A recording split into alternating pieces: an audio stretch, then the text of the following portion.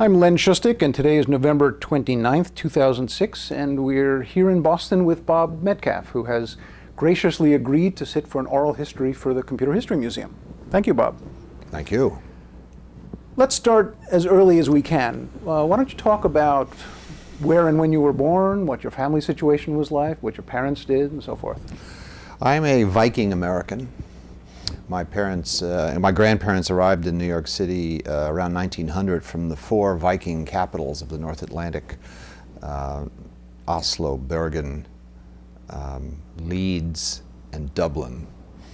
And then they intermarried, and then we moved to Brooklyn. They moved to Brooklyn and had children, and then my parents were born, Robert Metcalfe, my father, and Ruth Metcalfe, my mother. I need to mention that my grandmother fought organized crime on the docks of New York. She worked for the Waterfront Commission of New York, and so we were constantly regaled with mafia stories as we were growing up. My father was an engineer, but a technician, actually. He eventually, after 30 years, they gave him the title engineer, but he was a union member, and he refused to leave the union. So for 30 years, he was a technician and finally became the only engineer in the union. And then he achieved his two life's goals.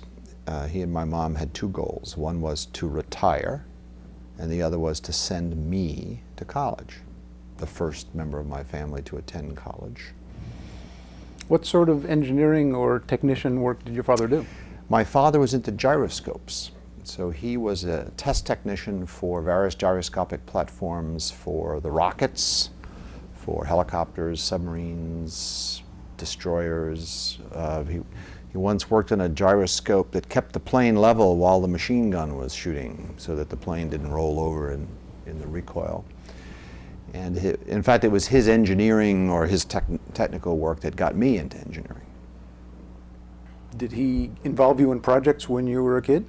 My father had a set routine. He got home every day at 5:30 sharp. We had dinner at 5:30 every day.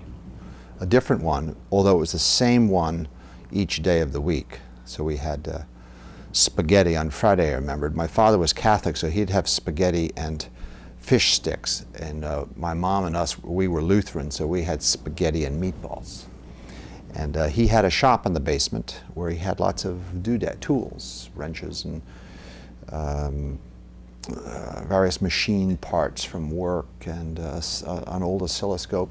He even briefly started a business called BAM Electronics, Bailey, Abramson, Metcalfe, repairing what came to be known as televisions by replacing the tubes. I remember the AU6 tube, big. That was one of the bigger tubes. So in this basement I would hang out, and for a time had a number of broken televisions that I worked on, until one day my father came home from work and found me unconscious on the floor of the basement because I had reached in to the back of the TV and inadvertently found the high voltage, you know, that wire that goes into the tube. I had found it, and he found me unconscious, and he then removed the televisions on that day. Mm-hmm. But the story goes, and this is one of those stories that you're not sure it actually happened, but I've been telling it for 30 or 40 years, so it must be true, is that in 4th grade I was asked to write one of the regular book reports, and being the way I am, I left it to the night before, and I had not read a book. So I wandered down to the basement in my dad's shop where we built things. And I'll get to what we built in a moment, and found a book on the shelf, and it was an electrical engineering textbook written by professors at MIT. So I decided to make this book the subject of my book report due the next morning. So I skimmed it quickly, noting that it had been written by these professors at MIT. And I remember writing the book report. I remember vividly writing, you know, this book had its high points and it had its low points, but on average it was an average book. But then, just to be sure that my teacher would be motivated to like it, I believe I ended this book report by saying, and someday I intend to go to MIT and get a degree in electrical engineering, which I did. So it was an early prophecy, and we believe this occurred in 4th grade, but I have no way to prove it.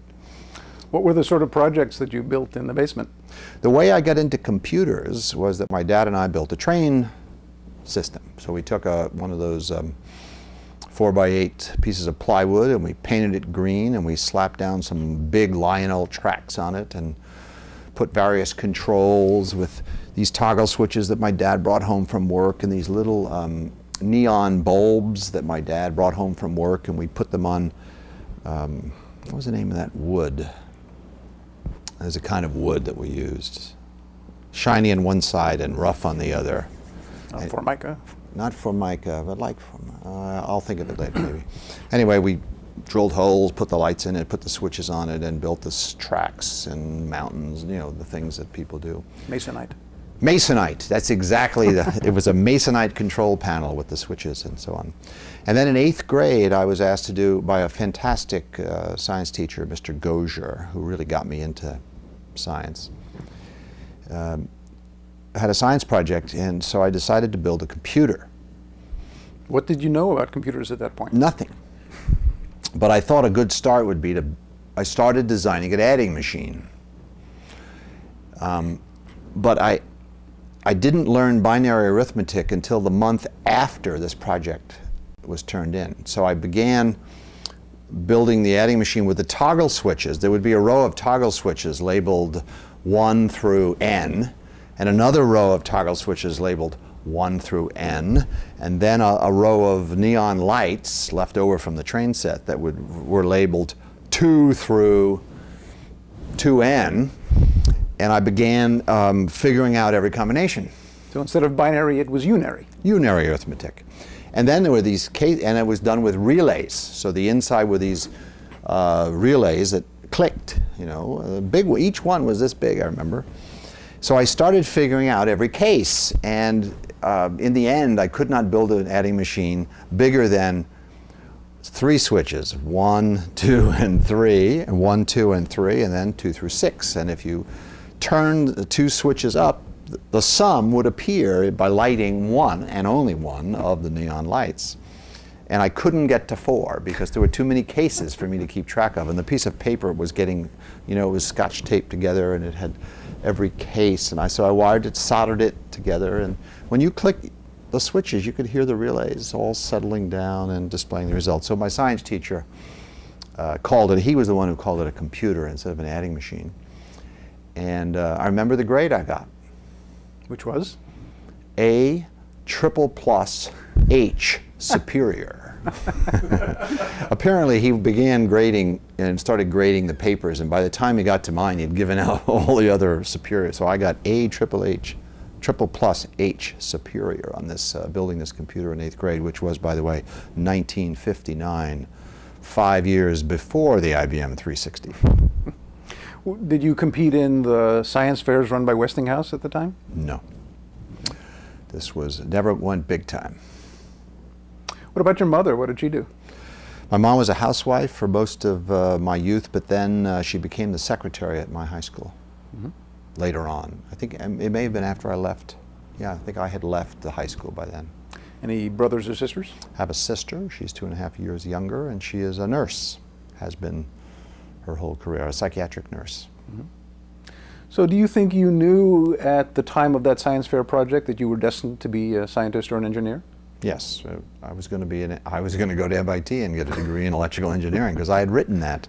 I owed it to my 4th grade teacher to make good on that. No, I sort of, my best friend starting in about 59 was a guy named Ron Rosenbaum, and we lived near each other. And we became fast friends and arch competitors in school. So he decided to be his mom was the English teacher in the high school, so he decided to be the literature, articulate one, and I decided to be the math and science one. So at the graduation in June of '64, he got the award for French and English and all that stuff, and I got all the awards for physics, chemistry, math, and so on. And he went to Yale, and I went to MIT.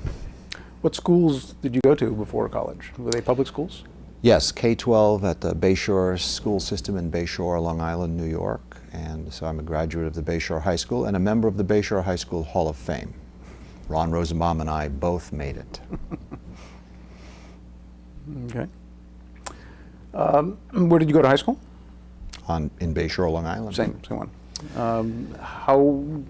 When you went time came to apply to college, did you apply to more than MIT? In my junior year in high school, I applied to MIT, and my recollection is I was accepted, but was advised not to go. So I stayed my senior year at Bachelor High School and then went the year later. Do you think that was a wise decision? Yes. Why? Because my senior year in high school was fantastically, I got a job at Sears Roebuck in package pickup. I got a motor scooter in order to go to the job. I took typing. I took mechanical drawing. I took art. And then I took calculus and all those other things you're supposed to take. And so it was a good year, worth doing. Were there advanced placement courses in those days that you were taking in preparation for MIT? No, there weren't. So calculus, I took calculus in 12th grade, and that was about as advanced place as you got. But then I took calculus all over again. I decided not to advance place. If you got an 800 in your math, which I did, you got to, at MIT, you could either move on to the next calculus course, 1802, or you could take a special version of freshman calculus, and I opted to do that. It was called 18. 18's the course number at MIT, meaning mathematics, and 1801, but this was S. And to get into 1801S, you needed to have 800 on your math SATs, I guess it was. So I thought I would do that, and I walked into a room full of hundreds of people. It was very discouraging. And I did okay. But I wanted to do calculus again because, once again, someone wisely advised me that I wanted to learn calculus the way MIT taught it in preparation for the years that followed. Had you applied to any other schools or just to MIT? I don't know for sure, but I feel that I was rejected at Harvard. And the reason I feel that is that I was later accepted at Harvard several times, and each time I felt a tinge of revenge coming because they had. But I'm not really sure I actually applied, but I probably did and was rejected. So what was it like going to MIT with a room full of other students that also got 800 on their boards? Well, in those days there would be a freshman quiz every Friday, and it would rotate.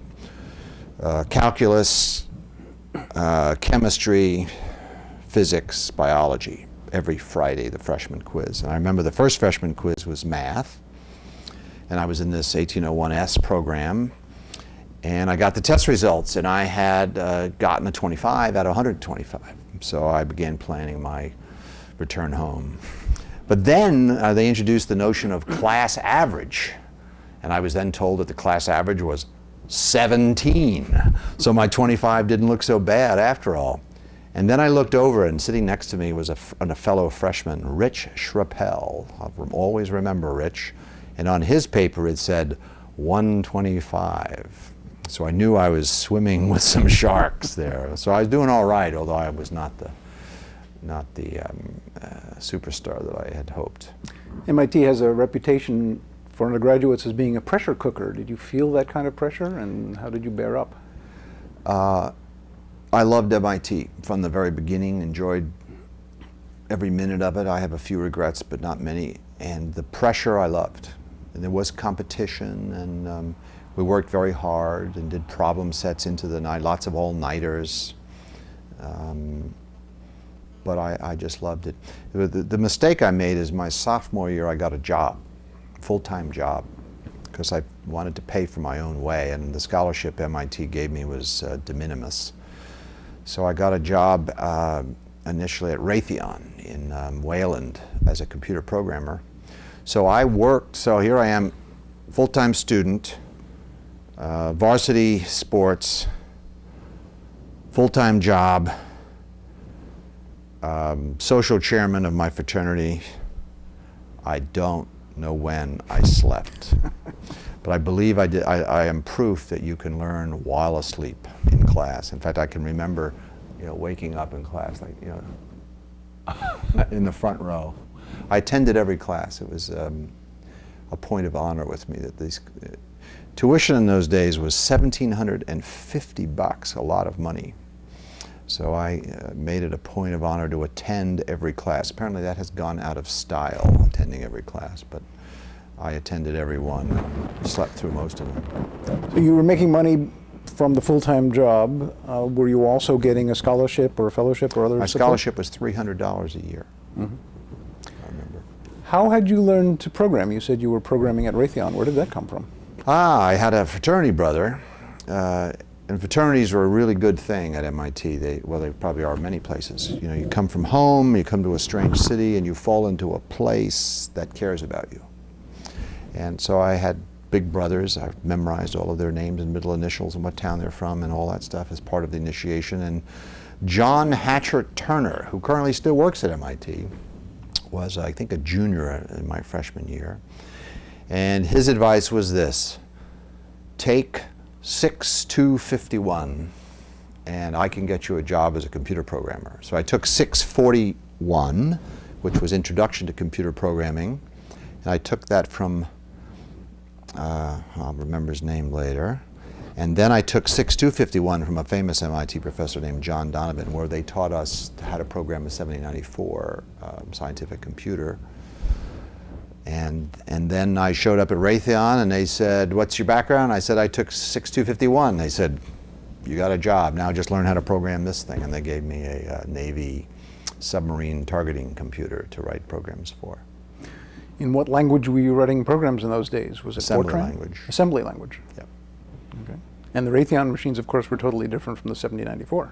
Yeah, it was the Honeywell 516. No, 1215. Anyway, it was a refrigerator-sized thing that they put in submarines to do target tracking. And the first program I ever wrote for money was a code converter that went from 6-bit code to 5-bit Baudot codes, back and forth for some reason. So there were teletypes involved and Baudot codes involved, and that was my first. And then later I went on to graphical presentations of targets that submarines might encounter underwater. What were you being paid for this job? Well above minimum wage. I was very well paid. I mean, I believe it was like $2 or $3 an hour. A lot of money. And I worked 40 hours a week, so I was rolling in it. I had my own little Volkswagen. And one of my, this didn't make me very popular, but I performed the following calculation: is I'm working my tail off to make this money and I don't have any time. So what's my time worth? That kind of calculation. And I calculated that it was not worth my time to do my own laundry. So I got a fraternity brother to do my laundry, and I paid him well to do it. His name was Stefan. He was the outstanding freshman of the class of '69, straight A's, and I was paying him to do my laundry for me. And my fraternity brothers didn't like the feel of that, and I can sort of understand. But on the other hand, he was happy. I was paying him a lot of money to do my laundry. Oh, and one of the other things is I decided that I would wear a clean Brooks Brothers button-down shirt every single day, because I was going to work and every day. So his job was to be sure that my laundry was clean, but also that I had a fresh Brooks Brothers button-down, broadcloth shirt to wear every day, a clean one. So what was it? Bill Steven. He was also the New England épée champion. So here's a guy, straight A's, and we had a great relationship. It's just the other guys in the house thought that this was something wrong with that, and I didn't see anything wrong with it. Obviously, he had done a different calculation for what his time was worth. Yeah, and it was easy for him to do while he was doing his own laundry, and he saw my problem, because I was doing a lot of things. I didn't have a spare moment. I was very efficient with my time. Did you enjoy programming? Is that something that you thought you might want to do as a career? Sure. What did you like about it? What did I like about it? There were the crass things about it. It paid much better than waiting tables. It was conducted in air-conditioned rooms, which was a big difference in June, July, and August here in Boston. But then there was the art, the complexity, the mastery of it. getting these big expensive things to do what we wanted them to do. And it was like a puzzle. There was the puzzle aspect, like figuring out the crossword puzzle. Had you been a puzzle player and a game player? Are you now? I do crossword puzzles, but not, you know, I'm not a champion or anything. I was a member of the chess club in Bachelor High School and the math team. So I like puzzles, but math puzzles are my hobby now. I recently wrote a program that does Sudoku puzzles. My wife Robin is much better at doing individual ones, but I have solved them all. She doesn't understand that. I mean, she doesn't admire it as much as I do. Robin, you solve them individually. I have solved all of them. So I work with Mathematica, and I do various puzzles that interest me. Going back to MIT, as you got out of your freshman year, you had some choices about what courses to take and eventually what sort of degree to get. Which direction did you head and why? Well, I entered MIT having freshly taken art and mechanical drawing with the intention of being an architect. So my first major was architecture, and I took 401, 4 meaning architecture, 01 meaning first course. And in the first week, the first assignment was draw your own hand. So I dropped the course in 1 week flat when I realized I wasn't cut out for that, and I went into number theory. So then I became, but that was only, that lasted a year, and then I switched into physics. And then from physics, I then entered a special program my junior year at MIT, of which there were 12 members, called the Undergraduate Systems Program in the Sloan School of Management. So I became a management major. And then after almost finishing that, my father said to me, we didn't send you to MIT to study management. So I stayed a 5th year and got a degree in electrical engineering and computer science. So I have 2 bachelor's degrees, one in electrical engineering and one in industrial management. It seems a little strange that with your early interest in computers and electrical engineering, you would have made a transition from architecture to number theory to physics to management before ending up in electrical engineering and computer science. Well, I was taking computers and working in computers the whole time. I mean, I had a full-time job my sophomore year, my junior year. So I was programming computers the whole time. And at Sloan, my interest was in the computer side of things, operations research and modeling and systems dynamics, and so the computer side of management. Now when I went to Harvard in applied math, it was the computer side of applied math, and then I finally got my PhD in computer science. What were your grades like at MIT? My CUME after 5 years was 4.6 out of 5. And that, of course, includes 2 years in which I received no grades. So this undergraduate systems program that I mentioned was unusual in that there were 12 of us were exempt from, we didn't have to take any courses, and we got no grades. We just received a degree at the end of the 4th year if we wanted it. And so the 4.6 was after my 5th year. And I got 5 O's in my 5th year to satisfy, well, it was fun by then. By then I was having fun at MIT, and I mean, it was, the best courses had arrived in the 5th year. So, for example, 605, Linear Systems Theory, was the best course I ever took. And I loved every minute of it. And then probability, I started learning probability and control theory in my 5th year. So like in high school, I stayed that extra year and really got a lot out of it. I stayed a 5th year at MIT before getting my bachelor's degree. I got 2 bachelor's degrees, which is a little strange. And, but it was a really fun year. It was because I took courses I really loved, really got into them. MIT is filled with famous, legendary professors. Who were the people, the professors there that you interacted with the most, and were any of them mentors or role models for you? I have a lot of mentors and role models. I don't really settle on one, but so I can give you a long list. Jay Forrester, who invented core memory, was my advisor for my junior and senior years. Drake taught me probability. He's recently passed on. Minsky was my undergraduate thesis advisor, Marvin Minsky. I saw him twice. Once I got him to agree to be my thesis advisor, and the second time he accepted my thesis, which, by the way, was entitled A Neuron Model and Some of Its Information Processing Capabilities.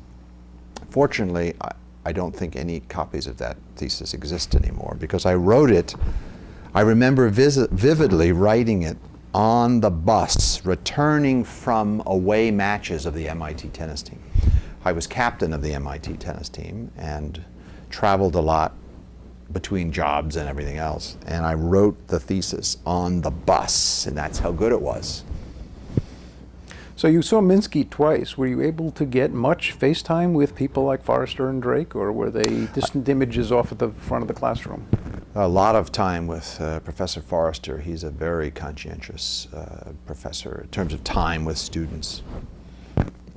On that point, he invited the members of his undergraduate systems program to come to his office on Fridays for writing class.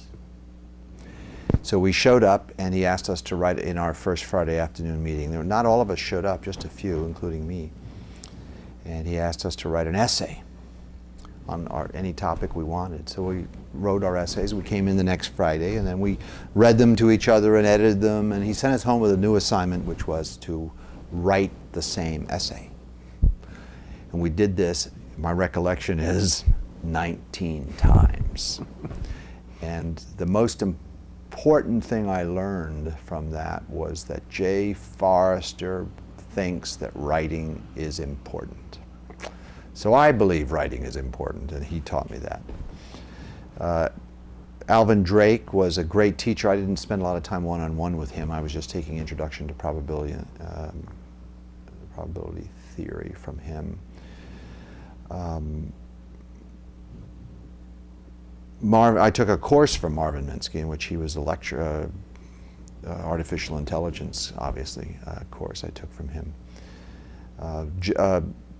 J.C.R. Licklider was a professor at MIT who I actually took a job with eventually, and so worked in his. So my full-time job switched to MIT. When I graduated from MIT and went to Harvard, I then got a job, kept working, but my job was back at MIT in Licklider's laboratory. One tends to form very close friendships with other students as an undergraduate. Are there students that you formed friendships with that lasted or last until today? Sure.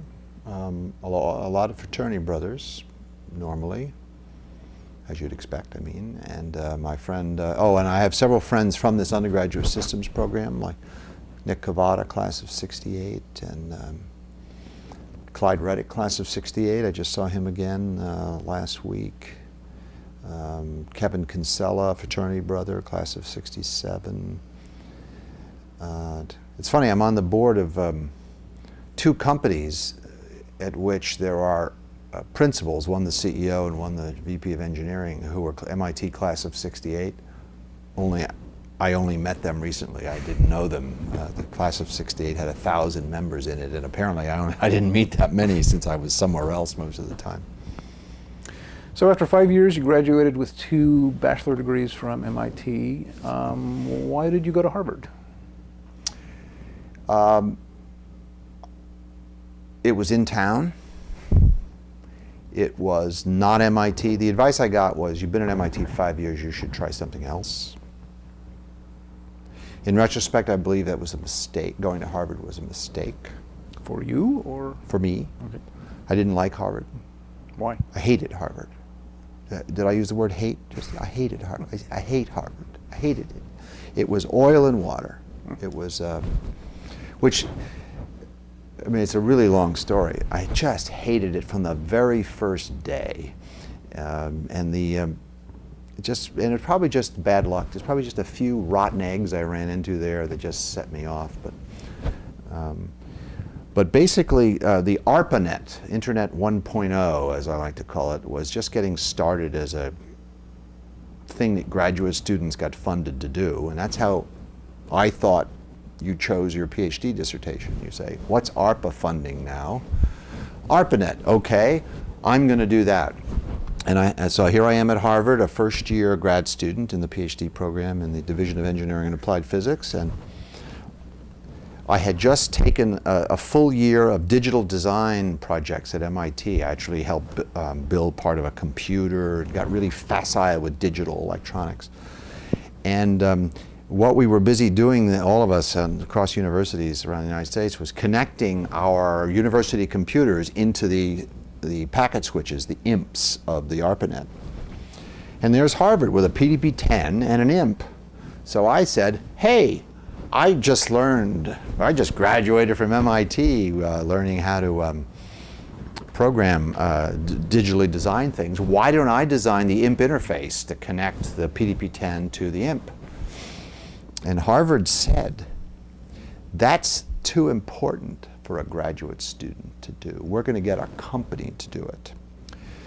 And subsequently, they hired a company that you may have heard of called Bolt, Beranek, and Newman, the very designers of the IMP, to do it. BBN then turned around and hired another graduate student to do it for them. Ben Barker is his name, which I resented. So I turned around and went down the street to Project Mac, now known as CSAIL at MIT. And I knew some people there, and there were some openings. And I said, you have an IMP, and you have a PDP-6, and then a PDP-10 later.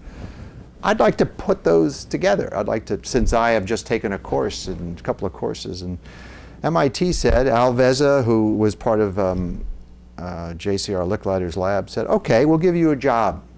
Your job is to connect our IMP to our PDP-6, and remember, it's going to be a PDP-10 later, so you have to anticipate that. So he gave me the job. So I started designing while being a grad student. So here I am again, a student at Harvard, but a full-time employee at MIT, which is, by the way, pays better. I was paid more as a member of the research staff at Project Mac than my advisor at Harvard, which annoyed him to no end. He thought I should be working for slave labor wages as a grad student, but I had this cool job. But I turned to Harvard, and I said, you know, I'm designing this interface. I could make 2 copies. I could give you one for free. And that's when they reminded me that Bolt, Beranek, and Newman was going to build their IMP interface, and they didn't need mine.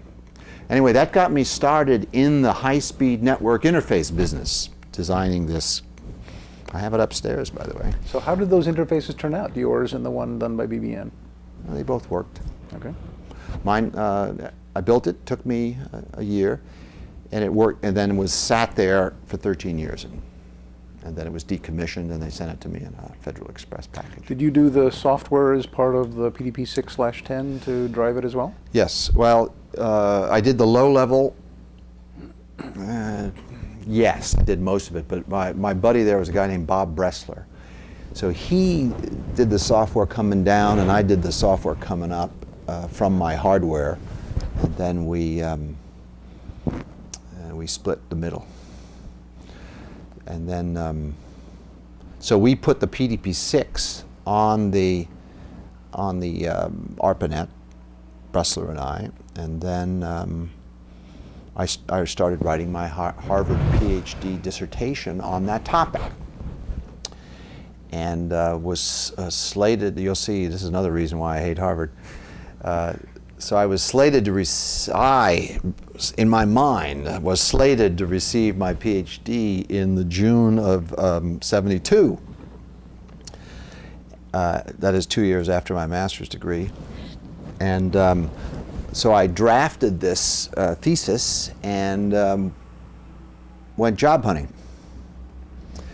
And the committee was up at Harvard, and there were some people. I recruited a committee like you're supposed to recruit, and I submitted my draft there and everything, but I didn't pay really close enough attention to what was going on at Harvard. And I went out job hunting, and I got 9 job offers, all predicated on the fact that I would be receiving my PhD in the June of '72. Well, on May 19th or 20th or 28th or some really late time, I went in to do my thesis defense. And I came into a room full of people who I vaguely recognized and promptly failed my defense, which is not a common event. Although I do share it. The current head of the National Academy of Sciences, Bruce Alberts, he also failed his from the same department at Harvard. So we had that in common. Who was your thesis advisor? It changed.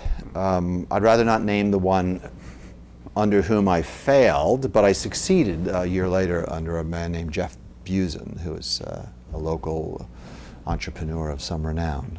Later went on to found BGS Systems and was a fantastic guy. I knew my meeting with Jeff, my relationship with Jeff was going to go well when in our first meeting he said, "Okay, what do we have to do to get you out of here?" And I said, "Yes, that's the right attitude." And why did I say that? Because I had these 9 job offers. And I had 9 job offers because I had been working on the ARPANET, which was ramping.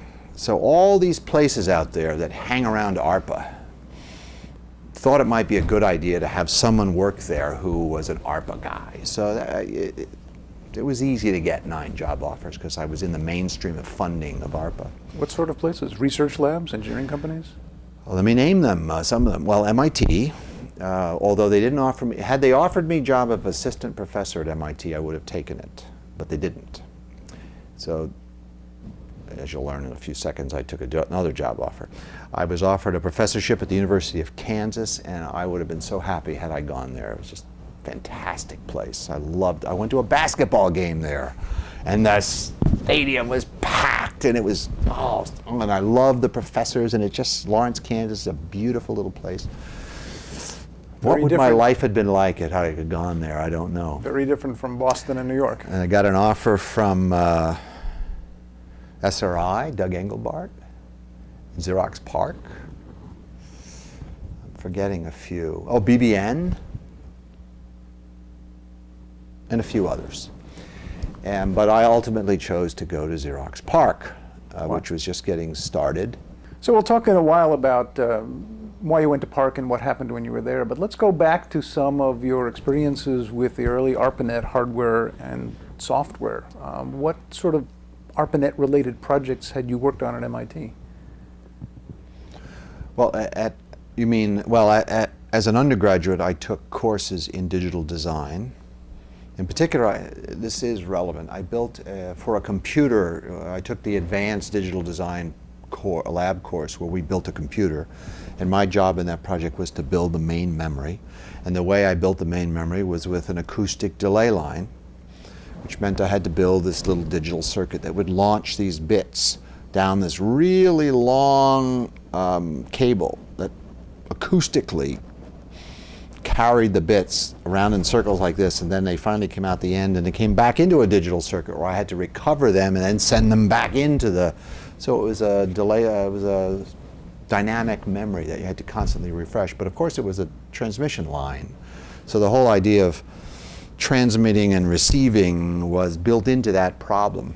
So then when it came time to hook the IMP to the ARPANET packet switch called the IMP, the Interface Message Processor, to the PDP-6, once again I was launching circuits along this big cable between these 2 boxes.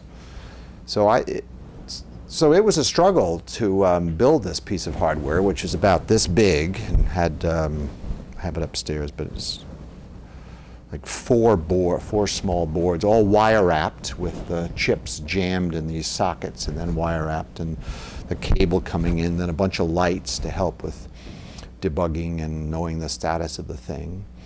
So it was a really challenging, especially for a first-time design, to get it to work. What was the technology? Was this 7400 series SSI? 7400 SSI, yep. My favorite was the 7406 with hex inverters, and I could fix lots of bugs with that just by introducing delays by N inverters in a row. And I was later told that was bad design, but it worked for me, and that device worked for 13 years, I might add. By the way, it was for a PDP-6, and the internet protocols had not been developed yet. that is, when I was building this hardware, we had, in fact, Danny Cohen at Harvard and I devised an INCP, an interim network control program, that was later replaced by the NCP, that was later replaced by TCP/IP, 10 years, more than 10 years later. So we're dealing with the raw packets here. There were no protocols. We invented all the protocols ad hoc for our various projects. So but one of the things that was up in the air was the word length. Now in those days, you had 18-bit machines and 36-bit machines, and 32-bit machines were kind of a new thing, and it went on. So it wasn't clear what the word lengths were going to be or what the pattern should be in memory. So I had to, my IMP interface, you specified the word length you wanted, and this baby would assemble that many bits and then jam it into the memory of the PDP-6. So it was kind of a funny thing. So this device is quite big because it has all this modularity in it and flexibility, and all of which I designed out in subsequent high-speed interfaces. Is it all hardwired logic, or was there any microcoding state machine all type stuff? hardwired, no state machines. I learned about state machines at Xerox PARC, actually. But anyway, I designed this thing. It took me forever. I mean, a good portion of a year. And I finally had it, and I got it working. With my test programs, it would work, but it only worked for 15 minutes. And then it would go, bah, and all the lights would go in the wrong direction, and it would die. And then I would reboot, and it would run again. I had these extensive diagnostics, random patterns and everything to just test the hell out of the thing, different word lengths, test every edge case, and it would run just fine for over and over again, and then it would just die. And I worked on it for a month, and I couldn't figure it out. So I went down, I picked it up, and I walked down the hall. The other end, this is the 9th floor of Technology Square. So I was in Licklider's lab, but the AI lab was at the other end of the floor, and Multics was on the other side of the floor. And I went down to the other end where one of my buddies and geniuses named Tom Knight, who's still at MIT, he built hardware and wrote computer programs and had been there ahead of me. I walked up to Tom and I said, "Tom, I need your help. I cannot get this thing to work. And here's all the drawings and everything. Would you be willing to just sit down and take a look at this thing?" And Tom looked at it, and he asked me a few questions, and then he said, "Well, I know what's wrong." "Really, Tom? Pray tell." He says, "Well, you don't have any bypass capacitors on it. Now, I know you just took a bunch of courses in digital electronics, but at some point everything is analog. And so what's happening, Bob, is when certain patterns get into your registers and they all go 1, and all the transistors turn on, they take too much current, too many electrons. And then the voltages start to droop because you've sucked in all those electrons, and then all the digital devices start to malfunction. So what you need to do, Bob, is sprinkle some bypass capacitors here and there to store up some extra charge for those cases when you have lots of 1s in your registers." So I say, "Tom, where should I put them, and how many should I put?" And he says, "Doesn't matter very much, just sprinkle them around." So I went quickly back to the lab and got my soldering iron, and I soldered on I probably put a bypass capacitor on every 3rd socket to this huge board, and I plugged the sucker in, and she worked for the next 13 years. Anyway, I learned a lesson there, the analog digital, which came in handy later because Ethernet is a combination of analog and digital itself. The nasty realities of digital design. Right, and I'll always remember Tom Knight. He knew knowledge is power. He knew in an instant just by looking at the board, you could tell. You mentioned having worked with INCP with Danny Cohen. Did you also work on an aircraft simulator with Danny? Exactly. This is a funny story. So Steve Crocker, who worked at ARPA at the time, he and John Postel, another famous ARPANET guy, they started a thing called RFCs, Requests for Comments, whereby people working on the ARPANET, ARPA contractors, would write memos about this and that and then publish them in this comment series. So Danny Cohen and I, he at Harvard, because I was at Harvard too, sort of, a student, but I was working at MIT, we decided to work together to make use. So we had just finished, BBN had attached Harvard's PDP 1 and PDP 10 to the ARPANET, and I had connected our PDP 6, and we had a Evans and Sutherland image processor, clipper divider, or whatever it's called, on our PDP 610. And he had an aircraft simulator running on the PDP 1. So we devised the following experiment where the simulator would run on the PDP 10 at Harvard, and it would send its images across the ARPANET to my PDP 10, say it was a 10 by then, and then we would give them to the Evans and Sutherland image processor that would do the clipping and the rotations and the dividing and produce a return image, which then we would send back over the ARPANET, that is cross town to Harvard, which then he would receive on the PDP-1, and then he would display it on the PDP-1. So we had to write all the, the low-level packet protocols for getting this to happen, and we got it to work. And it was kind of cool. I mean, you could imagine better ways to do it, but it was a stunt. So I wrote an RFC about it.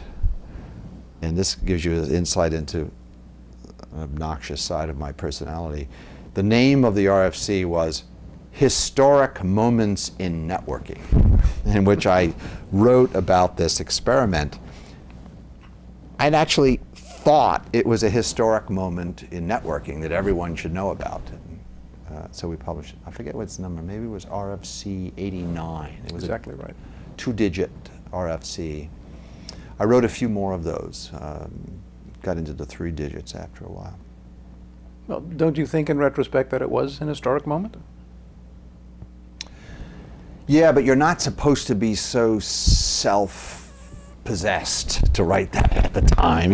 Other people are supposed to call it historic. You're not supposed to call it historic. But there's a little bit of a promoter in me, I guess. And but what this illustrated though is we wrote an interim network control program to get this to work. And we wrote programs for a long time to get this to work, and then threw them away. That is, there was nothing. This was just prior to the NCP that we came up, others principally, but I among them came up with. And then so a protocol standard was developed called NCP for how you would reliably send packets through this ARPANET switching thingy and recover them. And then we invented a protocol, which maybe you've heard of, called the Telnet protocol for doing remote logins. And we documented that in some RFCs, and I implemented it for our PDP-10. And oh, by the way, each of these PDP-10s ran a different operating system. So my PDP-10 ran ITS, which is the same one the Artificial Intelligence Lab ran. BBN had another operating system for the PDP-10 called Tenex. So we had to do the Telnet protocol over and over again for each of these operating systems. I checked the index of the RFCs, at least for the first 20 years, and I think you had contributed to 9 of them altogether. Yeah. One was interesting. It was RFC 602, which was a warning that you issued, this must have been 71 or 72, about security faults in the internet. And the RFC was called "The Stockings Were Hung by the Chimney with Care." Do you remember that one? And yes, the warning I'm very proud of that one, because I claim, when I'm bragging, that was probably the first time anyone warned the internet community that we were not paying attention to security. And what had happened was a couple of high school students hacked into the ARPANET through one of the early tips. A tip was a way to dial into a telnet program so you could then log into any of the computers on the ARPANET. Imagine that. And some high school students, and they were, as I recall, they were probably in Los Angeles, around UCLA, somewhere like that, and they managed to find out the phone number. No one was keeping it a secret, and the modems were acoustically coupled modems were the big thing in those days. And so these high school kids got into some of the computers and did some mischief, and it caught my attention.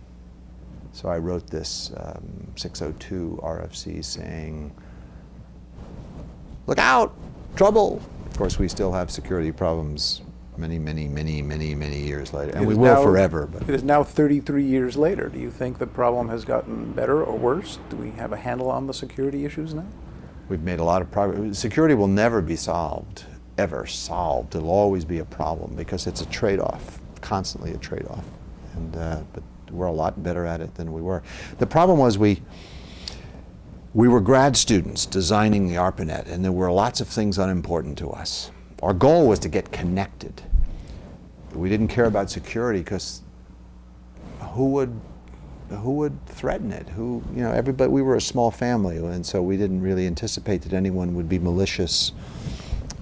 And the other thing we left out was economics. Since we were being paid, we just didn't put any economics in the ARPANET. So eventually that was overcome in the 90s with the development of economics, like advertising, for example. But still, the internet is recovering from a lack of early attention to security and economics. In October of 1972, there was a very famous conference at which the ARPANET and its interconnectivity was demonstrated. You had a role in that conference. Can you describe what you did? Yeah, in 72, the ARPA people, led principally by Bob Kahn, decided to have a coming out party for the ARPANET. And they scheduled it, I remember vividly, in October 70 at the Hilton Hotel in Washington, D.C., where we were to have a 2 or 3 day demonstration of the ARPANET. And I'm out in Palo Alto, California, working. Oh, by then I had gone to, 72. I had just gone to Xerox PARC in June of 72.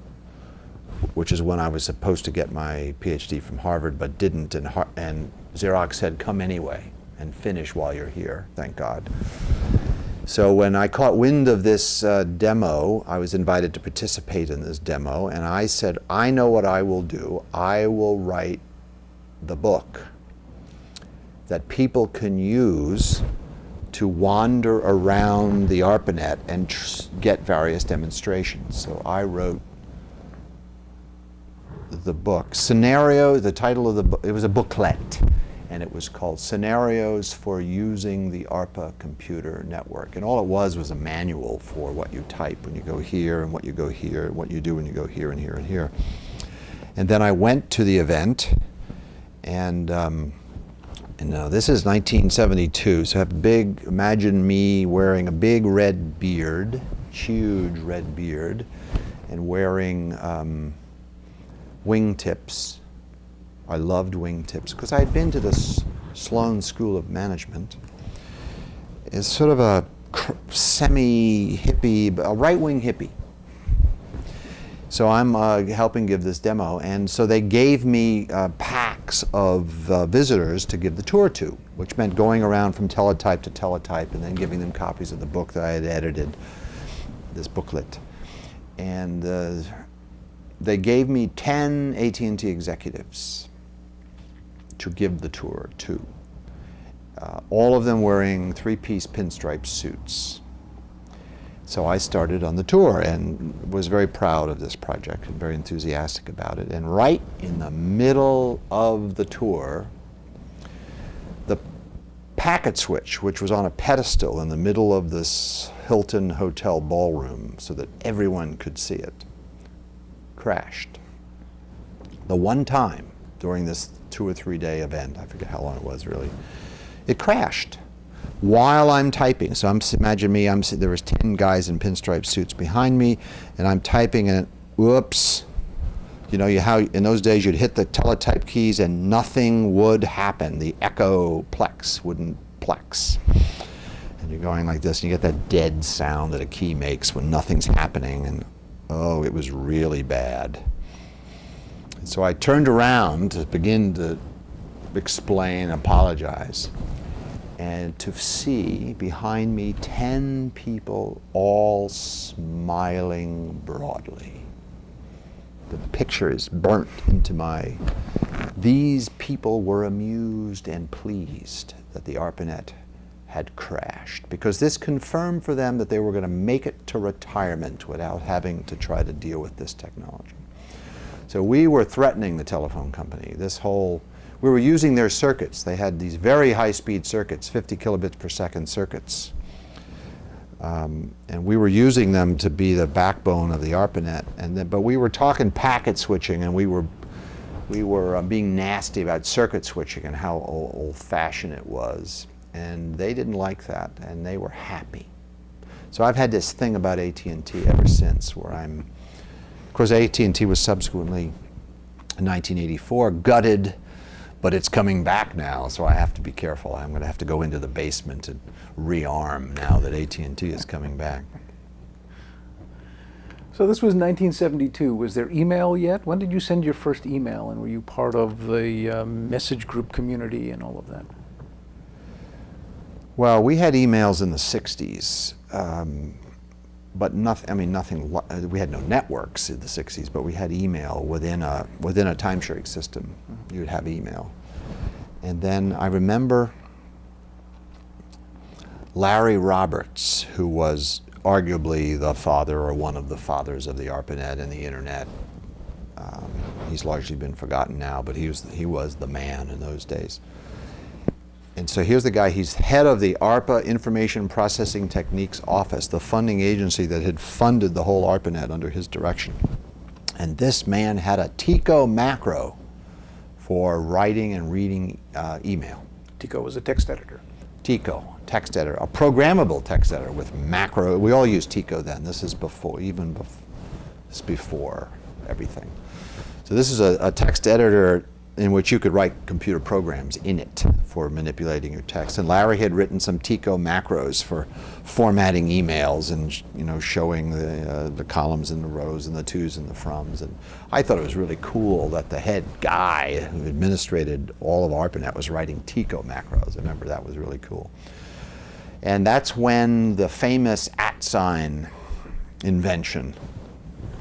Ray Tomlinson, who was at that time privileged to be a system programmer at BBN working on the 10X operating system, which became the preferred operating system for PDP-10s, wrote and 10X had been proliferating out of BBN to all the ARPA sites. So his email program was the one that was proliferating out of BBN. So he became the inventor of email, and got to be there when @ was chosen to separate the name of the person from the name of the site where the email was done. And we all adopted. Now, so, email, he didn't really invent email, but he made this pivotal contribution of this email program for 10X with the @ and the rest is history. Now this is before TCP, before DNS. How did you address hosts on the network? Interesting that you should ask. One of my early contributions to the ARPANET was to organize a conference at MIT called the System Programmers Workshop that Al Veza and Al was my boss, since retired at MIT. So we organized this, and I was the system programmer for the ARPANET, Bob Bressler and I. So we organized this System Programmers Workshop and invited all like people to come to MIT. And what we were going to do was test the connection of every machine to every other machine in an n by n matrix. And we were going to log into them. And I wrote a survey program. I wrote a program that would just systematically go and try to log into every other site on the net and display how successful it was, how long it took, whether it was a successful connection, what happened. It was called Survey that I wrote. And I had to have a way to refer to these machines, and there was no DNS, and there was no... So I just made a little text file and it contained the octal of the host number and the text that would be displayed when that octal was encountered in the correct field. So the survey would then say, MIT DMS, MIT AI, MIT Multics, Harvard PDP-10, UC Santa Barbara 36091, UCLA Sigma 7, SRI, names that I typed into a file. So then when the survey was, when we did the n-by-n matrix of all these connections, we just went to my little file, and every time we came up with a little octal number, we would just look up the text and display it. This is way before DMS. And of course, it made sense that this should be, so every system programmer had such a file, right? They all had to do this over and over again. So somewhere along the line, someone said, duh, why don't we have a system for automatically updating these files and sharing them? And that became the DNS. I didn't do the DNS, but someone did. Right. Was this before SRI had the Network Information Center, the NIC? No, the NIC existed in '72. That booklet I wrote for the demo in October of '72, I wrote at Doug Engelbart's lab at SRI on Ravenswood Boulevard. I'd drive over there and type it into NLS with the mouse and the key set and the little, the book was published at the, what was it called? The NIC, the Network Information Center at SRI, at the NLS, the online system NLS that Doug had developed. You, at that point, had already pointed out that we would have security problems with these networks. Did you also anticipate problems with email, spam, authentication, flaming, that sort of thing that developed later? Or was this, were these days when everything was benign? We were innocent. There was certainly no notion of spam because the advertising didn't come onto the internet till the 90s, I'm guessing. No, there may have been some spam in the UNIX user groups. There may have been. I wasn't in that community, so I don't remember. But no, in the ARPANET days that we're now talking about, I don't remember any problems like spam or viruses. The first virus I knew about was at Xerox PARC later in the late 70s. John Schock there did the worm thing. That's the first I knew about a virus. Let's take a short diversion here. The ARPANET that you had worked on eventually becomes the Internet and the World Wide Web, and is obviously something that's changing all of our lives. I think I remember correctly reading that you politically tend toward libertarianism, the idea that small government is best. Yet all of this early networking work with ARPA was funded by the government. Do you think in retrospect that that's a proper role for government? Should they have done that? And if they didn't, would anyone else have done that? No, I think they should have. So I think one of the few things government should do is finance research. Because I have learned for many years that the only companies that can afford to do research are monopolies. Real companies can't afford to do research, other than monopolies. And there's some famous ones, like the telephone monopoly, Bell Labs, the computer monopoly, Watson Labs, the copier monopoly, Xerox PARC, and on it goes. In retrospect, the monopolies aren't worth it for the research they do. That is, it's nauseating how much we hear about how cool Bell Labs is or was. But other than the transistor UNIX and the Princess telephone, what did we get for all that money? And then for years, AT&T as a monopoly sat on innovation, and IBM after that, and Xerox after that. It's just not worth it. So let's kill those monopolies and let, if we need research, have it done at research universities.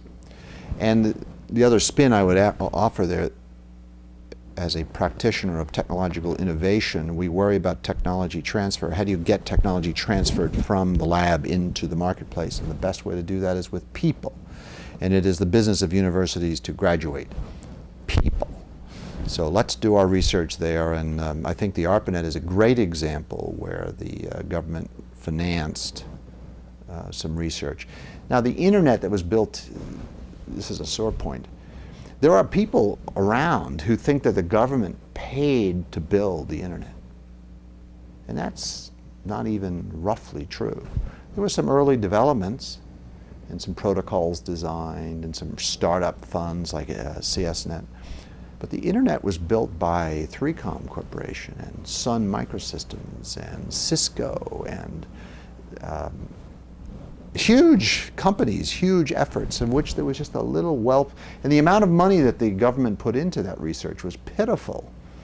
I mean, ARPA in my day had a budget, an annual budget of $40 million a year, compared to the billions. We were very angry about this. There was small numbers of tens of millions of dollars going into information processing techniques office, and there were billions going into fusion. And for our tens of millions, we have given you the internet, and for those billions, where's the fusion? You know?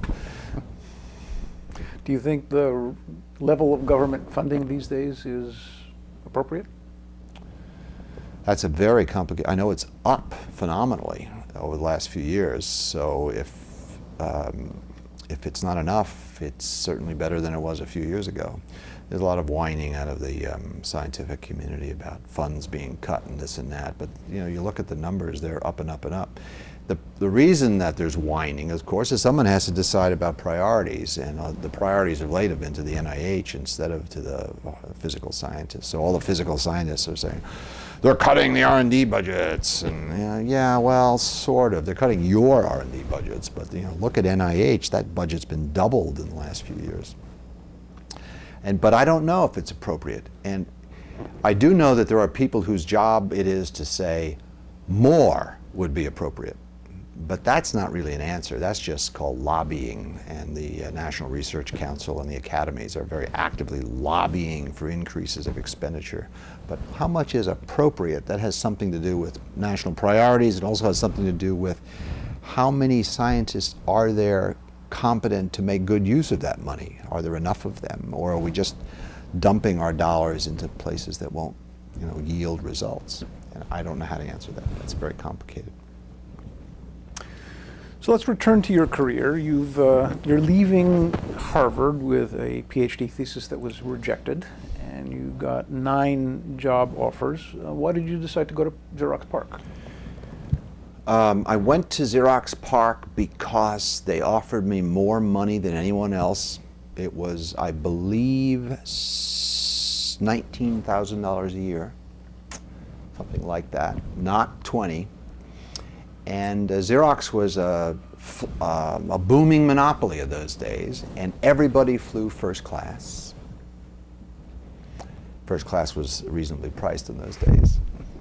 And the research center was new and spiffy and full of really interesting, beginning to be full of really interesting people like Butler Lampson and Alan Kay and Bob Taylor and Jerry Elkind, who was sort of the leaders of the computer science laboratory there, told me they really wanted me. And I wouldn't have to teach, and I could do whatever I wanted. And I was going to be the network guy. What a job. So I said yes. Oh, and I'd always wanted to go to California. I don't know if you, during the 60s, there was a group called the Beach Boys. And they touted the California life, and I remember, you know, I wish they could all be California girls. You know, that was my Woody surfing, California. Little did I know that Palo Alto was really far from the ocean, and the beaches there, the water's really cold. But so I moved to California. That was another factor, was just to see what California would be like. But you didn't understand the distinction between Northern California and Southern California. I did not understand that distinction. To me, it was, you know, LA and San Francisco were the Twin Cities area. And by the way, there was another thing. You know, in those days, Route 128 was the entrepreneurship capital of the world, and I was in the thick of it. And so I hadn't noticed Silicon Valley. There was no Silicon Valley that I knew about in those days. That was '72. Intel would have been 4 years old at that time, so just getting started. There was no Apple. There was an HP, but they barely made computers, just barely. I'm not even sure they did. Yeah, they did later. Yes, that's right. Because when I taught at Stanford in '75, I taught on an HP mini computer.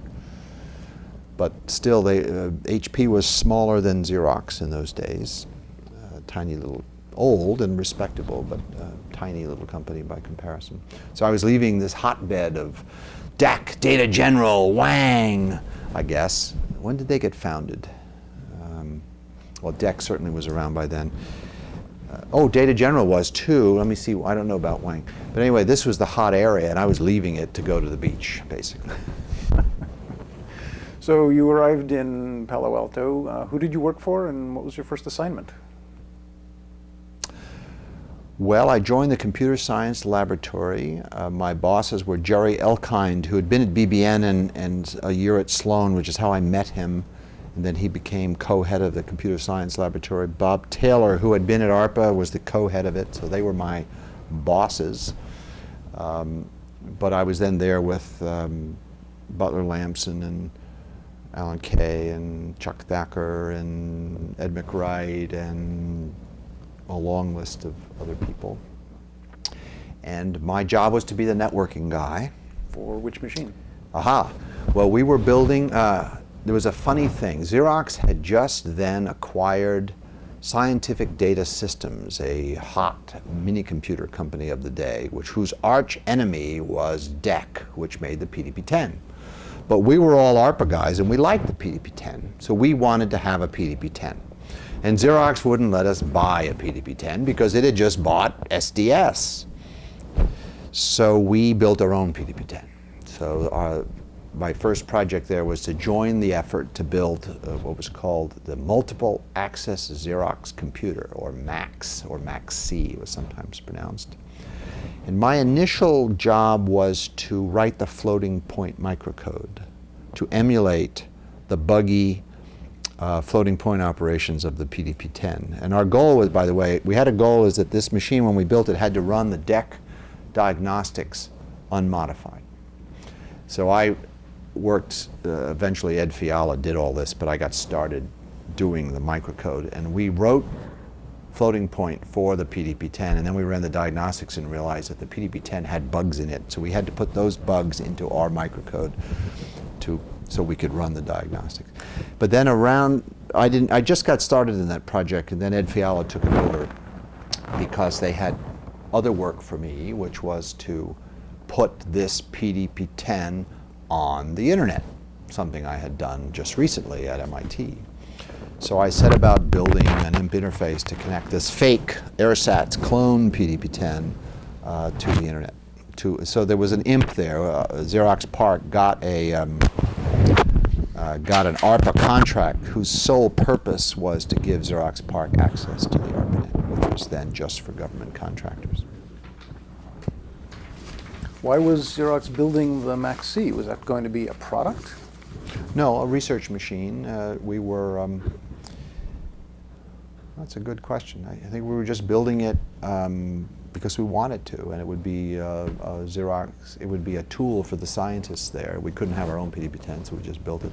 But in the course of building it, we developed a team, institutional knowledge of how to build a computer.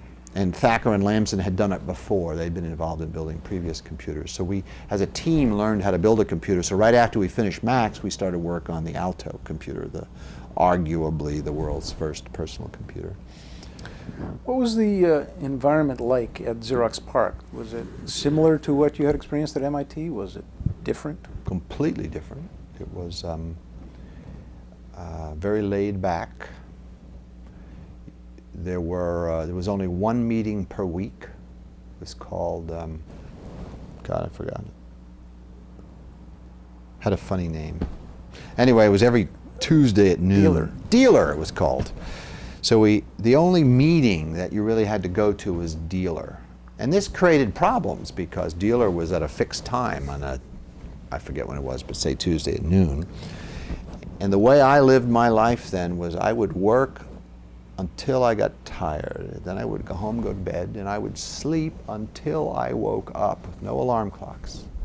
And then I would go to work and stay there until I got tired. And so my day processed, so I was frequently there all night.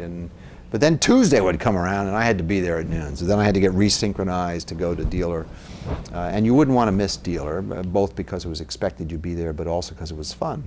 We'd sit in these famously in these beanbag chairs, and we would have speakers. A speaker would come every week, job talks usually. And then we would discuss what was going on at the lab. And it was heaven on earth, because we had all the tools we needed. Money was not a problem. You wanted to buy a oscilloscope, you got an oscilloscope. You wanted to buy a printer, you got a printer. You wanted to buy a modem, you got a modem. You needed something built, there were technicians there to help. There were, and it was California, so we rode bicycles, and I remember we used to ride our bikes along our Astrodero Road over to Alpine Road and go to Rosati's, the Alpine Inn that you're familiar with, at lunchtime. And we would drink beer at lunch, and that meant the afternoon was gone and work might resume that evening after dinner. It was a very idyllic time. People were collegial, there weren't prima donnas who got under the skin of other people? There was a little of that. The worst case of it involved me, because I'm the kind of person who gets under people's skin. So I think there were other conflicts, but the one that's most vivid to me was between me and Chuck Thacker. So Thacker and I he's a wonderful man and a genius and all that, but he and I just don't get along, and that's just the way it is. And I don't hold it against him. I'm sure it's my fault. But we had a big problem, him and me, because, and let me, with apologies to Chuck, who's now a big shot at Microsoft, he was the principal designer of Macs, upon which I was a minor contributor. My job was to get the Macs put on the ARPANET. So I had a card that plugged into a Nova, and the Nova was connected to the Macs, and then I had to get the NCP software, the ARPANET software, running inside of 10X. We were running 10X on this fake machine, and then I had to connect the NCP to my little packet switch to go out over the IMP. And I had a hell of a time debugging it. And at one point, I thought I had all my bugs taken care of, and the damn thing still didn't work. And I went to Chuck, and Chuck he and I just never got along. It was just nothing. It was just nothing but animosity.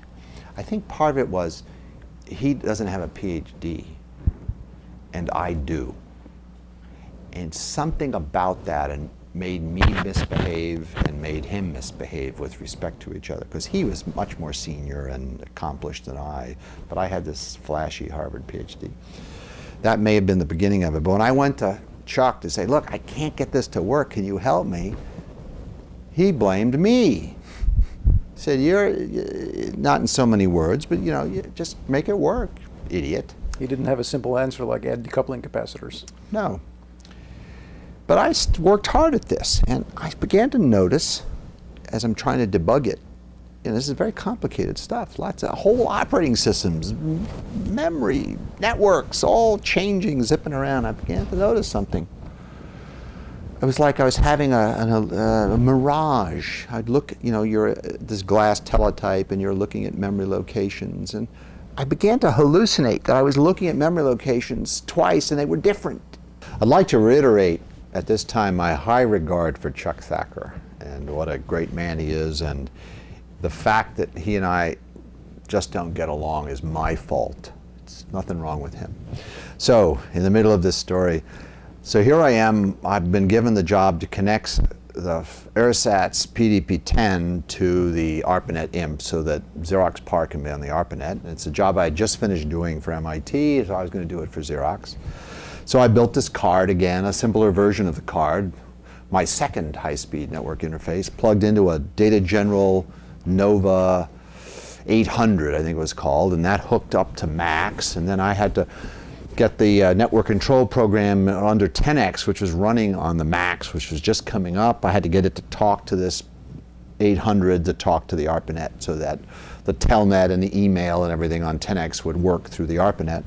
And I'm then the machine is just coming up, but it's now running 10x, and there are users typing on it, but it's being debugged. And at night, I would go in there to get my network code running, and I'm trying to debug it, and the code's all written now, and I've debugged all little pieces of it, and I'm trying to get it to all work all the time, which is 95% of the work.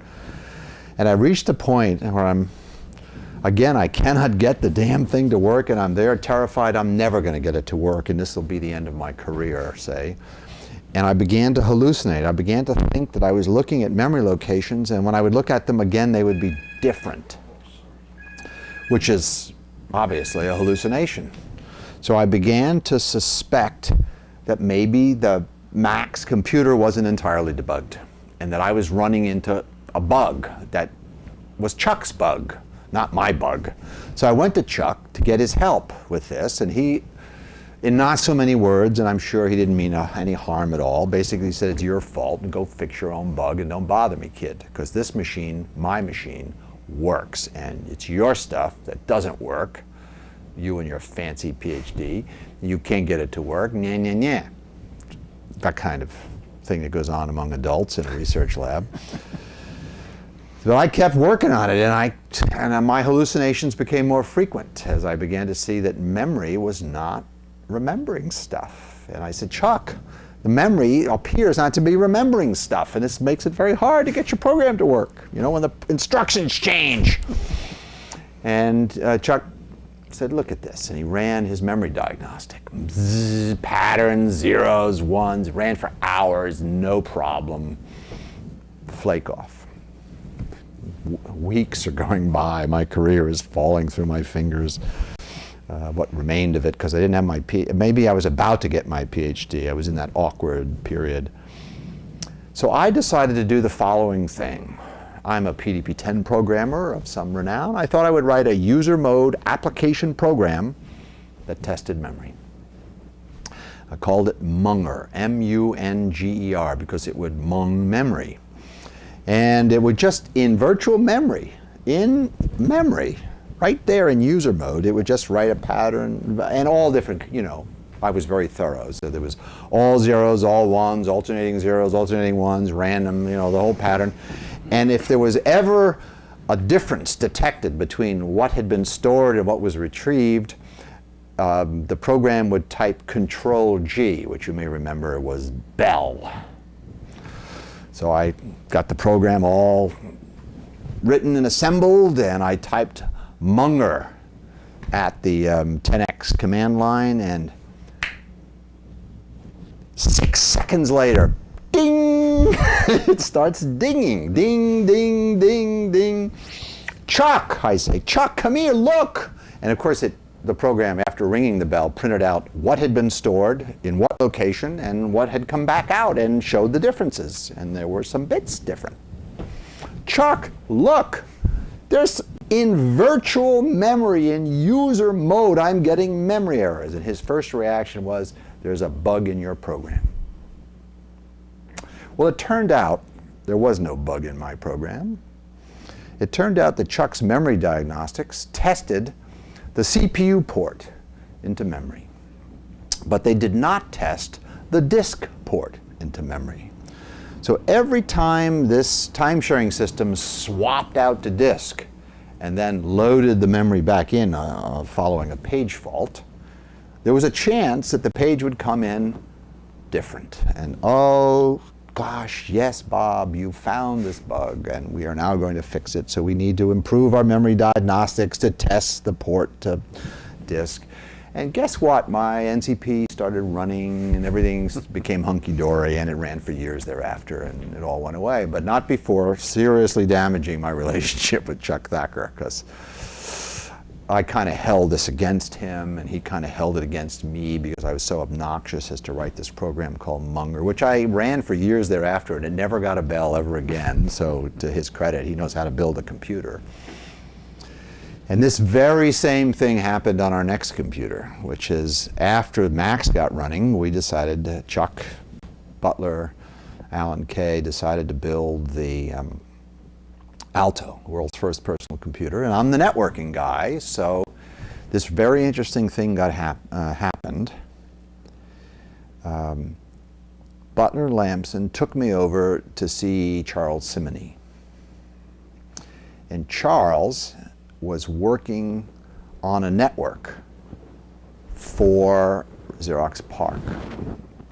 And it was a 50 megabit per second version of the 50 kilobit per second ARPANET with little tiny high-speed packet switches that would be routing packets around the building at 50 megabits per second as opposed to 50 kilobits. And Charles called this network SIGNET, S-I-G-N-E-T, Simonyi's infinitely glorious network. And Butler said, Bob, you're the networking guy. I think you should take this project over from Charles because Charles, I'd like you to work on our text editor called Bravo. Charles said, fine. I said, fine.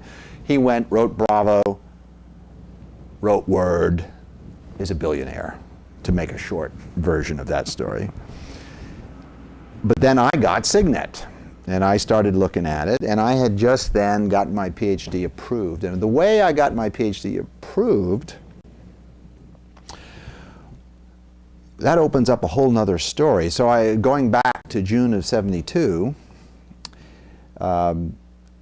Harvard, I came back into the room after my oral defense. You know, you do your oral defense, then you leave the room, then the committee meets, then you come back in and they tell you that you're going to get your degree in 2 weeks and that your parents are going to be proud of you. Instead, they told me, we do not think that your dissertation meets the requirements of originality and it's not theoretical enough to be, it's simply engineering, which is a very Harvard thing to say.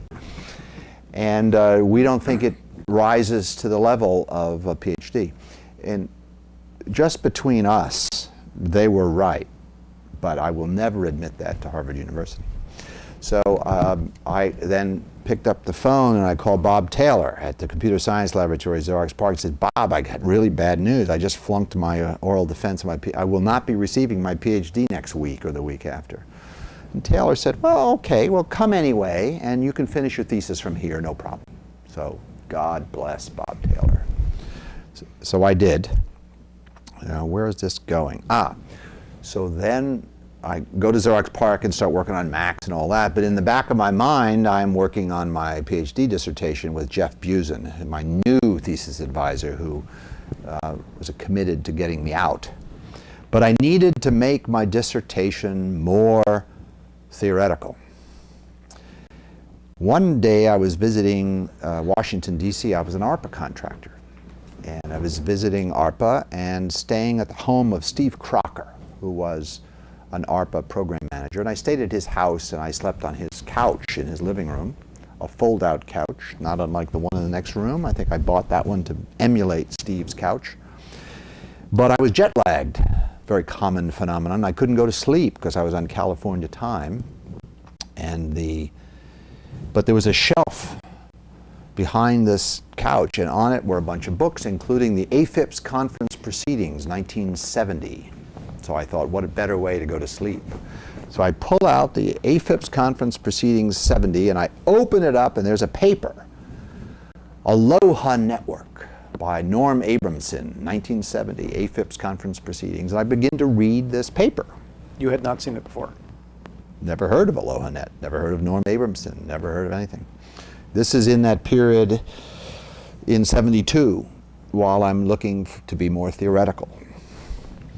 And I read this paper and it has math in it, and it is, which is theoretical. And the math was basically a Markov-Poisson probabilistic model of the performance of an Aloha packet radio network that Norm was building at the University of Hawaii. And thanks to my courses at MIT, I understood the math. It was very simple math. It was a simple model. But there were two things about the model that annoyed me. That is, for purposes of, you know, how queuing theorists like their math to be tractable, so they make certain assumptions. We make certain assumptions to make the math tractable. And Norm had made two assumptions about the operation of the Aloha packet radio network that I found annoying. One of them is he assumed that the network had an infinite number of users. But I knew better. I knew the Aloha network from the paper had 3 users or 9 users, but it didn't have an infinite number. And the other thing he assumed was that these people who were basically typing on terminals connected by radios to a 360 mainframe at the Manoa campus at the University of Hawaii, they were typing in card images and hitting return and submitting them. And he assumed that they would go on typing no matter what happened to the network. So after sending this card image, if you didn't hear back, you would just keep typing. Well, that's not how users behave. So I decided to do a new model, a theoretical sort of thing, of the operation of the Aloha network, fixing these two assumptions. That is, finite model, n users for some n, that could be 4, and with blocking, meaning if I didn't get an answer, I would stop typing until I got an answer. And I did the math, and it's not really sophisticated. It's okay for PhD kind of math. And I discovered that, of course, the Aloha channel behaves roughly the way Norm said it would. In other words, my refinements didn't really change the answer that much. A little bit, but not much. That is, for large enough n's and low enough receive. 17% was the throughput of an Aloha channel, and I got something like 17% too, but not quite. But in the course of doing this model, I noticed the following interesting thing. I noticed that when it came time, you may remember that the way the Aloha network worked is that one of these terminals would form a card image and send it in on a radio channel and then wait to see if an acknowledgement came back on the return channel. And the return channel was a broadcast channel that went to all the terminals, and the incoming channel was shared. So there was some possibility that two terminals would send in card images at the same time, thereby scrambling each other so that an acknowledgement would not come back on the return channel. And then the terminal had to retransmit its card image. And of course, what Norm's brilliant invention was that the way that terminals would retransmit is that they would wait a random amount of time before retransmitting, so that two terminals that happened to collide would not very likely collide again, because they would choose different random numbers. When going to do the model, and I did the model not only in math, but I did it in simulations. I was into modeling, so I wrote little BCPL programs that simulated this. There came a moment when I had to choose the random number for the retransmission. And random numbers generally have a mean and a characterization of the random process. And what I noticed is in Norm's model, there was no parameter to describe the mean of the retransmission interval. It was not important to his model. It was lost in the tractability assumptions. Huh, that's interesting. So I started playing with the mean of the retransmission interval of this Aloha channel and discovered that it mattered. That is, if the retransmission mean was too small, then the channel very quickly got unstable with any traffic at all, and if it was very large, the throughput of the whole network was very low. So, I had discovered this variable, obvious variable, the mean of the retransmission interval. And then I noticed something else. I noticed that, anyway, that became a chapter in the thesis which Harvard subsequently accepted. But this network was very unlike the ARPA network that the rest of the thesis was about. How were they related? No. I know how it seems that way now, but at the time, packet switching was the theme. So the name of my thesis, brilliantly named, I might add, is Packet Communication. I spent a lot of time naming it, and then I spent much more time on the abstract and then a little time on the chapters, because I knew no one was ever going to read the chapters, so the title had to be right. My thesis, by the way, Packet Communication, is currently available on Amazon.com. Not many theses are. No, it's survived, and you can buy it for $30, $40, hard copy, hardback. It's really amazing. The long tail is really long. And what was I going to say about this? About adding the Aloha analysis to the ARPANET design, which seems so there were just chapters about store and forward packet switching versus broadcast packet switching and the different techniques there. And then there was a software level that went on top of all that. Mm-hmm. all the way up into the operating system. So no, it does sort of hang together as variations of packet switching, although one's broadcast and one is store and forward, and those are just two different modes of packet switching, which I was able to unify beautifully in this award-winning dissertation. Phew.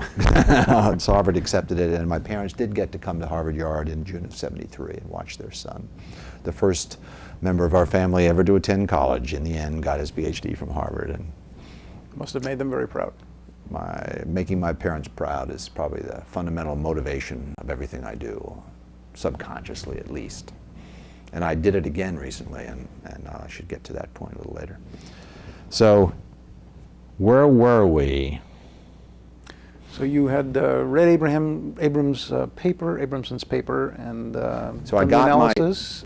And then I got my dissertation accepted, and then Butler introduces me to Charles Simonyi and says, Bob, we're building these personal computers. We'd like Charles to write the editor. We'd like you to do the network. How much of the design had been done at that point?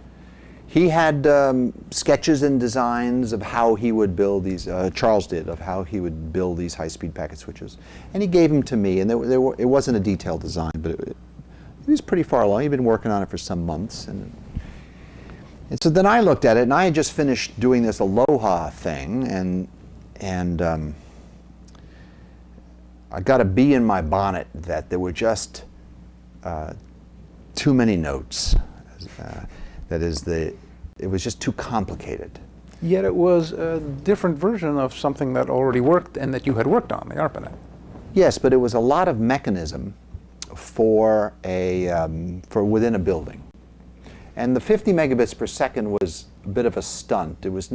That's a really huge number in those days.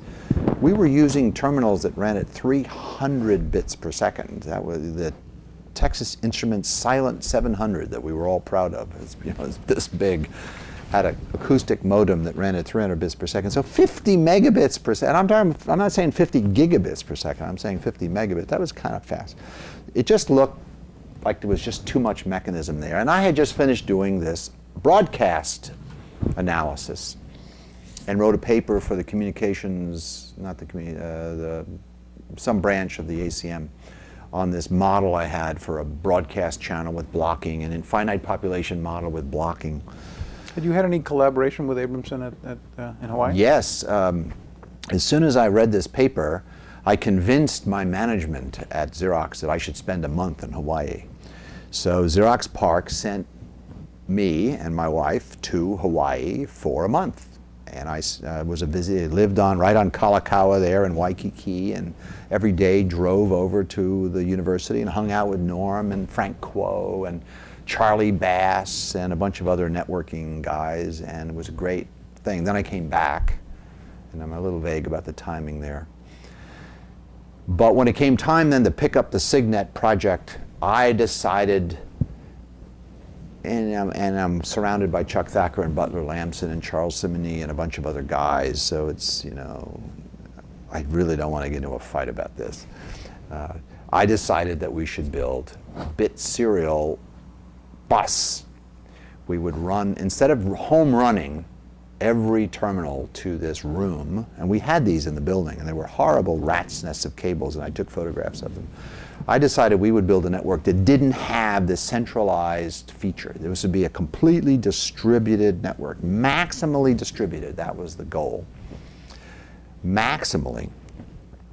So I started fiddling around with how to do that.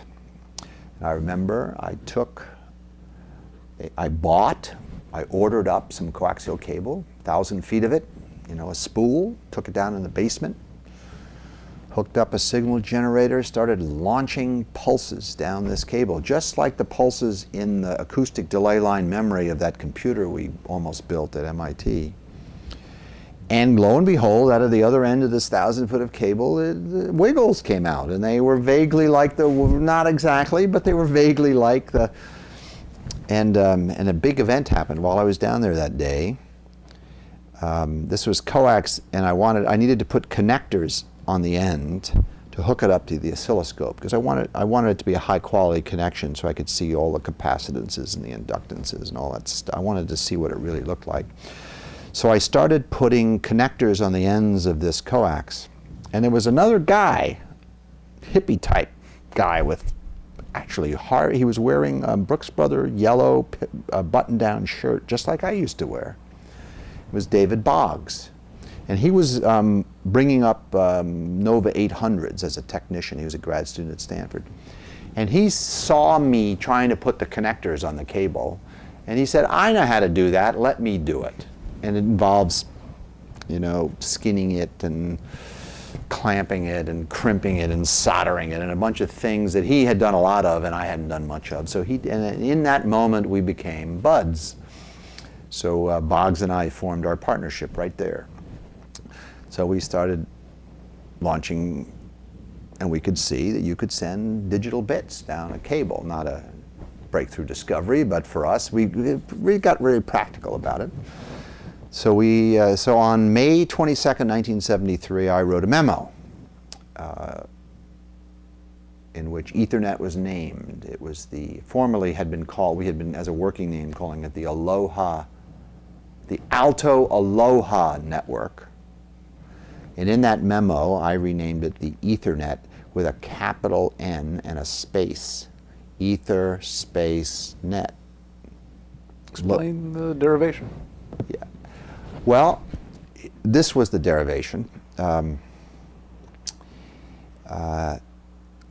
goal here was to have it be the network be maximally distributed. There's these workstations, these Alto, these prototypical personal computers, going to be one on every desk. Can you imagine that? A computer on every desk? Wow. Very controversial in 1973. That you would, why would you want a computer on every desk when you have this time-sharing system down in the basement? Why would you want a computer on you? What possible use could there be for such a thing? I remember people had that discussion. But I was bought into maximally distributed, so I wanted as little in the middle of the network as possible and everything on the edges. So the middle was going to be the medium, was going to be this cable. And we settled on coaxial cable. And this is where my friend David Liddell comes in, because David Liddell, of some repute, worked there also. He arrived at PARC a month after me in '72. So we became buds. And he had, in college, done some cable television installations. And he was familiar with a thing called a tap, a Gerald Electronics tap that would puncture the coax and grab hold of it without cutting it. And that's why we chose coax. We said, gee, if we could have this cable running down the middle of the hall and we wanted a PC to hook into it, let's use these passive taps to just, you drill the hole, puncture it, connect up to the center conductor and the shield, and you were connected, and you didn't have to break the network to do that. So we liked that idea, and that's why we chose coax. Only for that reason, because there was a pre-existing device, the vampire tap it was called, that would allow you to puncture it without cutting it. But we could have used twisted pair, and we could have used optical fibers, or radio. We decided against radio. Why not radio? That's what Abramson had done. Abramson had done radio, and it's very simple why we didn't do radio. Trivial, very simple. The Aloha network ran at 4,800 bits per second, or maybe 96 on a good day. And the size of the modem was approximately 6 feet high and 19 inches wide, and it cost a lot of money, and I don't really remember the numbers, but like that. This network had to fit on a printed circuit card approximately this big, because that's how big the Alto card was going to be. So there was no chance of it being a radio. Plus, we were at the same time starting work and on the world's first laser printer, which we took a Xerox. It was mostly Gary Starkweather and Ron Ryder, but I ended up writing the operating system and the networking for it. This printer that was a laser printer, and it was a page per second, 500 dots per inch. So you multiply 500 times 500 times 8.5 times 11 per second, and you get a big number. So it couldn't run at 4,800 bits per second, or the printer would be stalled half the time waiting for the bits to come in. So it had to run in hundreds of thousands of bits per second to serve the printer. So radio wasn't going to work. So that's why we went to either twisted pair or coax and settled on coax. But while making that process, I decided that that Ethernet would work on any medium, because all we required was that the medium be passive, omnipresent, and a medium for the propagation of electromagnetic waves. That's all it needed to be, and it could be coax, it could be twisted pair. So instead of calling it coax net, I wanted to think of something more abstract than that. And I remembered from freshman physics at MIT about the Michelson and Morley experiment, in which these two scientists performed this very famous experiment in which they proved that the luminiferous ether did not exist.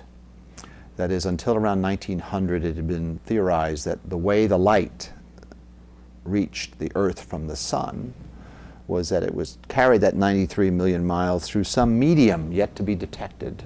But there had to be a medium. You know, air carries sound. There must be this ether between the Earth and the sun. And Michelson and Morley, through this clever experiment, detected that there was no ether. There's no such thing as an ether. The luminiferous ether did not exist. And what was the luminiferous ether? It was omnipresent, completely passive, and it served as a medium for the propagation of electromagnetic waves. Ta-da! Ethernet. So I recycled this word and called it Ethernet on May 22nd, 1973, and then laid out its general method of operations, which was a variation of the Aloha network. But some important variations, and from time to time over the last 30-some years, various people have said that Ethernet really is Aloha network, and that Norm Abramson really invented it, and that's fine. Great. The differences between the Aloha network and Ethernet, there's a long list of them, and I'm proud of them. But it does have randomized retransmissions, and that was the idea that we stole from, well, packet switching we stole from the ARPANET, and randomized retransmissions we stole from Norm Abramson, but then the rest is completely different. So, so Boggs and I then built the first card, an Ethernet card, to plug into this Alto that Chuck Thacker and Butler Lampson and Ed McWright and others were building. I had the same problem, by the way, with the Alto that I had with Max, which is I'm coming in right behind the guys who got the computer to work, and there are just a few bugs left in the computer, and then a dispute arose as to whether the bugs was in Boggs in my card or in the Alto, which was still being debugged, and that's Chuck and I again had a run-in. Did you discover yet another bug in the computer? I don't remember it as vividly as Munger, but I do remember I did the following really bad thing that I'm really ashamed of, which is, so I'm having this dispute about, Chuck, I need your help. Your computer doesn't work. Bob, you got your PhD now, but screw you. You don't know how to debug. You're an idiot. I'm paraphrasing, and that's just my view of it. Obviously, Chuck is completely innocent, and I am the cause of this problem. But it got so bad. There was a movie popular there in which the tagline of the movie was, "Love is never having to say you're sorry." It was popular then. I made a rubber stamp that said, "Reliability is never having to say you're sorry." And I started stamping my memos with it. And this drove Chuck Thacker bananas because I was accusing him of building unreliable computers. And I really regret doing that. It was really senseless stupidity on my part. And it's just part of that obnoxious streak that I have. Anyway, we got it to work. Give me some insight into the management at Xerox PARC at the time. Did you have to get anyone's permission to abandon Charles Simone's Signet and take up this new design instead? I'm glad you asked. No, I didn't really need permission, but the following thing happened, which involves Chuck Thacker again and answers your question about management. So Boggs and I are off developing Ethernet. And we ran it. We needed some help with the analog portion, the inductors and the capacitors of driving the actual cable. So because you had to be down there at picofarads, 1 or 2 or 3 picofarads, and that's a specialty. So we had a guy helping us do that, and he wasn't up to it, but we didn't know he wasn't up to it. So we were having trouble getting it to work. And during that period, this is a period of a month, Chuck Thacker sees that we're having trouble getting it to work. So he writes a memo proposing what he called XNet, a different network, not SIGNet, not Ethernet, but yet another network called XNet.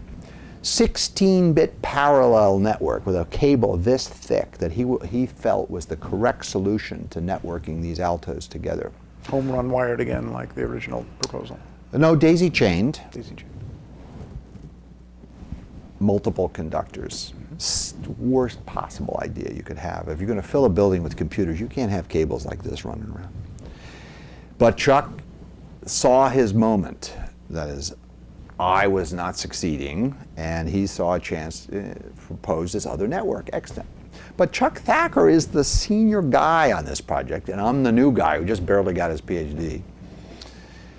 So I'm about to have all the oxygen sucked out of the environment. You know, the technicians will start working on XNet, and everyone will start thinking XNet, and the two machines then will have this big thick cable, and my little project will just die. So I did the only thing you could do is I went and complained to management. I went to Bob Taylor, and I said, and by the way, Bob Taylor denies that this ever happened. So there you have it. So it could be I dreamt this, and I went to Taylor. Chuck Thacker is about to screw me, and he's wrong.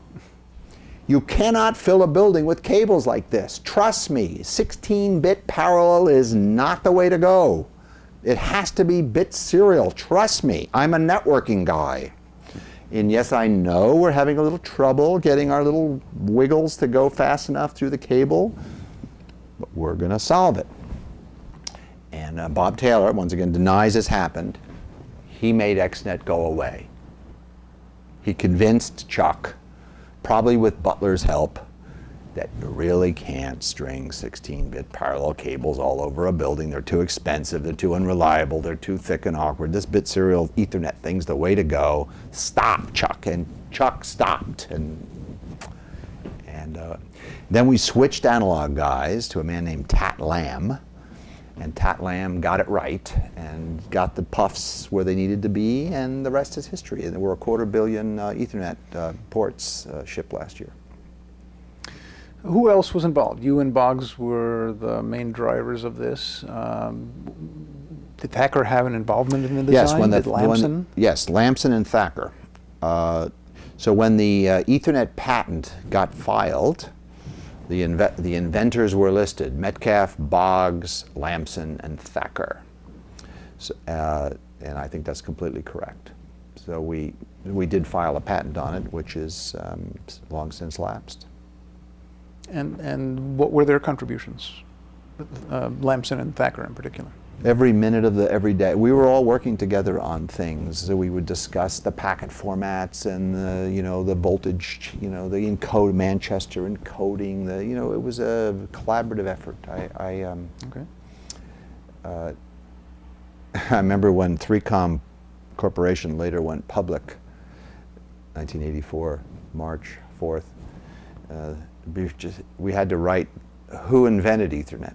It had to be in the prospectus. And so here I am in a room full of a dozen lawyers, each getting paid $500 an hour, trying to decide whether I was the inventor of Ethernet, the principal inventor of Ethernet, an inventor of Ethernet, or a guy just hanging around in the building the day Ethernet was invented. I mean, we considered all the possibilities. We settled on principle.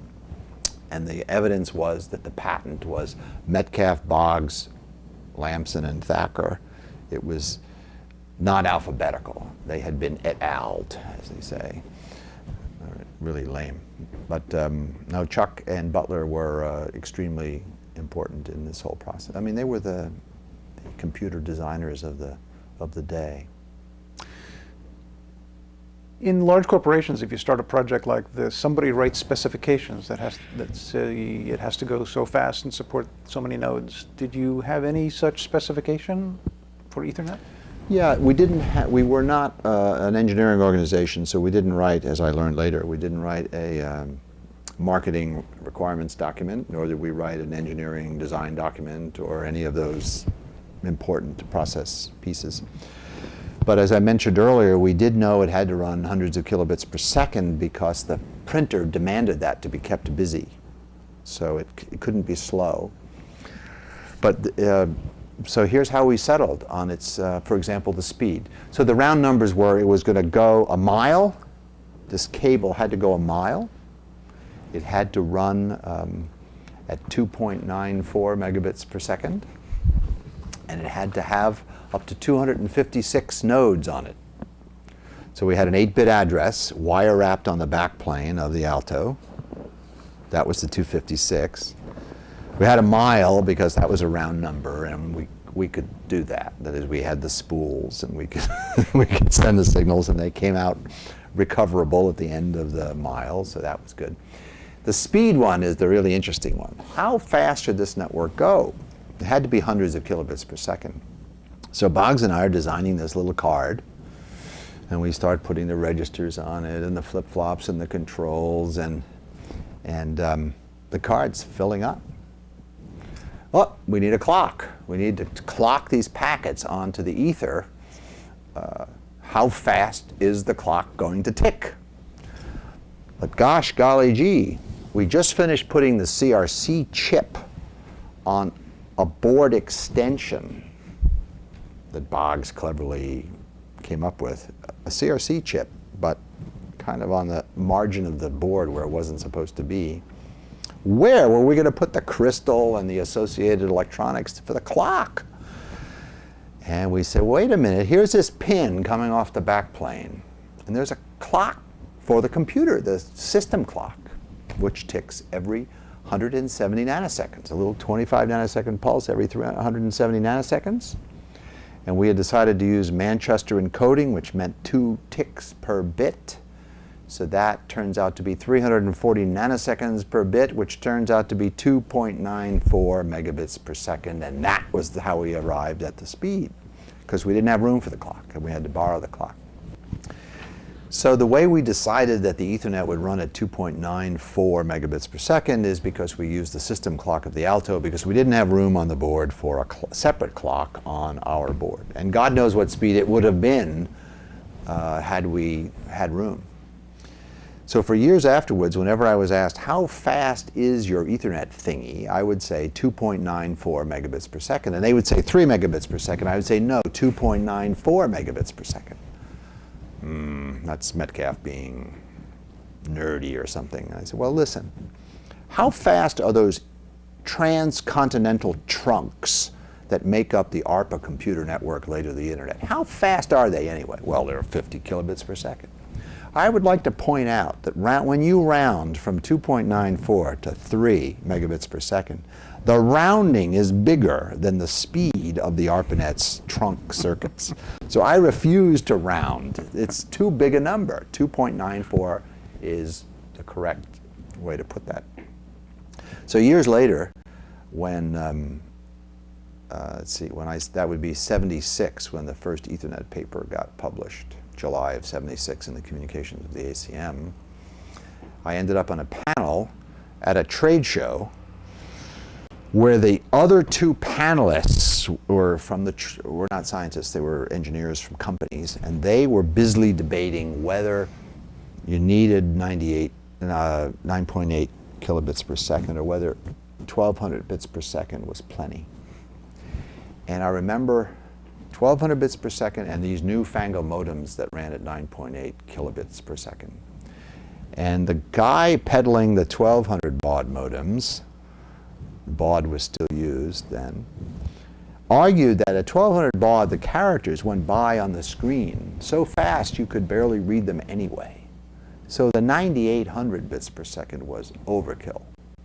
And then it was my turn to talk, and I'm talking about a network that runs at 2.94 megabits per second. And I felt strange, and it was a strange thing. I mean, if 9.8 kilobaud was overkill, what about 2.94 megabaud? had to point out to them that we had more baud than that. We had 2 bauds per bit, so we were really running at whatever, twice 2.94 megabits per second. So the design specs were 2.94 megabits per second, 256 stations, and a mile of cable. And you knew that if you injected a signal in one end of that mile of cable, you could retrieve them out the other end. But here you were putting these vampire taps all along. That does something to the transmission line. Were you... Well, that was the problem we were having, was getting that to work. So that's where I believe the critical parameter was 4 puffs. So as long as we could get below 4 puffs, we could meet those specs. But otherwise, the reflections, that is, if the inductance of those taps went above about 4 puffs, the impedance disturbance introduced by the vampire tap would cause reflections, and those reflections would be seen as collisions, which would abort the transmissions. And so we had this critical parameter that when you were sending, the reflections could not be mistaken for collisions. Now, was that a result of theoretical computation, or did you get 256 taps and put them on a piece of cable? There was a lot of measurement. There was some arithmetic. I wouldn't say it was theoretical. It wasn't very theoretical. I think there was some arithmetic involved. Yeah. Yeah, you take the distance, you take the amount of energy that would be reflected given a certain impedance mismatch, and then you would do the arithmetic again because it would be attenuated, and you would see if that was above the threshold of the collision detector, and as long as that little formula fell below the threshold, you're okay. Talk about the first implementation. It had to fit on this little board that would plug into the Alto. What was the technology? Did you microcode this time? Yes, there was. The Alto was a microcoded machine, so a lot of the functionality in the Ethernet controller was, so there was Ethernet microcode that ran in the Alto. It was an interrupt system that would trigger microcoded interrupts, and that's the transfers of data from the shift register into memory would be done by microcode running on the processor. A word at a time? The microcode was involved in each word transfer? Yes. Every 16 bits there would be a wake up, and we would empty the shift register. Now there was a FIFO between, there was a entering shift register that captured the bits as they came off the line. Then there was transfer into a FIFO, and then which gave you time to get around to empty the FIFO from the other end because there was some latencies in the interrupt system. And what parts were done in hardware? How about address recognition, CRC calculations? Address recognition was done in microcode. The CRC was done in hardware. The binary exponential backoff? That was done in microcode, but there was some hardware assist. There was a, how did that work? I'm not sure where we got the random number from somewhere in the machine, and there was no random number, Jan. I think we just got it somewhere. And there was and we would, no, in microcode, we would shift the mask in. That would go against the random number to double it with successive collisions. In microcode, I think, is the general answer to most questions like that. So the FIFO, the shift registers, and the collision detection hardware. Collision detection was pretty simple. With the Manchester encoding, what that means is in every bit, half the time the bit is on and half the time it's off. So while we're transmitting into the cable, during the off periods, that is where it's supposed to be off now because we're not driving that cable, we just look with a little gate, and if it came on during the off period, that meant somebody else was driving that cable too, hence collision. So there was a little XOR against what was being driven versus what was coming in. And if during the off period something was coming in, abort the transmission. So that was collision detection. Very simple. It was sort of electrical engineering by computer scientists. And it worked. Did you worry at all about the reliability of having a single cable being shared by all these computers and people inserting taps into the cable and doing it wrong and causing the network to come down? We did. That question still lingers because, as you know, as you well know, ultimately, we went back to the centralized wiring scheme, and we went from cable sharing to switching. But in those days, there was a lot of unreliability in those big cable closets where all these huge amounts of cable, home run cables would all come, and there were all these connectors. So we just got rid of all the connectors, and in particular the tap. So the tap was the problem, because if that shorted the cable, then there would be no communication for anybody. So we satisfied ourselves, and Gerald Electronics had done this in the cable television industry for some years before, that these taps worked, and they did work. Actually, the early unreliability problem was we used the very first machines didn't use the vampire taps, used BNC connectors, the very first ones. And at the end were these two BNC connectors with terminators on them. And on more than one occasion, people would borrow the terminators, and the network would not work. And we'd go around, and there it was, the terminator was gone. The terminators are attractive little solid metal things that people liked for some reason. I remember once we had, so the first two machines were called Michelson and Morley, and they were in a set of cubicles. And then it got to be 5 and 10. And Ethernet was an option. This is another Thacker thing. So if you want to have Ethernet in your machine, you just let us know and we'll build one for you. But it's optional. The customers were all internal to Xerox at this point. All scientists in the lab, and so and these machines cost $30,000. It's all funny money, really. But I don't know where the idea came from. Maybe from Chuck, who knows, that this Ethernet thingy was an option. But Boggs and I built enough of them for the first few machines. So the first few machines all had Ethernet in them. But it was envisioned that when the whole building was full, it would be an option. Can you imagine that? For years afterwards, I gave a speech in which the tagline was, "Networking is not an option." And it came from that sad experience, having to, what do you mean it's an option? So one day, when we were up to 10 machines now, in a bunch of cubicles, we were all working away on the early Altos, and somebody took the terminator off the end of the cable, and all 10 people stood up, and we ended up looking at each other. And in that moment, Ethernet became not an option. And what we learned is by knowing that you had a network in every machine, you could do things that, if it were an option, you couldn't do. And Thacker was one of the guys who pursued this hotly. So for example, he put in the machine, when you weren't using it, it would fall asleep and start a memory diagnostic. And a little box would appear that would move around on the screen so as not to burn in the phosphors. And this is in the early days of screens, so this was a new idea. And then the memory would be exercised, and this was some of the earliest semiconductor memories with ECC in them. And when errors were detected, packets would be sent to another machine that would collect these diagnostics, so preventive maintenance could be done on the machines as their memories went south. And you wouldn't have thought of doing that if the network were an option. It was just the normal mode that the machine was on the network, so therefore this memory diagnostic feature would work. So Ethernet became not an option.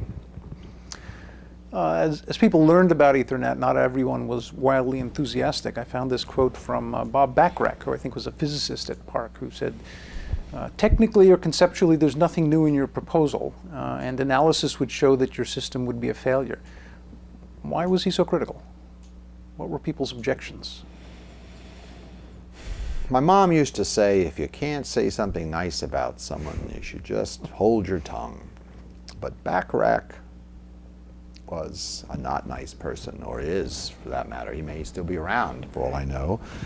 But he was sort of a grouchy physicist in another floor in another lab, and he read my memo. And this is a physicist. And the phrase you didn't catch in his now famous memo, this memo is posted all over the world because everyone thinks it's a hoot that he wrote this memo. He said the problem with Ethernet was that it was not quantum noise limited, which is a very physicist thing to say. Of course it's not quantum noise limited. That wasn't the point, but he resented the fact that we were not using every shred of bandwidth that was capable. I told you how we decided on the clock speed. There were gigabits per second of capacity on that cable, and we were using a pitiful few megabits of it. But he was concerned that it wasn't. And he did a nasty thing, man. It was sort of an early lesson in nastiness, which is he wrote a memo. He didn't come see me. He didn't say, I just read your memo and I have a few questions about it. He didn't do that. He sent a memo to my boss's boss accusing me of writing something that wasn't new and it wasn't quantum. I mean, completely making an idiot of himself. But it didn't feel that way at the time. It felt kind of nasty. So the next thing I know, I'm in my boss's office having to explain how this guy's an idiot, which he is, or was, or to put it more kindly, he was from a different universe. And in his universe, I was in a computer science universe, he was in a physics universe. We were solving different problems, and he should have minded his own business, or at least come talk to me before sending a memo to my boss's boss, so maybe I could save him the embarrassment. There are many places where I go where that memo is on the wall, pinned to some cubicle, the old Bacharach memo, because it's just such a great example. Now, Bacharach, I ran into him a decade or two after that unfortunate memo, whereupon he was letting it be known that he'd helped invent Ethernet. And how he got there, I don't quite know, but it had something to do with this memo being really instrumental in fixing some of the early problems with Ethernet, which is a complete hallucination. Success has 1,000 fathers. Success has 1,000 fathers, and Bacharach regrets that memo, and I feel badly for him. And there were other people who objected to Ethernet because of indeterminacy or the collisions or... Well, we're talking about 1973. There are decades of conflict about Ethernet. So there's stories upon stories, and the non-determinism one keeps cropping up even today. Another hallucination that people have. Today, the industrial automation people still, although they generally use Ethernet, they're still a little nervous about it because it is non-deterministic. Because I stupidly developed a stochastic model of the operation of Ethernet. And it is non-zero probability that your packet will never get through. It is also non-zero probability that all the molecules of air in this room will all go into that corner long enough to suffocate you. But the number is so vanishingly small that model is really not useful. And I stupidly did this stochastic model, and those guys have been worried about nuclear power plants melting down because the packets are not getting through. And the kludges that they use instead of Ethernet with token passing and other rigmarole have non-determinism problems much worse than Ethernet. They just haven't been modeled. Do you know how non-deterministic a token ring is when you lose the token? I mean, you say goodbye to your token ring for minutes while it figures out it lost the token, and then it reconstitutes the token. That's non-determinism, but it's not modeled as non-determinism, so this is a religious, spooky thing. Well, it may perhaps not be as bad as minutes, but there is an issue there. There are other... Oh, excuse me, I hasten to add, there has not been a collision reported on an Ethernet in 10 years because we don't do that anymore. I mean, Ethernet has evolved, it's now switched, and where there's vestigial collision detection retransmission mechanisms, they're not invoked anymore, so it's moot. Let's explore that a bit. So given the number of technological changes to Ethernet, it's not shared wire, it's now home run, it's not collision detect, it's now switched. Is it still Ethernet? That's a metaphysical question. They still call it Ethernet, and that's what matters. Since I coined it, and I'm generally regarded as the inventor of Ethernet, every time they call it Ethernet, a little something, it isn't money, but a little something falls into my coffers. So psychic royalty. Yeah. So Ethernet has been evolving and proliferating for 33 years. The things they call Ethernet these days bear little resemblance to the thing Dave Boggs and I built in 1973. That's a fact. So is it the idea of a LAN? Is that what the word Ethernet means? Yes, pretty much. Is it the packet format, the 802.3 IEEE packet format, which kind of in variations persists to this day? Is it the idea of everything being distributed? Well, not so much, now that we have switching. Is it the retransmissions? Not so much. Where I come to is this. Ethernet is a business model. So what the word Ethernet actually means today is 6 things. It's the 6 features of the, you can tell that I've had this thought before. The Ethernet business model goes like this. 6 things. It begins with a de jure standard made by a legitimate standards body, in this case the IEEE 802. The implementations of that standard, painfully arrived at over years, are owned by private companies, not this open source crap. These are, 3Com owns the designs of its chips. Fierce competition among the purveyors of the standard with their various implementations. Fierce, ugly, horrible, wonderful competition. Evolution of the standard based on how things look after it gets shipped, that is in the marketplace. Evolution back in the standards body that came up with the standard to begin with. Maximization of backward compatibility. Oh, I've skipped one actually, but I'll get to it later. That is, the subsequent versions make maximal use of existing versions. So for example, preservation of the installed base is very important in this business model. So for example, my Macintosh has one plug and it figures out if it's 10, 100, or 1,000 megabits per second automatically, and the switch figures out and it all interoperates. And the thing I skipped, which should have come earlier in the list, is an ethic in the competitive marketplace where it is not allowed to be incompatible. That is, the customers, the market, sort of as an organic thing, will not allow the competition to be on the basis of incompatibility. If you're incompatibility, no one will buy your products. You must be compatible.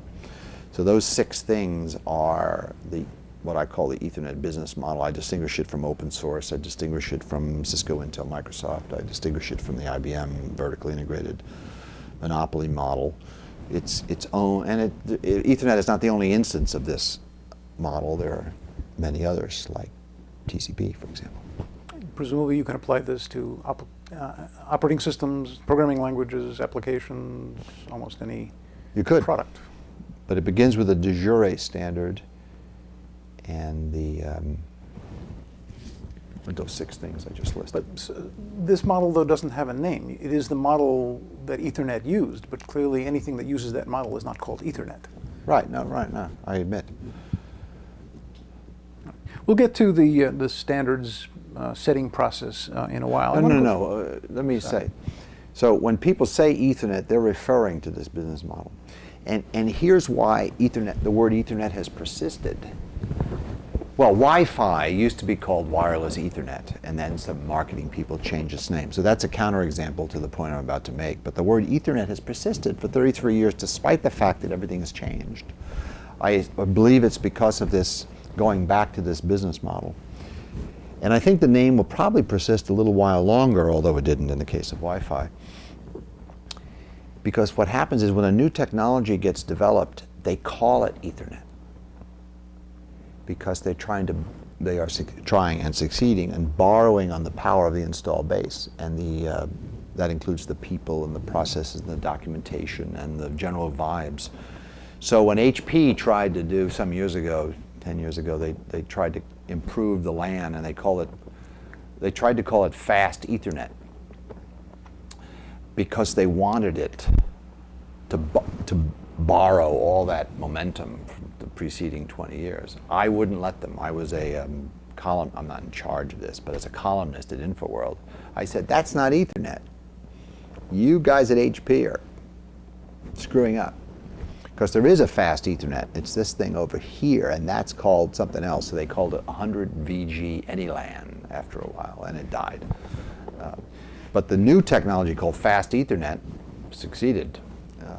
And it's very different from the Ethernets that went before. So I'm confident that the word Ethernet has some years ahead of it, because people will keep doing this. They keep doing it. And then if you do a Google search today on Ethernet, there is no let-up. The word Ethernet is just being used left and right.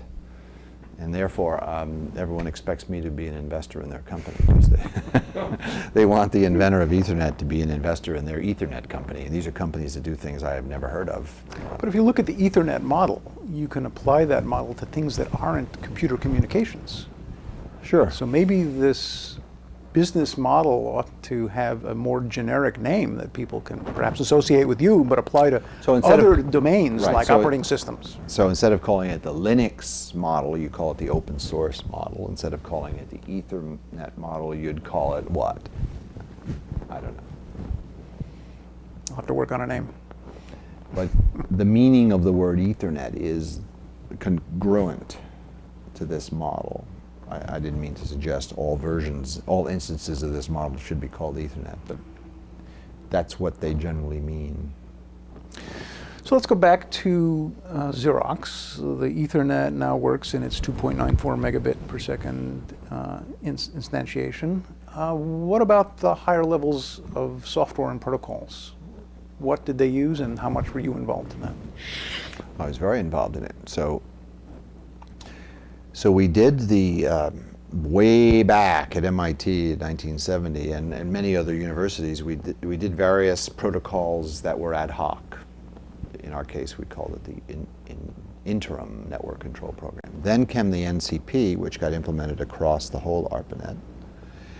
And then in the summer of 1973, in a conference room at Stanford University, at which Vint Cerf was standing at the front and a bunch of us were sitting around tables, the very same summer that Ethernet was invented, and by the way, the same year that the cell phone was invented, 1973, TCP/IP was devised. Now, when we were devising it, I had for some time been working on a thing called PUP. And Vint and I have an agreement. I invented Ethernet, and he invented TCP/IP. That's our agreement. This PUP thing was an internal Xerox thing, and PUP stood for PARC Universal Packet. So here we are at Xerox building the Ethernet, but we had the ARPANET, and we had a predecessor LAN called the Data General Nova MCA, Multiprocessor Communications Adapter, which was a thick cable like this. And we had telephone modems. So PUP, the PARC Universal Packet, was to be, and became, an internet packet, lowercase internet packet that could wander among these media. And then so that packet format was defined, and it was to be carried inside of Ethernet packets. So the notion of encapsulating this PUP packet inside of an Ethernet packet was devised. And then protocols were to be built on top using the PUP format, not the Ethernet format. So you went up a level. You didn't use Ethernet packets, you used PUP packets, because the PUP packets could then wander through your internet. They could go anywhere. And so the first protocol to be done was first done at the Ethernet level, and it's in the Ethernet paper. That is, it's a reliable file transfer protocol called the EFTP. Experimental or easy, something like that, but it's in the Ethernet paper. And it just has all the sequence numbers and how to start a connection, how to end a connection, and how to reliably send and reassemble an arbitrary package of bits. And then that was implemented one level up on using PUP packets instead of Ethernet packets. And then Telnet was written. So I wrote for the Alto. What was it called? It may have been called eTelnet. But anyway, I had done a Telnet implementation on the PDP-10 for MIT. I just did one on the Alto, and it used PUP packets to get into the scanner service routines of the MAX time-sharing system so that you could log into the MAX time-sharing system from your Alto, converting your Alto back into a pitiful glass teletype. So you would just crank up was it called? Let's say eTelnet. You just say eTelnet to the command line on your Alto, and then suddenly 10x would appear on your screen, and then you'd become a 10x user, and then you could use the email on the 10x and be connected in, and you could then start Telnet again on Macs and go from Macs out into the ARPANET, so you could piggyback your Telnet. So there, no, in that case you'd be concatenating your Telnets, right? You'd use one Telnet to get to this one, and then the other Telnet to get across the ARPANET. So then we did file transfer, we did Telnet, and then later we did a LAN email, not me, but other people working at Xerox did a LAN email called Laurel, which is really cool. It ran on the Alto. It was an email system on the Alto that also gatewayed into the ARPANET, but it was LAN based, so it was fast and neat.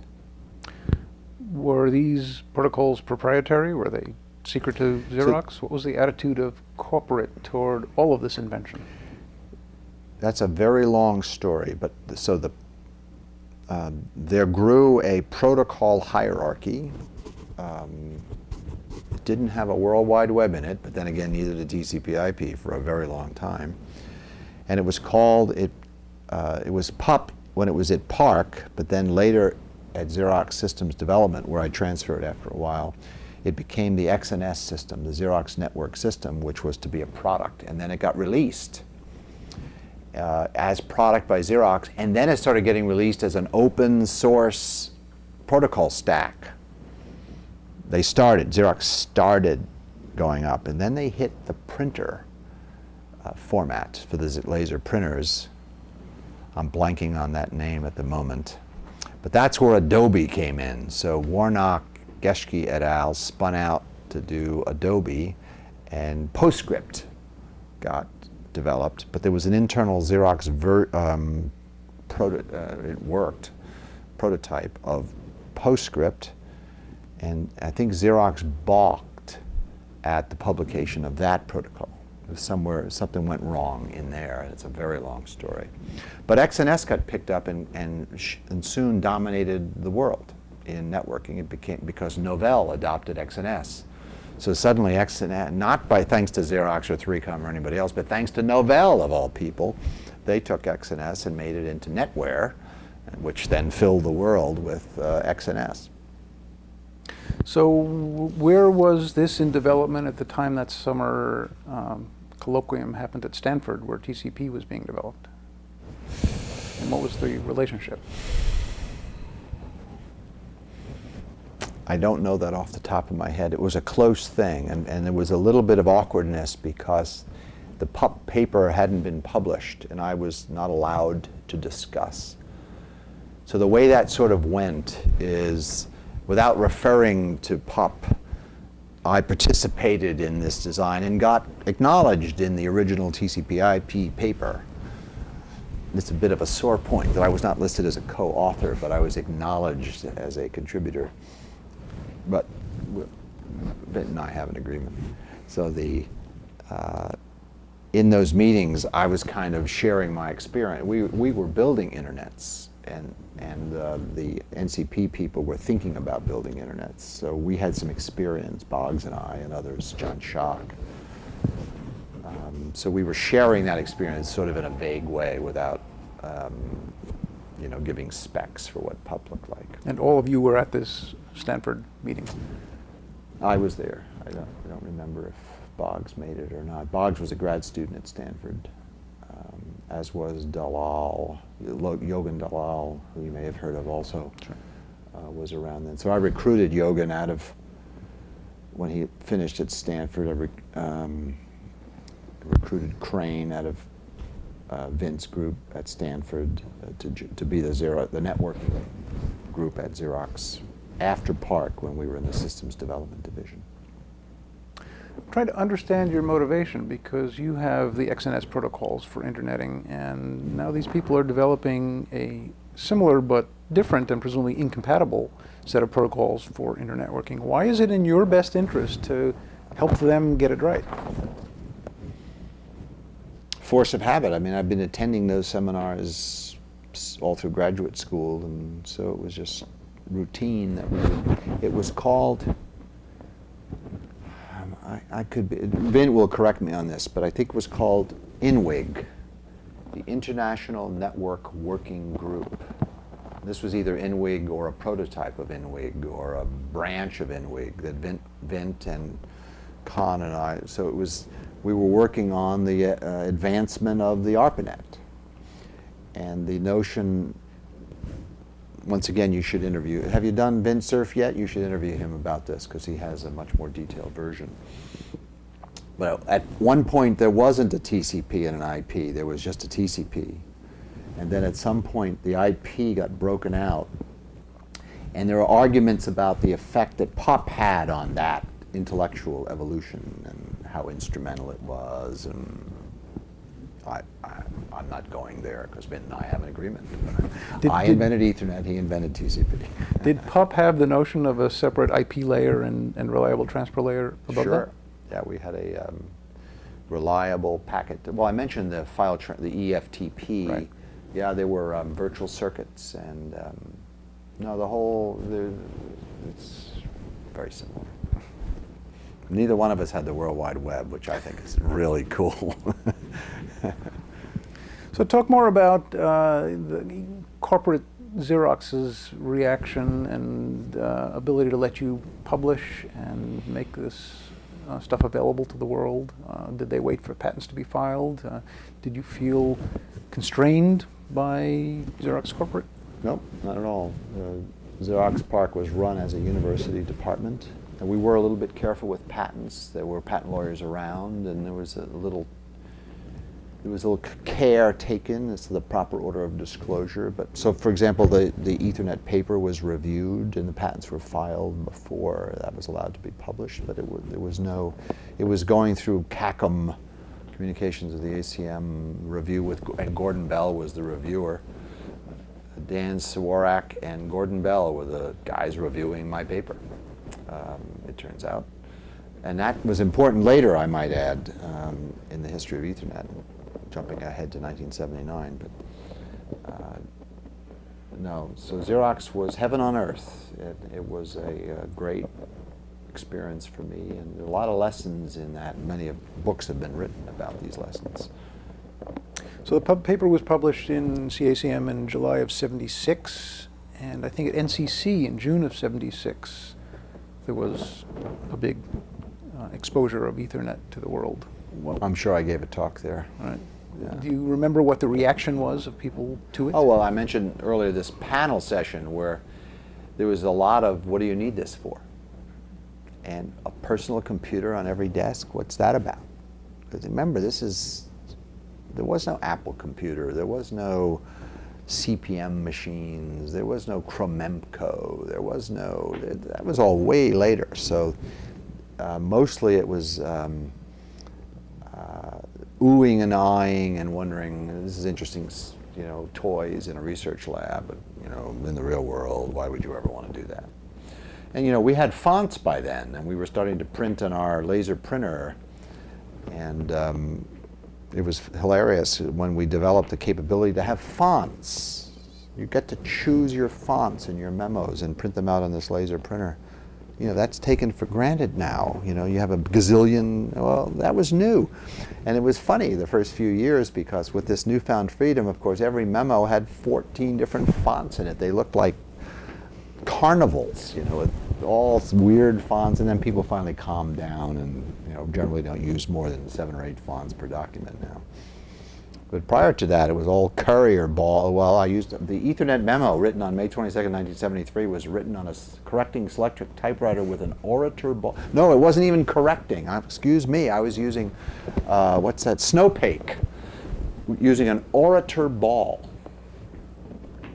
That I like the orator, sans serif and sort of clean. So I had some familiarity with fonts prior to the laser printer, but they were all type balls on a selectric typewriter.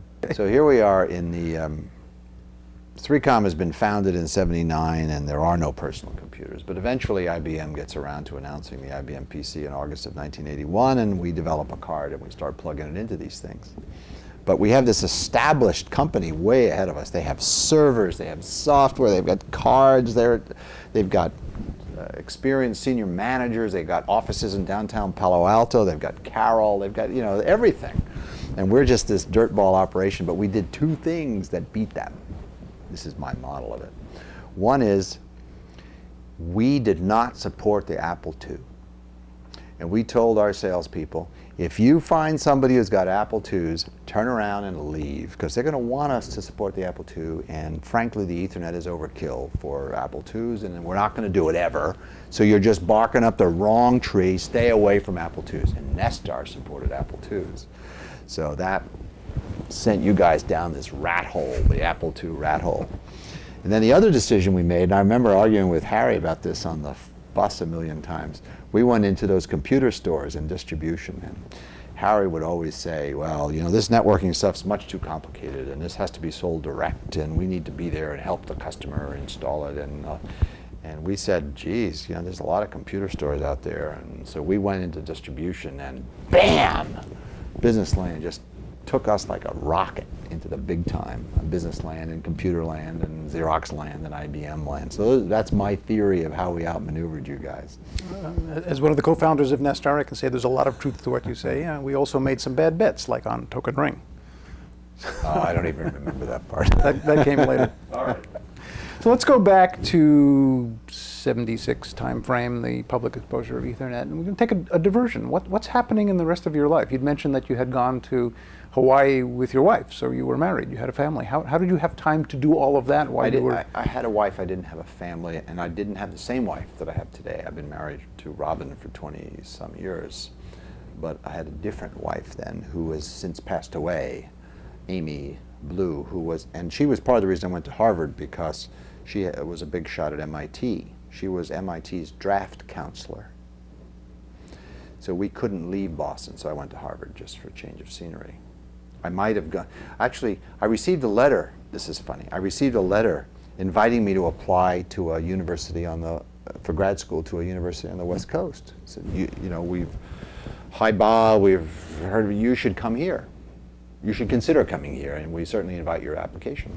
And then I looked at there was a logo, and the logo said, Leland Stanford Junior University. And you're not going to believe this, but I didn't want to go to a junior university. I swear to God, I thought Stanford was a junior university, which meant a 2-year thing.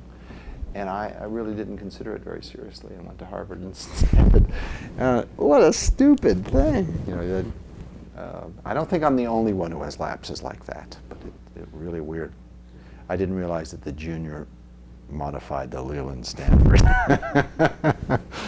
I think the logo is still the same. I think the word junior is still there. It is. So Amy, but eventually when I took the job at Xerox PARC, Amy agreed to go, and she became a big shot at Stanford. She became an assistant provost at Stanford. And then after these crazy work hours at Xerox and other factors and no children, we divorced in '75, and then she died. She had children, and then she died of brain cancer. Sorry to hear that. It really pissed me off, too.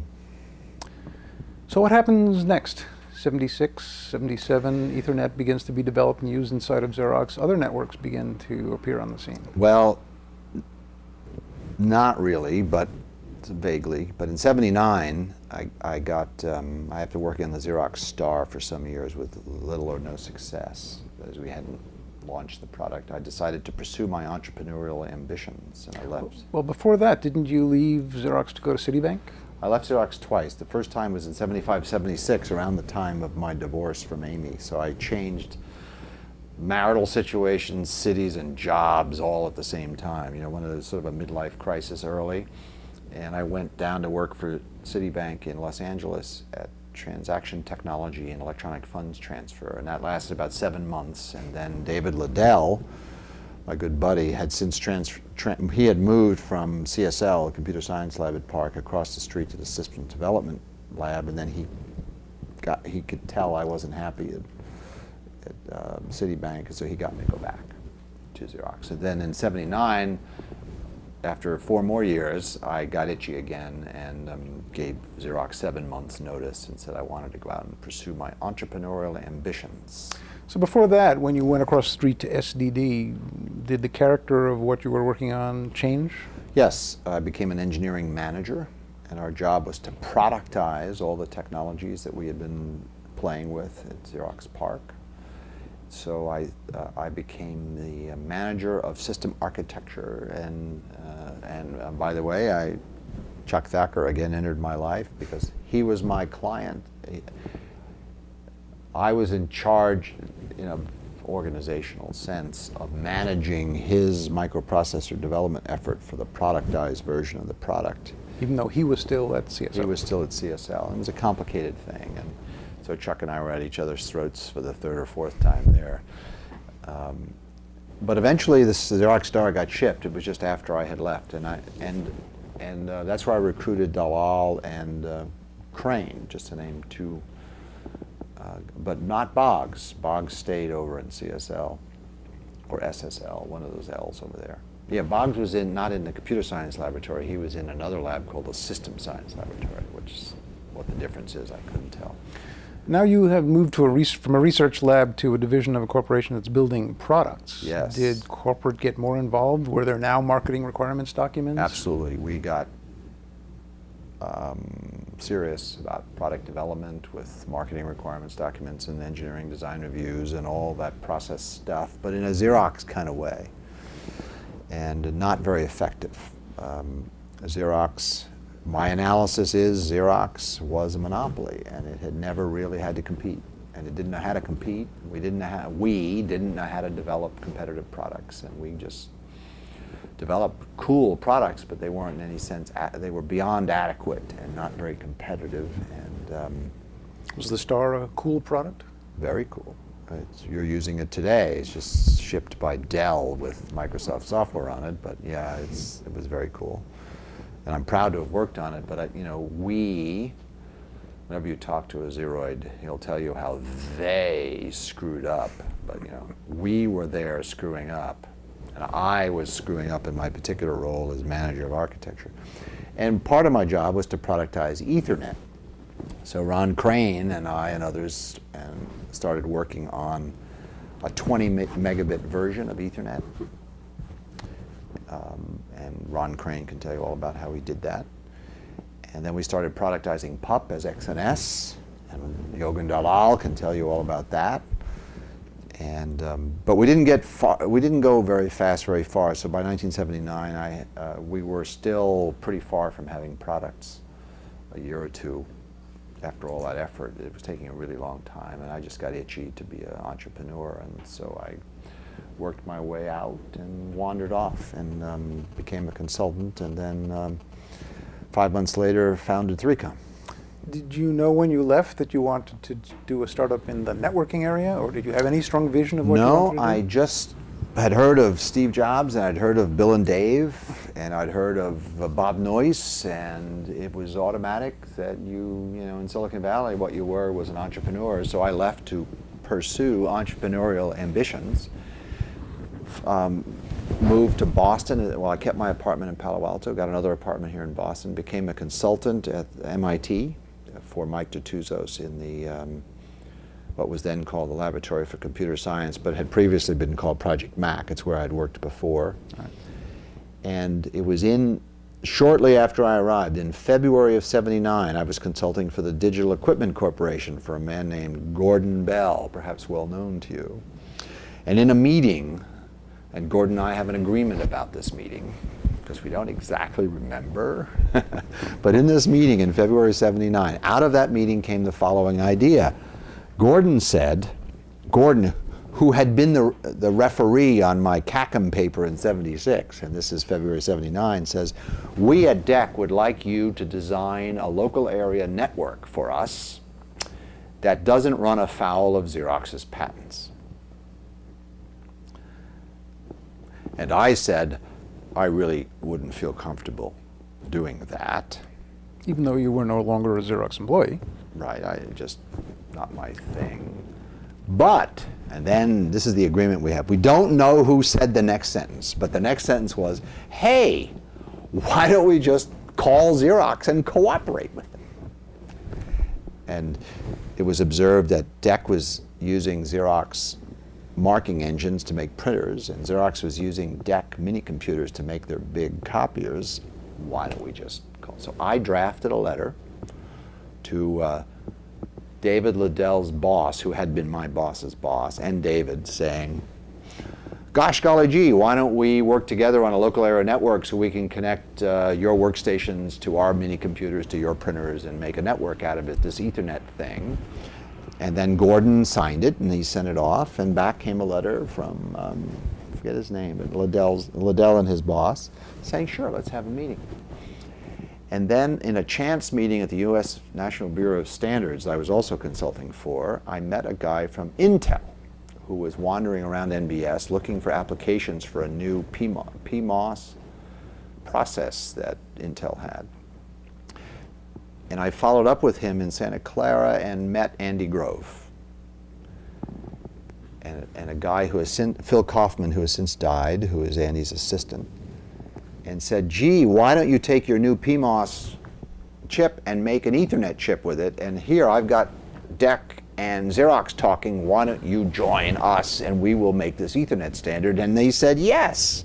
So by June of that year, I had arranged, and Gordon kindly refers to me as the midwife, or the, he has some term for it, of this DEC Intel Xerox collaboration on Ethernet to make it a standard. And that looked like it was going to happen in June of '79, which is why I founded 3Com on June 4th, 1979, for the purpose of serving the Ethernet compatible market that was sure to develop from the cooperation among DEC, Intel, and Xerox. What did you plan 3Com to do? If Intel was making the chips and DEC and Xerox were both building adapters, what was 3Com's role? Well, I had a long list of products, including transceivers and software and servers and switches, and it was much too big a list. It was basically 3Com, Cisco, Nestar, Sun, all in one diagram. I still have the business plan upstairs if you'd like to see it. But it was predicated on the release on September 30th, 1980 of a spec called the Blue Book spec of Ethernet. And so I wrote this business plan contingent on the release of actionable specifications in September of 1980 on September 30th. And they came out, and they were. So then I started this showing this business plan to all the VCs starting on September 30th, and raised 1.1, I sold a third of 3Com Corporation for $1.1 million in February of 1981, based on this plan to serve what was sure to be a huge Ethernet compatible marketplace now that DEC, Intel, and Xerox had agreed to work together on it. In the fall of '79, then we created Project 802, IEEE Project 802, for the purpose of blessing the standard that DEC, Intel, and Xerox were developing. Little did we know what would happen next, but Project 802 got created, the Blue Book got submitted, and the meetings started, and with that, war started. Did you get any resistance from Xerox towards releasing this technology that you had developed and was proprietary to them?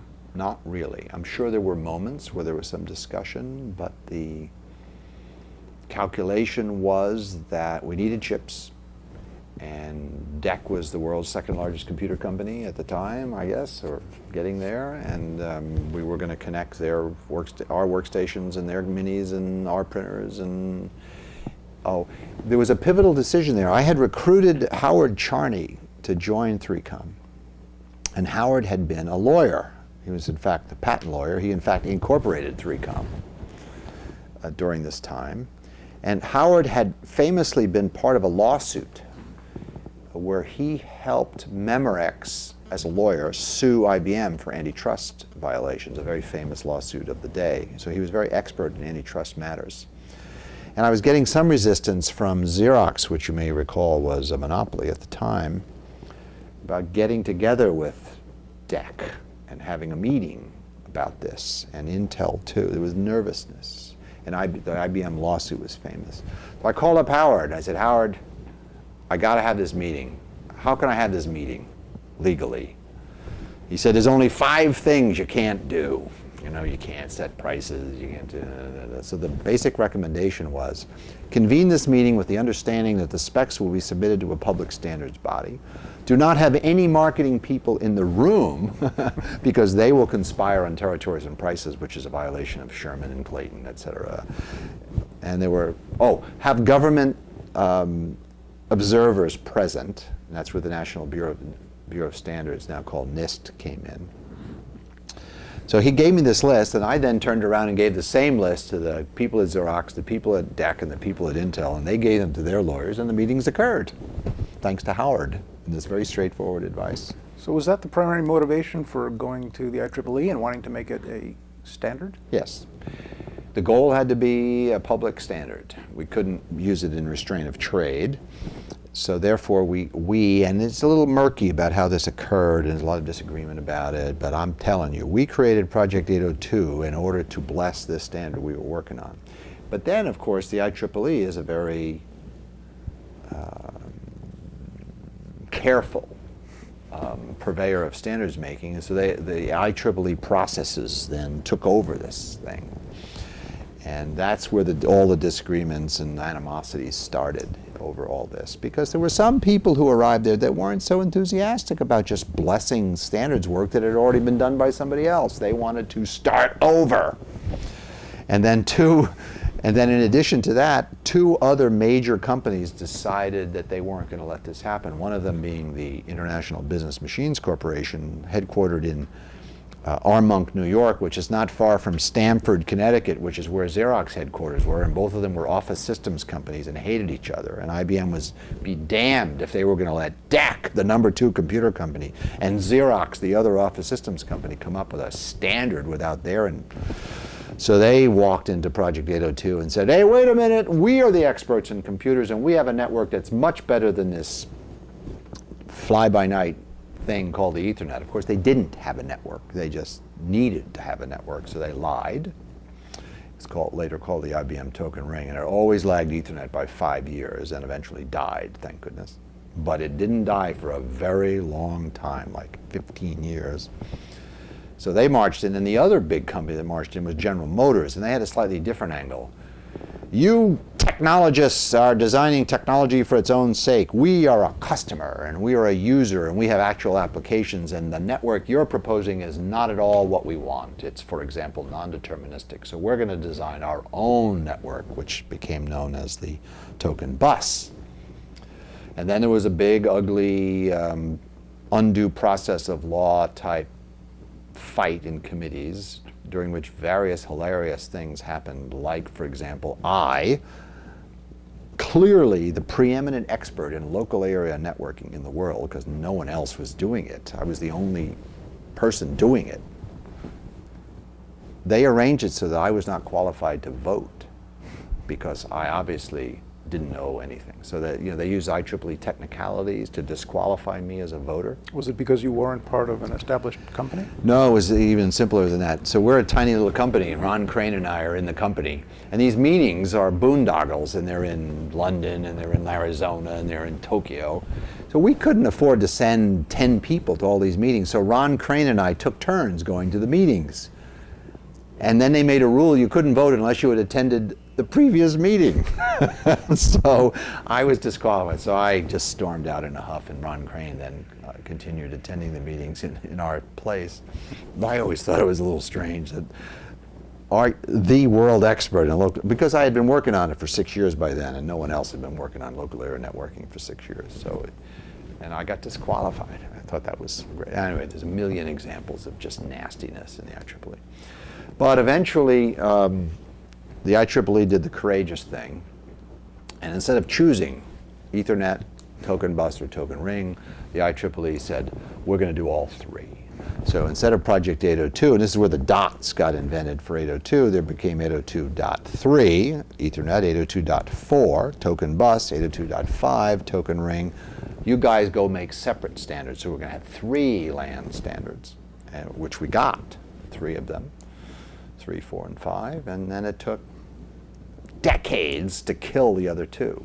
Token bus died pretty early, and then token ring hung on forever. It was a very profitable business for IBM. In retrospect, do you think it was a mistake to have gone to the IEEE for standards making? Couldn't you just have the three companies publish the specification and made a de facto standard?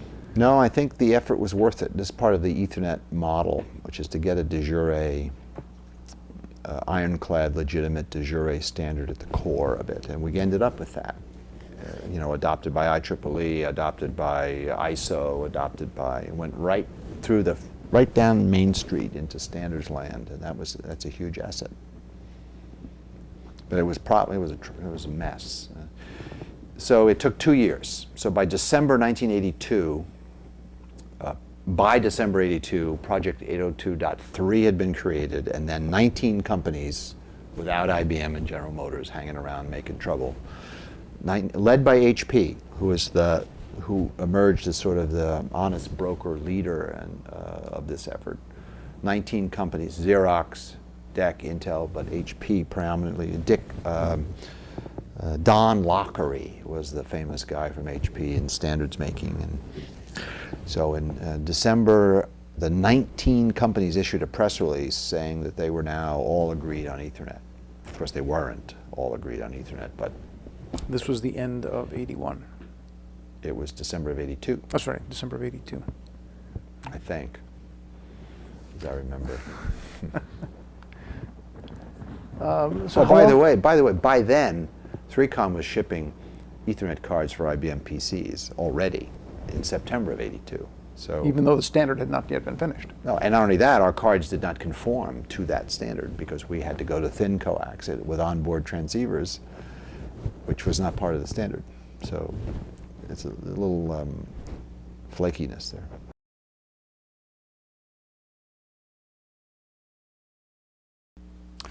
This is Len Trustic. It's January 31st, 2007, and we're back continuing the interview with Bob Metcalfe for the Computer History Museum. Good morning, Bob. Good morning. When we left last, we were talking about the formation of 3Com. You had met with Gordon Bell in February of '79, incorporated 3Com June 4th, 1979, and the DIC standard was published in September of 1980. Talk about what your conception of the future was for 3Com. What were the products you intended to do? What space were you going to be in and not be in? Well, you just finished summarizing sort of February and June and September, like da-da-da-da-da. But you know, those events proceeded at real time, not so quickly. So in February, with Gordon Bell in his office out in Maynard, the idea was that DEC and Xerox wanted to connect machines together. And then in June, with the addition of June-ish, when Intel joined. The way Intel joined, by the way, is I gave a talk at the National Bureau of Standards on standardization and Ethernet, and there was a man in the audience who came forward and said that he was interested in what I had to say because Intel had a chip technology that some sort of NMOS or PMOS, probably PMOS, that they were looking for a use for, and would I come back to Intel in Santa Clara and pitch him on, that, which I did, and then a man named Phil Kaufman who worked for Andy Grove took an interest, and then Intel joined. It was when Intel joined, DEC, Intel, Xerox, that I figured that there was now going to be an industry. What I called it in my own thoughts, an Ethernet compatible industry. There had been a plug compatible industry with memories and storage. I figured there was going to be an Ethernet compatible industry. And so there would be companies needed to serve that industry, and that was the general notion. And in fact, the slightly more general notion was I had begun to theorize that the rate of adoption of new computer technology was being paced by incompatibility. There's the fact you couldn't connect things together. SNA and DECnet didn't work together, and that it was all these incompatibilities that were keeping people from finding computers useful or making them useful. So 3Com was a slightly generalized notion of the Ethernet, serve the Ethernet compatible market. 3Com was computer communication compatibility. its job was to provide compatibility to accelerate the adoption of computer technology. And you were thinking at the time not only of the low-level hardware connection compatibility, but also of the higher-level software standards, networking protocols, all of that? Yes, the three standards that we adopted at inception were Ethernet, of course, but then also TCP/IP and UNIX. That was 1979. It's interesting that you chose TCP/IP because Xerox had their own standard for networking protocols, which was not TCP/IP. Yeah, and later we switched back to the Xerox protocols, and then later we switched back to TCP/IP. In those days, there was battles that ebbed and flowed. It's all over now. It's TCP/IP, but in those days it wasn't clear. SNA was system network architecture at IBM was the dominant computer communication architecture. I used to like calling it SNA, just to upset them. I remember once going to Raleigh, the center of the universe for IBM's system network architecture, and I gave a talk in which I repeatedly referred to it as SNA. And at first they were blank-faced because they didn't know what I was talking about, and then later they became annoyed when they realized I was talking about SNA. So TCP/IP had come out of Vint Cerf's seminars at Stanford beginning in the summer of '73, which coincidentally was the same summer that Ethernet was invented. So by 1979, with Vint Cerf's encouragement, people were trying to make implementations. So in thinking about what computer communication compatibility meant, it meant Unix and TCP/IP, and so that was the full stack of compatibility. So then in 3Com's first product was the first commercial version of TCP/IP for Unix. So your first product was a software product, not a hardware product. It was, that's right. Actually, I'm glad you put it that way. Our first product was a book. It was called the 3Com Local Computer Network Vendor List. I still have copies. And my wife Robin and I published this book. And it was in '79. I met Robin in '79. So starting in '79 and '80, what we did is I had the notion that there was going to be this Ethernet compatible marketplace for local computer networking. And so, but no one was with the program yet. No one really knew what a local I called them, the term LAN had not been coined. And I called them local computer networks. So the Ethernet paper was a local computer network paper. So I decided there was going to be this market called local computer networking. So I went out and I took product literature from every product I could find that seemed anything related to local computer networks, put it in a Xeroxed it in large format to make it difficult to copy. I don't know what I was thinking. And then I wrote a sort of a preface which said there is this industry called the local computer network industry, and here's proof. And it was, so Robin and I published this book, and it became the first product of 3Com Corporation. And it was very useful during venture capital fundraising, because the venture capitalists would come through, get my pitch, and leave, and never give me any money. But I did tag them for $125 for this book. So we had our receptionist set up to with a Visa machine, and before I'd let anyone out of the office, I'd make them buy a copy of this book. So Robin and I sold 1,000 copies of this book for $125 each for the next 5 years. And of course, as 3Com started to take off, they said, we can't be in the book business. And so Robin and I took that as a personal business. I remember in the early days, speaking of the first product of 3Com Corporation, in the early days, 79, 80, 81, 82, Robin and I every Saturday would carry an arm full of envelopes full of these books with invoices that we had prepared, and we would mail the books out and the money would come rolling in. It was a great little business. The book changed names. It went from the 3Com Local Computer Network Vendor List. It then became the Ethernet Handbook 5 years later, and we sold it to some big publishing company. I imagine most of the products in the first version of the book were not Ethernet related. Oh no, none of them were. But in a way the book backfired, because local computer networks, which then became LAN, started to become hot. And then all those companies that made products that had nothing to do with LAN suddenly decided that their products were LAN products. And I had helped them by including their product literature in my little compendium. So anyone who was selling a multiplexer or a modem or anything, even if it was 20 years old, they would call it a LAN. And they were a LAN company. And so in a way, the book backfired. But that was the first product of 3Com, which became a personal product for 5 years. But then the real first product was a product called UNIX networking, and it was an implementation of TCP/IP for the Unix operating system. We did this product at the encouragement of Vint Cerf,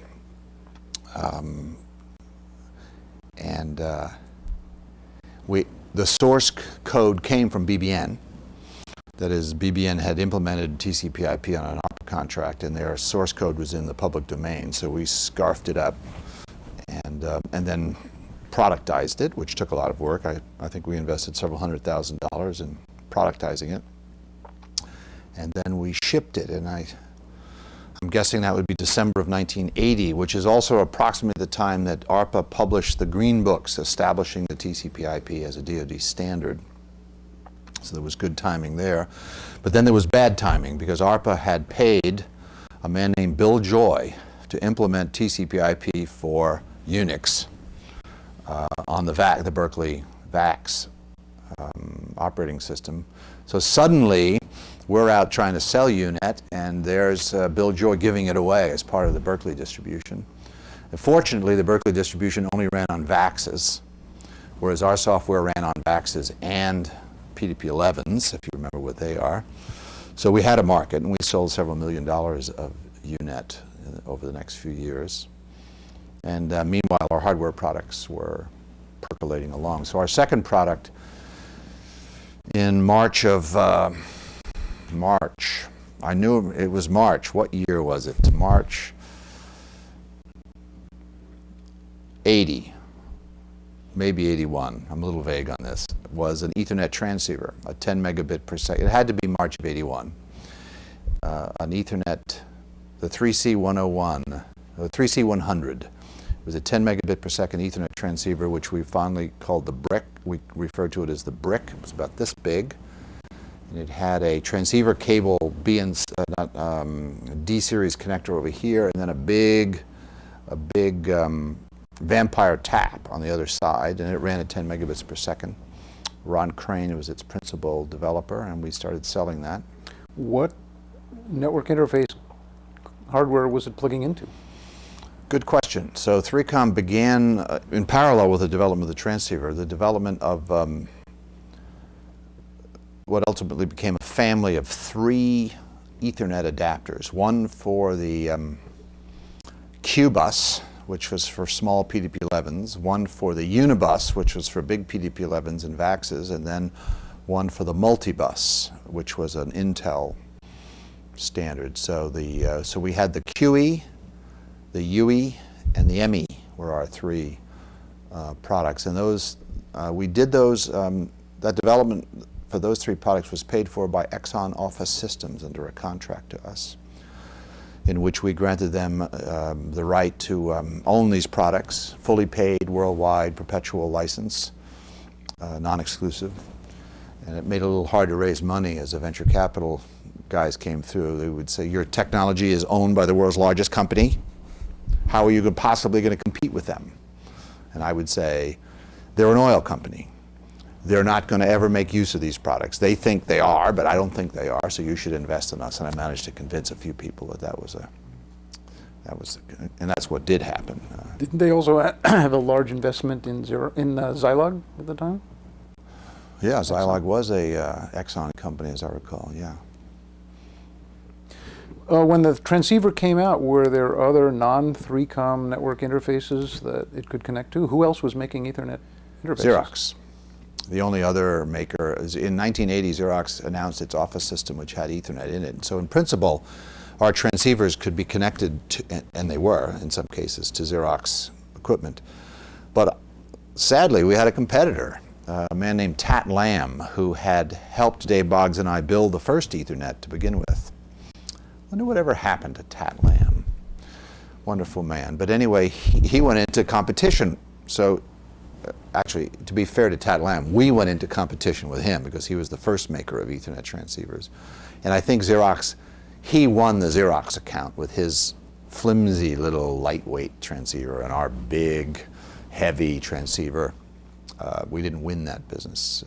Did you think that making transceivers was key to 3Com's business plan, or were you doing it because Tat Lam's transceivers were not adequate for the... Tat Lam's transceivers were just fine, and so were ours. It was just part of a product family. I had in the 3Com business plan, which I still have copies of, I had this product roadmap that was much too big, but it had transceivers and various network controllers and servers and gateways and all mapped. The entire computer industry, as you know it today, was on this piece of paper. And transceivers were on the list. And we knew how to make, Ron Crane in particular knew how to make transceivers, so we thought we would make them and sell them. And we did. We sold, the 3C100 was done by a startup, so it was kind of crude, really. And the final manufacturing step is we poured epoxy into it. So it was heavy. And we put the epoxy in it for several reasons, which are amusing in retrospect. One was the product was heavy and we were charging $1,000 for it, or some huge amount of, what was it exactly? $750 or $1,500, I forget which. A large amount of money. So we felt it needed to be heavy, so people would know they were getting something for their money. Second of all, our first customer was in Japan, and we knew that as soon as we shipped it to, I think it was NEC, they would open it up and cut it into pieces and try to steal our design, and we thought we'd just make it a little messy for them, slow them down a little. But there was actually the real reason we put the epoxy, aside from those two made-up reasons, was the design, when it came time to ship, wasn't finished. It had bugs, and in particular there were some transistors. We called them ballerinas. They were suspended off the printed circuit card, soldered manually to various points on the card, and it was mechanically unstable. So by putting the epoxy in, we locked the ballerinas in place so they wouldn't rattle around. So we shipped these with epoxy. And so they were really an interim product, which Ron Crane imagined that we might sell 100 of, or 10 of, or 5 of. We had orders for 20 or 30. Well, we sold 100,000 of them, ultimately, in exactly the same form, with the ballerinas in the epoxy. And we kept wanting to discontinue the product and substitute another. We did eventually. But we never, it took a long time to get around to replacing it, because it was a popular product. So once AT&T, which you may recall in 1980 was still the monopoly, it hadn't been broken up, 84 hadn't come yet, we sold these transceivers to Western Electric. And after a year of testing and qualifying and all the stuff Western Electric did, they gave it what was called a Kellogg number, a KE number, which made it an official product of Western Electric. They wouldn't let us discontinue the product or revise it or rev it, because they had qualified that particular product. So we were stuck, in a way, in the end. A difficult to manufacture, sort of, it worked just fine, I might add, but it required the epoxy to keep it working. Ron Crane's license plate to this day is 3C100. $1,000 seems a lot for a transceiver. You then also have to buy the network interface for your particular machine, which cost how much? The first Ethernet that I sold cost $5,000, including the controller and the transceiver cable. Remember, you had to have a cable from the controller, which plugged into the backplane, and you had this cable that went up into the ceiling to where the transceiver was. So the whole kit and caboodle was $5,000, which is about a factor of 1,000 or more expensive than today. Who else was getting into that business? Who was your competition? Well, Tat Lam and transceivers, and then in terms of exactly what you mean, but in the general the Ethernet business, there were 4 companies. There was Ungerman Bass, Scitech, and 3Com, all of which were founded in June or July. In fact, I think we were founded a month ahead of Ungerman Bass. We were June, and they were July of '79. Scitech, I think, was also June or July. So Ralph Ungerman and Mike Pliner and I all talked about forming companies together, but in the end our egos would not permit it. So we each of us started our own networking company. And then there was another company called Interlan that came along. Paul Severino ran that one. Those are the ones that come to mind. All four of those companies were trying to produce equipment to meet the Ethernet spec. Is that right? Well, two of them were. We were all close in competition, but the two that adopted Ethernet most aggressively were Interlan and 3Com. Ungerman Bass adopted it too, but they wandered off from time to time into non-Ethernet things. And then Scitech was not really Ethernet at all. That was a broadband Ethernet offering using cable television type technology. But we were all in the same marketplace rattling around there in Silicon Valley. The Ethernet spec dictated the use of the thick coax and the vampire tap and the transceivers.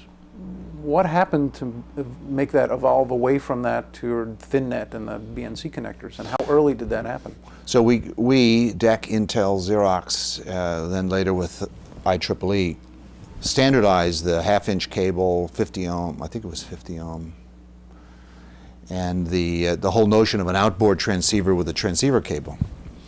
But then we started developing the first Ethernet integrated circuit. The story is much longer than this, but we went into a partnership with Seek Technology, which had initially partnered with Ungerman Bass, but then for some reason that relationship fell apart, and we stepped in as the network experts to help Seek develop an Ethernet chip.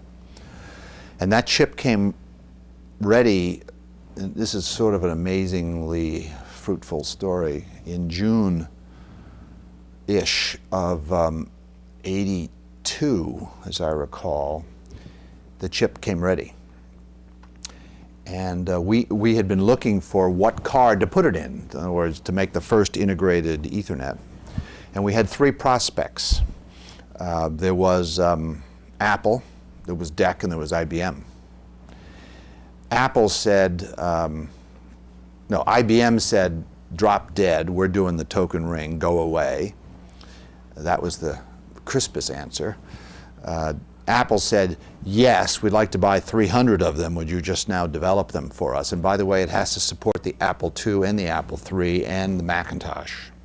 And that was, we eventually built that product, but it was, as you could tell, it had to do too many things and was fatally flawed. It was bigger than and more expensive than an Apple II, so it was not a good idea. The really complicated case was DEC, who said, yes, we'd like you to develop an Ethernet card using your chip for us, but of course we can't buy it unless you meet a lot of our manufacturing and engineering criteria, and they tortured us for 2 years and ultimately rejected our product. But in that event, IBM told us to drop dead, so our engineering department said, well, you got to give the customer what they want. IBM doesn't want anything, forget that. Let's focus on Apple, because Apple said yes, and then we'll fiddle around with DEC for a couple of years, and they'll teach us how to manufacture stuff, which they did. This was not satisfying to me, because in August of '81, IBM had introduced its personal computer, and it seemed, my sense of it was that it was catching on. You know, the Apple II was not going to be the industry standard, that the IBM PC was actually, I don't know, I had a premonition of some kind that the IBM PC would take off. So what I did is I bought one, and I put it on a table right outside the engineering department's cubicles. I just put it there. And the rest is history. Of course, the engineers all came out of their cube, Ron Crane, and I keep mentioning Ron, but there are others. They all came out and started looking at this thing, this IBM PC. And before I knew it, it was open, and there was a card, an option slot. It was this big. And our guys are looking at it and looking at it. You know, we could do that. We could. And eventually the company said, well, maybe we should do that. But this is how the thick coax went away, since you asked. The this card had to be this big, and then there was going to be this D-series connector, I think we called it, that went out to the transceiver. And we noticed that the electronics in the transceiver, with this chip from SEEK, we could take the electronics from the transceiver and put them on the same card and still fit in the IBM PC format. That would eliminate the separate box and the separate PC board and the driver receiver electronics to drive the cable that went from the controller to the transceiver, and we could just put it all. But you couldn't take this half-inch thick coax and jam it into the back of an IBM PC, so we had to think of some other way to network it. So Ron came up with the idea of using thin coax with BNC connectors, a traditional standard cable television engineering technology. So we put the transceiver on board and put a little BNC connector on the side of it so that the coax wouldn't be in the ceiling, it would come right down to the back of the IBM PC. And this was a little awkward because we had just finished convincing the IEEE to standardize the half-inch cable, and here we were, high horse standards guys, about to ship something that was non-standard. But we argued, coax, same ohmage, you could in fact hook the thick to the thin, and it would work. So it's approximately the same thing. It's just, look at all these huge advantages. So that's when IEEE 802, which had created a committee called .3, 802.3, suddenly began having multiple Ethernet standards. So under the .3 standard, there was the thick coax and now suddenly the thin coax, which we also then made a standard. So we shipped in September of 1982 the first Ethernet for the IBM PC called the Etherlink. We shipped it in September of '82 because that SEEK chip worked. And we plugged it into our PC card and it quickly worked. And then we went right into production with it and launched it in September of '82. So 3Com was really driving the standards process. It wasn't coming from within the IEEE and the committee. You had invented the ThinNet and the IEEE blessed it. Yeah, I would say the thicknet was driven by Xerox, with Intel and DEC sort of going along with the gag, but it was 3Com that introduced the thin coax. Later we tried to introduce twisted pair, and there we did introduce twisted pair, but a contending twisted pair standard was chosen instead of ours. So by then we had lost the ability to drive exactly the way we wanted to the standard. Now, Intel was one of the three companies initially formed to do this standards consortium. Why wasn't Intel producing a chip for the Ethernet and that 3Com was using? So Intel joined the DEC Intel Xerox consortium in June, as I mentioned earlier, in June of '79, and began work on the Ethernet chip. And I say began work because they didn't like begin it and end it really quickly. They began it and worked on it. And their project succumbed to the following temptation. They had this new, I guess it was PMOS. The reason, by the way, Ethernet ended up running at 10 megabits per second was because the Intel process could run at 10 megabits per second, but not 20 megabits per second, which we had proposed internally. So we slowed it down to 10 megabits per second for Intel, and they began work on their chip. But while they were at it, they said, well, we can put a lot of transistors on a chip. So why don't we put buffering and FIFOs and scatter gather and this option and that option? So the chip became a big Megillah, a big project. And I think they sent it to Israel to be done, and they made it a big effort. And the effort bogged down. So SEEK was able to come in, do a chip, a very simple chip that didn't have all the scatter gather, fancy memory mapping, or whatever the heck it was, all the rigmarole that went into the Intel chip. So SEEK finished first. So we began, so SEEK shipped the first Ethernet chip, and we shipped it in the Etherlink as the first Ethernet for IBM PC. And Intel eventually came around and they eventually shipped their chip. So I mentioned earlier that we had a multibus card. And our multibus card and our transceiver were adopted by a new startup. There were a bunch of startups doing workstations. Apollo was one. I remember going to Apollo in Hartwell Avenue in 79 or 80 and trying to convince them they should use Ethernet and TCP/IP and UNIX. But they had started just a little bit too early, and they didn't really see the merit of Ethernet or UNIX or TCP/IP. So they started a workstation company that didn't use those three standards. And remember, Mr. Nelson had been at Prime and DEC, as I recall, and he was into a token ring-ish sort of thing. So they developed their own LAN, their own operating system, their own protocols, everything. This other startup got started a little later, 82, as I recall, in Silicon Valley, a company called Sun.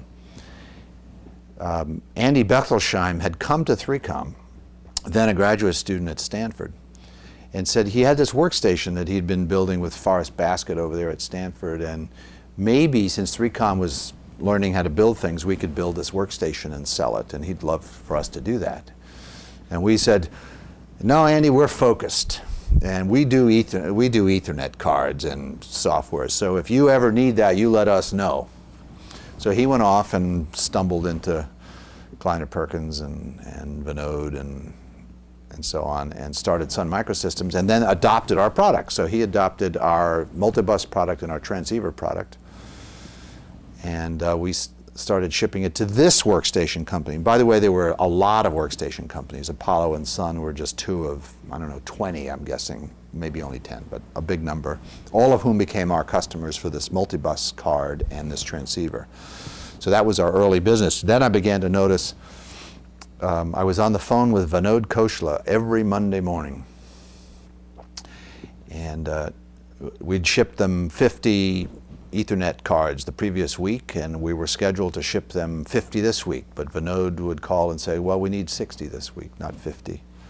And he would say, and since we're going to buy 60 instead of 50, they should be a little bit cheaper. And then I would argue, but you didn't forecast 60, you only forecast 50, so I'm going to have to expedite production, so they really have to be a little bit more expensive. And this price negotiation every Monday. And every Monday, so a weekly price negotiation with my #1 customer, weekly, Vinod on the phone. He's gone on to bigger and better things. But then I noticed it was 100, and then it was 150, and then it was 200. And so we would get $1,000 or a fraction of $1,000 on each of those, and he was getting $40,000 on each of those. So maybe we should have done Sun after all. So we were, so that was in the 81, 82 time frame. We were Sun's supplier, and we were shipping. We were not Apollo's supplier because they had chosen to go their own way.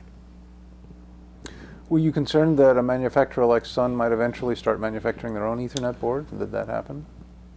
That did happen. Sun told us, look, eventually Ethernet's so fundamental, which we believed also, it's going to be on the motherboard. So we really appreciate your products, and we'd like to keep buying them. But you should know that we're going. They were very straightforward about it, and we understood. Which led to the following strange decision in '82. We were selling what we call the MEs, the multibus Ethernet cards, about this big. I forget the exact price, but it was like $500 or $600 or $700 each. And that was our main business. We were selling hundreds per month. It was a big deal. With a transceiver and a transceiver cable and some software often. And our engineers had come up with a way of doing the next generation of the ME. And what do you think we called it? The second generation of the ME. We called it the ME2 or the Me2. And the decision was, should we, and meanwhile we're developing the Etherlink for the IBM PC in the same lab, and we don't have that many engineers, so it was a question of where are we going to invest our energy and priorities. And the sales force said, you got to do the Me2. They didn't call it the Me2, they called it the ME2. But Bechtolsheim and company, Vinode, they're telling us they're going to design us out. Intel is now, Intel, who invented the multibus standard, they're entering the marketplace. DEC had finally gotten around to introducing multi-bus products. So, and Interlan, maybe not DEC, but Interlan, our arch competitor of the day, was had introduced the multi-bus controller, and we were head-to-head with Interlan. I remember they were our sharpest competitor.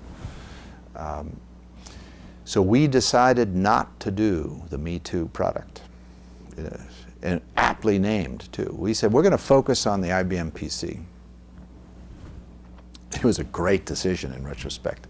So we conceded the multi-bus market, which Sun was going to integrate into its motherboard. We conceded it to Interlan and then ultimately to Intel. Of course, DEC had gotten around to doing QBus and Unibus adapters, which we were also selling. So we conceded that market to them, and we just focused on the Etherlink for the IBM PC and started shipping them in '82. And I noticed really quickly that 100 was a small number, and that selling 100 cards to Sun was nothing like selling 1,000 or 2,000 or 3,000 or 5,000 or 10,000 or 100,000 or 1,000,000 cards into the IBM PC market, which is where it went. These were based on the SEEK IC, or were you also using the Intel IC at the time? Well, for a long time we used the SEEK chip, and then we other chips came. National Semiconductor had one, and Intel had one. I think those are the principal ones. So we taught those companies how to compete with us, in particular National Semiconductor. We taught them how to build Ethernet chips for us, and then they all introduced their own cards to compete with us. And ultimately unsuccessfully, I might add. We've warded them off. We fought off Intel and we fought off National for a very long time, a decade or two. But it was a nasty scene where we, in order to use their chips, we had to teach them how to design their chips, and then when they started shipping their chips, then some genius at National and some genius at Intel said, well, why don't we make the cards? And so they started making the cards, and we had to fend them off, which we did, as I'm proud to say we did. Was that the major revenue source for 3Com, the network interface cards? Were you also selling software separately? Were there other hardware components? Yes, 3Com had diversified. The principal revenue generator was the Etherlinks, but we also sold network operating system software and servers and gateways and various software products around it. But the card was the driving revenue product. Where was Microsoft in all of this? When you were writing network operating systems, were they interested in that space? Were they encouraging of your activity? Yes. So Bill Gates and I, at that time, we were still speaking. I don't think he likes me much anymore because I have been critical of the Microsoft monopolistic anti-competitive behavior over the years. But in those days, Microsoft was 30 people, and we were 15 people. And UNET, our first software product, we co-announced with Microsoft. So Microsoft had decided this was in '79 and '80, had decided to make UNIX their strategic operating system. What did they call it? They had a special name for it. Xenix, X-E-N-I-X. And we, with our TCP/IP software, were going to be their network operating system partner. That is, UNET was going to be part of Xenix. So when we announced that, Steve Ballmer, who had just joined the company, and I co-announced it. We had a press reception in Woodside, California. Steve was there, and Microsoft, then I'm guessing 35 people, was making a big thrust into the Unix market with Xenix, and we were their networking partner. Then that was in August of '80. Exactly 1 year later, in August of '81, IBM announced the IBM PC, and Microsoft's strategic operating system was no longer Unix, it was now suddenly DOS. And 3Com made the shift at exactly the same moment. So we said, oh my goodness, we thought it was going to be Unix, but now we think it's going to be DOS. So then we shifted our efforts to DOS, and we went from TCP, IP to XNS, and we went from Unix to DOS. We stuck with Ethernet. Explain why you made the transition from TCP/IP to XNS. Xerox at that time was there's a lot going on here, but Xerox had begun the notion that it was going to publish its specifications for XNS. And XNS was the dominant internet working protocol at that time. There was no TCP/IP. It was in a few universities here and there, and it hadn't even become it wasn't even in the internet. The internet was still NCP, Network Control Protocol. So TCP/IP wasn't obviously the choice, and Xerox had much more. Xerox was a bigger company than DARPA, and we knew XNS, and we believed XNS was better than TCP. They're very similar, but we saw certain reasons to make XNS better. And Xerox was pushing now for a brief interval of a year or two, was trying to make all of its protocols into an industry standard. So we adopted XNS because we knew it, we had developed it at Xerox, and because it looked more promising, because Xerox was behind it. So we used XNS to develop our own network operating system to run under DOS. Go back to 1979, when I caught wind of the fact that DEC, Intel, and Xerox were going to cooperate to make a standard based on Ethernet, and that 3Com should be founded to serve the Ethernet compatible marketplace and computer communication compatibility in general, hence 3Com. And in the Valley, there were these other couple of guys who also had a vague notions that they wanted to do networking too. There was Mike Pliner and his cabal of getting started. They were sort of out of the National Security Agency, MITRE Corporation, and they wanted to do networking. And then there was this guy named Ralph Ungerman who was from Zilog, and he had done some networking with Judy Estrin and others at Zilog, and he was going to start his company, and I was going to start my company. But someone was introducing us to each other, and we were talking about maybe we should start a company together. And I remember I went over to Ungerman Bass, which was at, I guess it was Ralph's house in Los Altos, in his living room, and there was Charlie Bass, and there was Ralph Ungerman, and there were two other guys, Kennedy, and John Davidson, the four of them. And we schmoozed and played racquetball. And I played racquetball against Ralph Ungerman, and I'm a racket sports player, and I've been playing them for many, many years. And it didn't surprise me that I could beat Ralph Ungerman, because he hadn't spent his whole life with a racket in his hand as I had. So I beat him.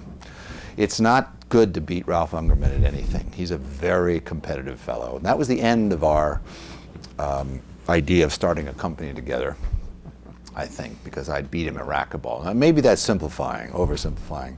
So I opted to found 3Com on June 4th. He had founded Ungerman Bass.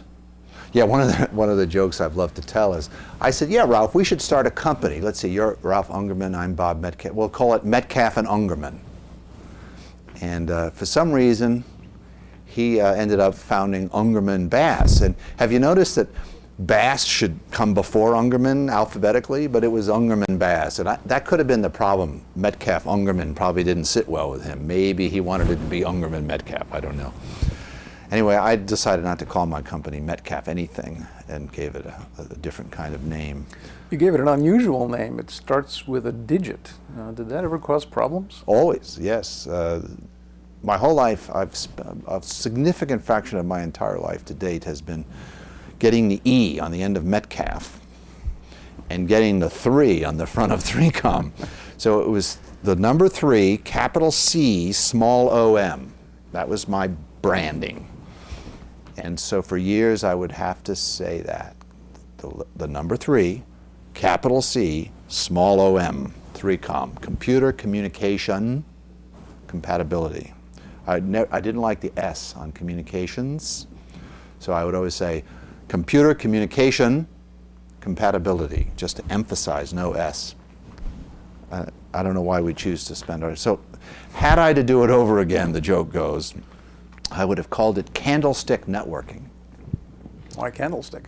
Because years later, after I left 3Com, 3Com paid Candlestick Park, the football stadium, millions of dollars to get it renamed 3Com Park. But if I'd called it Candlestick Networking Systems, we could have saved all that money and just called it. But anyway. That's great. So you made the switch from TCP IP to XNS for the IBM PC implementation. How did that go? Did the product sell well? Were you the dominant supplier in that area? It would be an understatement to say the product sold well. We lucked out. The IBM PC caught on, and the channel of distribution appropriate for us also caught on. So much to our good fortune, computer retailing started. And the principal, there were many of them, Computer LAN, Xerox had retail, IBM had retail, but the key one for us was a company called Business LAN, which was perfect for our product. So Business LAN set out to serve the high-end business personal computer user who needed networking. So we launched our product through all of them, but especially Business LAN. And it was that channel of distribution combined with our product, combined with the success of the IBM PC, our numbers just took off. So we started shipping in September of '82, and we went public in March of '84.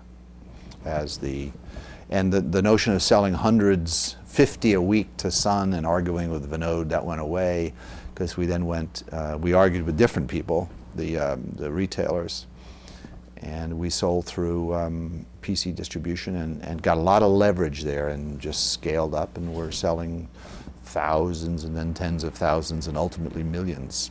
Who was supporting this product? Networking was new to most of the people buying it. They probably needed some hand-holding. Were you doing that? Well, we set out initially to do that. We had a support organization. And then we trained a lot of each of these high-end retailers had their own outbound enterprise sales forces and associated support organizations. So we trained them how to support networks. And that was rough going because networking was new, and our products weren't great. I mean, they were great, but they weren't perfect, so they required support. But somehow it got done. People learned how to use and support the products, and we made them better and better over time. But it took off pretty quickly. It wasn't a long slog. So we were profitable when we were profitable when we went public in 1984. I remember when I first met the Wall Street financial community, they taught me things that I assumed were rock solid, almost constants of the universe. Like, in order to go public, you need to be profitable for 4 quarters in a row with increasing profits and a high degree of confidence of the next 4 quarters. So we did that, and we went public. Of course, since then, I've seen a lot of companies go public that didn't have to do any of that stuff, and I've always wondered why I took them at their word that this was just the way you'd had to do it. Do you remember any of the financial parameters at the time you went public, in terms of revenue, how much money you raised in the offering? We raised $11 million, which isn't very much. So, our first venture capital round in '81 was 1.1. I sold a third of 3Com for $1.1 million. Then a year later, we raised these are round numbers. A year later, we stepped it up 2 or 3 times and raised another $2.2 million. Then another year later, we stepped it up some more and raised $4.4 million. Then we went public and raised $11 million, and then a year later, so with each of those events was a year, we did a secondary and we raised $25 million. But the $11 million and the 25 we never touched. That is, well, maybe we touched them, but that was insurance. Those events, those financing events were liquidity events more than fundraising events. How big was the company at the time you went public? I'm a little vague on that, but I suspect we had 10 or 15 million in revenue when we went public. How many employees? I don't remember that. Must have been hundreds, a small number of hundreds. I don't remember. I'm sorry. What about the upper levels of software? You were selling XNS protocols for the IBM PC. Were you doing servers, file transfer software, all of the rest of it? Yeah, so we offered a network operating system, which we called the Ether series, and we actually did several generations, but the first one was the Ether series, Ether disk, Ether mail, Ether's, like there was the Visi series, you remember Visi Calc, Visi whatever. We parroted that as the Ether series. And our products did PFMTS. S turned out to be the important one. But there was print, so sharing of printers, filing, sharing of disks, terminal, providing terminal access to associated mini computers and mainframes, mail, email, LAN email, which was unheard of, and then S, stubs. I'll explain in a moment. Print, file, mail, terminal, and stubs. That's what our software did. So that was our network operating system. And all of this was written within 3Com from the ground up? From the ground up at 3Com using XNS. And it was, S was an API that application developers could use, stubs. That's why it was called stubs. And that turned out to be the important one. So we needed to do our own network operating system because there wasn't one for DOS. Microsoft hadn't paid any attention to it because the whole thrust in the early PC movement was the standalone, self-contained, you had everything you needed. You had a printer, you had a disk, you had everything, was all yours. And Bill and others just didn't think about networking. Of course, that recurred later. So we had an open field. Well, to put it another way, in order to sell our cards, we had to have software that made use of the cards because no one else was doing that. And that situation changed in '85 or so when a company called Novell came. And Novell did a new network operating system, their own, NetWare. It used XNS. So XNS had an install base much larger than TCP/IP for a very long time.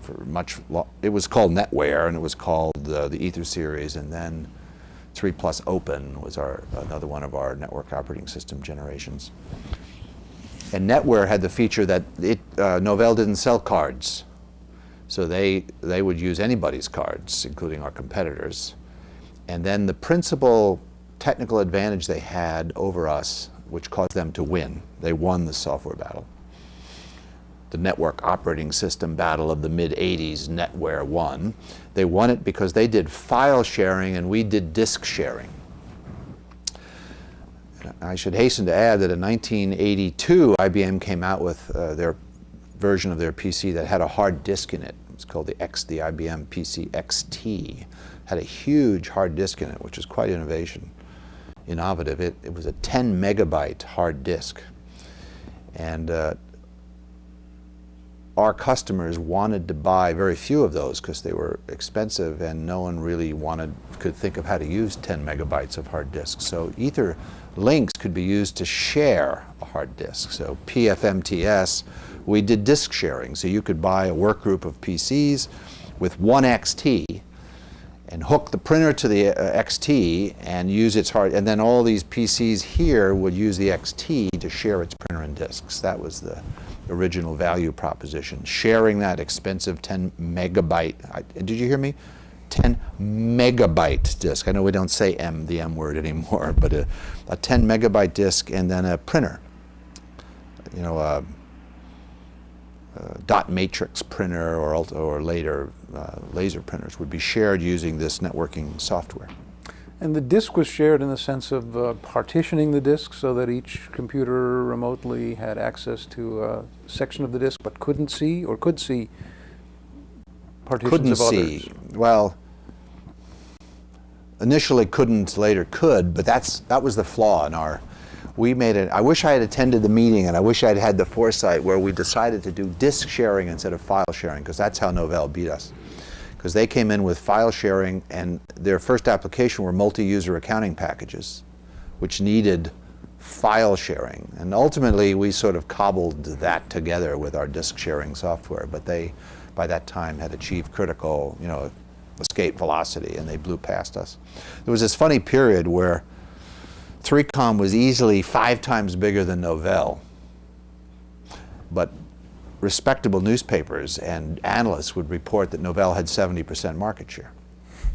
Well, that's not possible, but they had, with software, they had sort of transformed the market to be really not the market for networking, but the market for network operating systems, in which they did have 70% share. But we were selling all the doodads that went under their software. So their software became very important to us because it grew the market for our products ever more. We still made the best cards, so even though they would use anybody's, ultimately Novell began making its own cards. And we drove them out of that business because they didn't know what they were doing. Our products were cheaper and faster and better than theirs, and that ultimately went. And they went back to the high-margin software business, and they were helpful to us. So it was co-opetition, as Ray Norda, may he rest in peace, passed away recently. Ray Norda introduced to us the term co-opetition, which meant we're competing, but we're also cooperating. Let's make that work, and we did with Novell. So eventually you became the hardware supplier, Novell became the software supplier, Microsoft became the underlying operating system supplier. Is that a fair representation? Well, much later, closer to 1990, Microsoft, you know how Microsoft takes the leader in a segment and aims at it and then kills it, you know, like Lotus, for example. Like digital research and then Lotus. So they set their sights on Novell, and Novell was selling the leading network operating system, and Microsoft decided to kill them. So they came to us and they said, since you know how to do networking and we don't, why don't we partner and we'll kill Novell together? By kill, I mean in a very positive, competitive sense, offer better products that customers will prefer. That's what I meant when I said kill.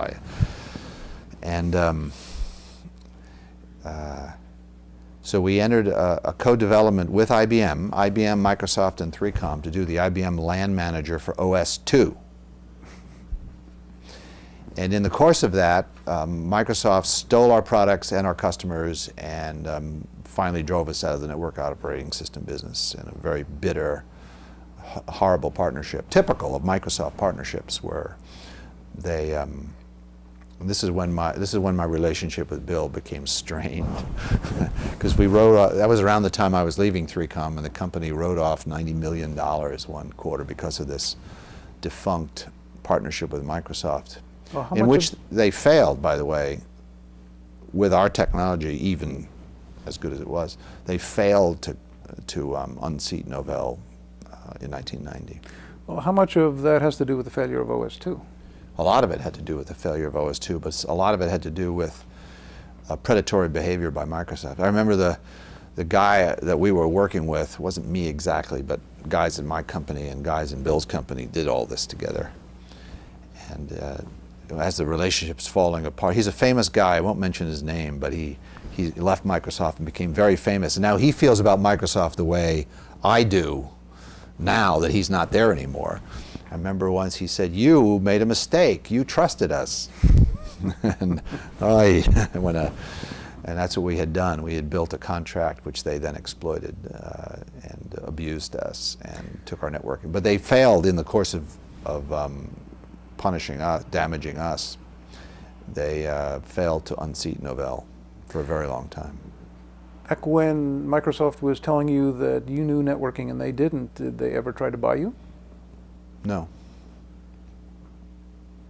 You were almost bought by Convergent, but that was later.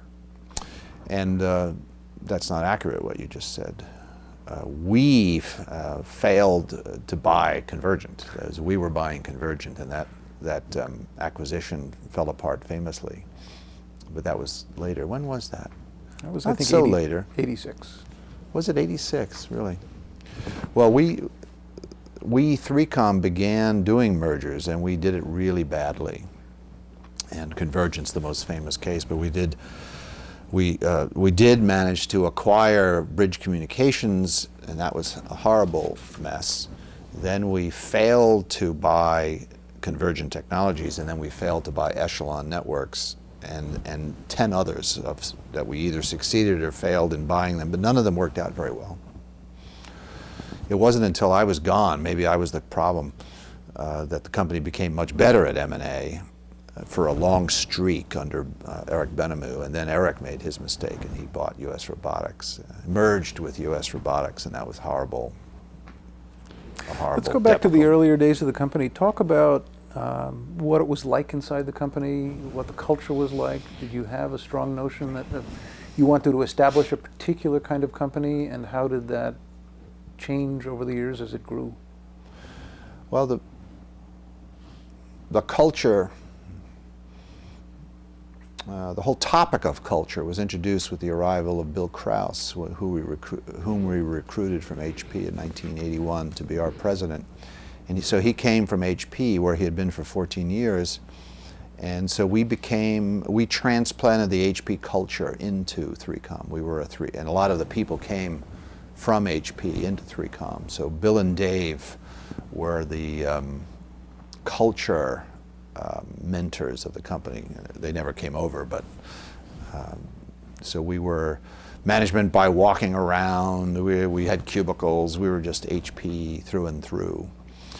Before Bill's arrival, because of my inexperience in business, all of our business cards had no titles on them, because I had this notion that would be, we were so small, everybody had to do everything. A title was kind of a bad thing. Bill arrived, and immediately we all had titles on our cards, and then it took me a year to notice that it worked. I had originally thought that title was a form of compensation.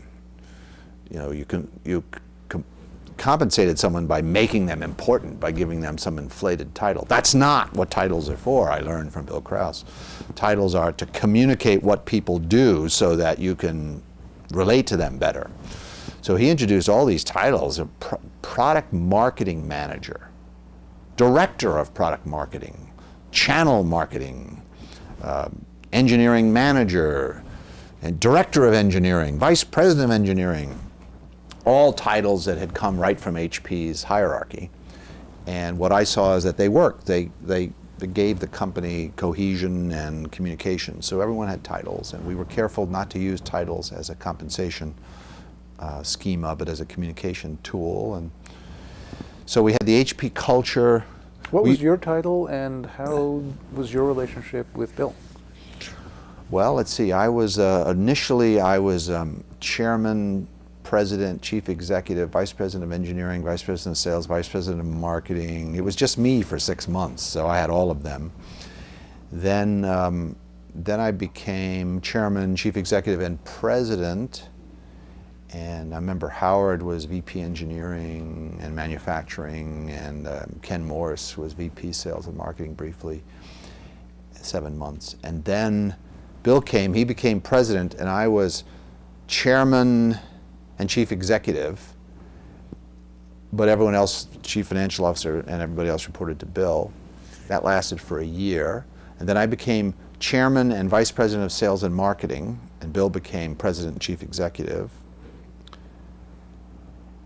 And that persisted for another year or two, and then I held a number of positions: general manager, vice president of marketing, division. I started the software division, I started the workstation division, then I ran all of hardware for a while. So I was there at the corporation per se, formally for 11 years, but then there was the year before and the year after, so I was really there for 13 years. And your relationship with Bill sounds like a good working relationship? It was fantastic. There were some awkward moments. In the transition where he became chief executive, there was a bad month or two. But to both of our credits, it was traditional in those days for the founders of Silicon Valley companies to flounce out after the adult supervision arrived. And I was close to flouncing. Steve Jobs had flounced out and sold all of his stock in Apple. And Steve is one of my gods, and so it would have been very easy for me to flounce out at that time, but I didn't. I sucked it up, and for a very good reason. Because in the early founding days of the company, I interviewed venture capitalists prior to raising any venture capital. I took them to lunch. I didn't ask them for money. I just asked them for advice. If you want money, you ask for advice. If you want advice, you ask for money. So I was asking for advice, and I learned these 3 lessons, which I remember to this very day. The 3 reasons why startups fail. 1 is the uncontrollable ego of the founder. 2 is lack of focus, and 3 is undercapitalization. So then later, when I went back to the venture capital community to raise money, I would say, before they had a chance to blurt it out, I would say, here are the 3 mistakes I am not going to make.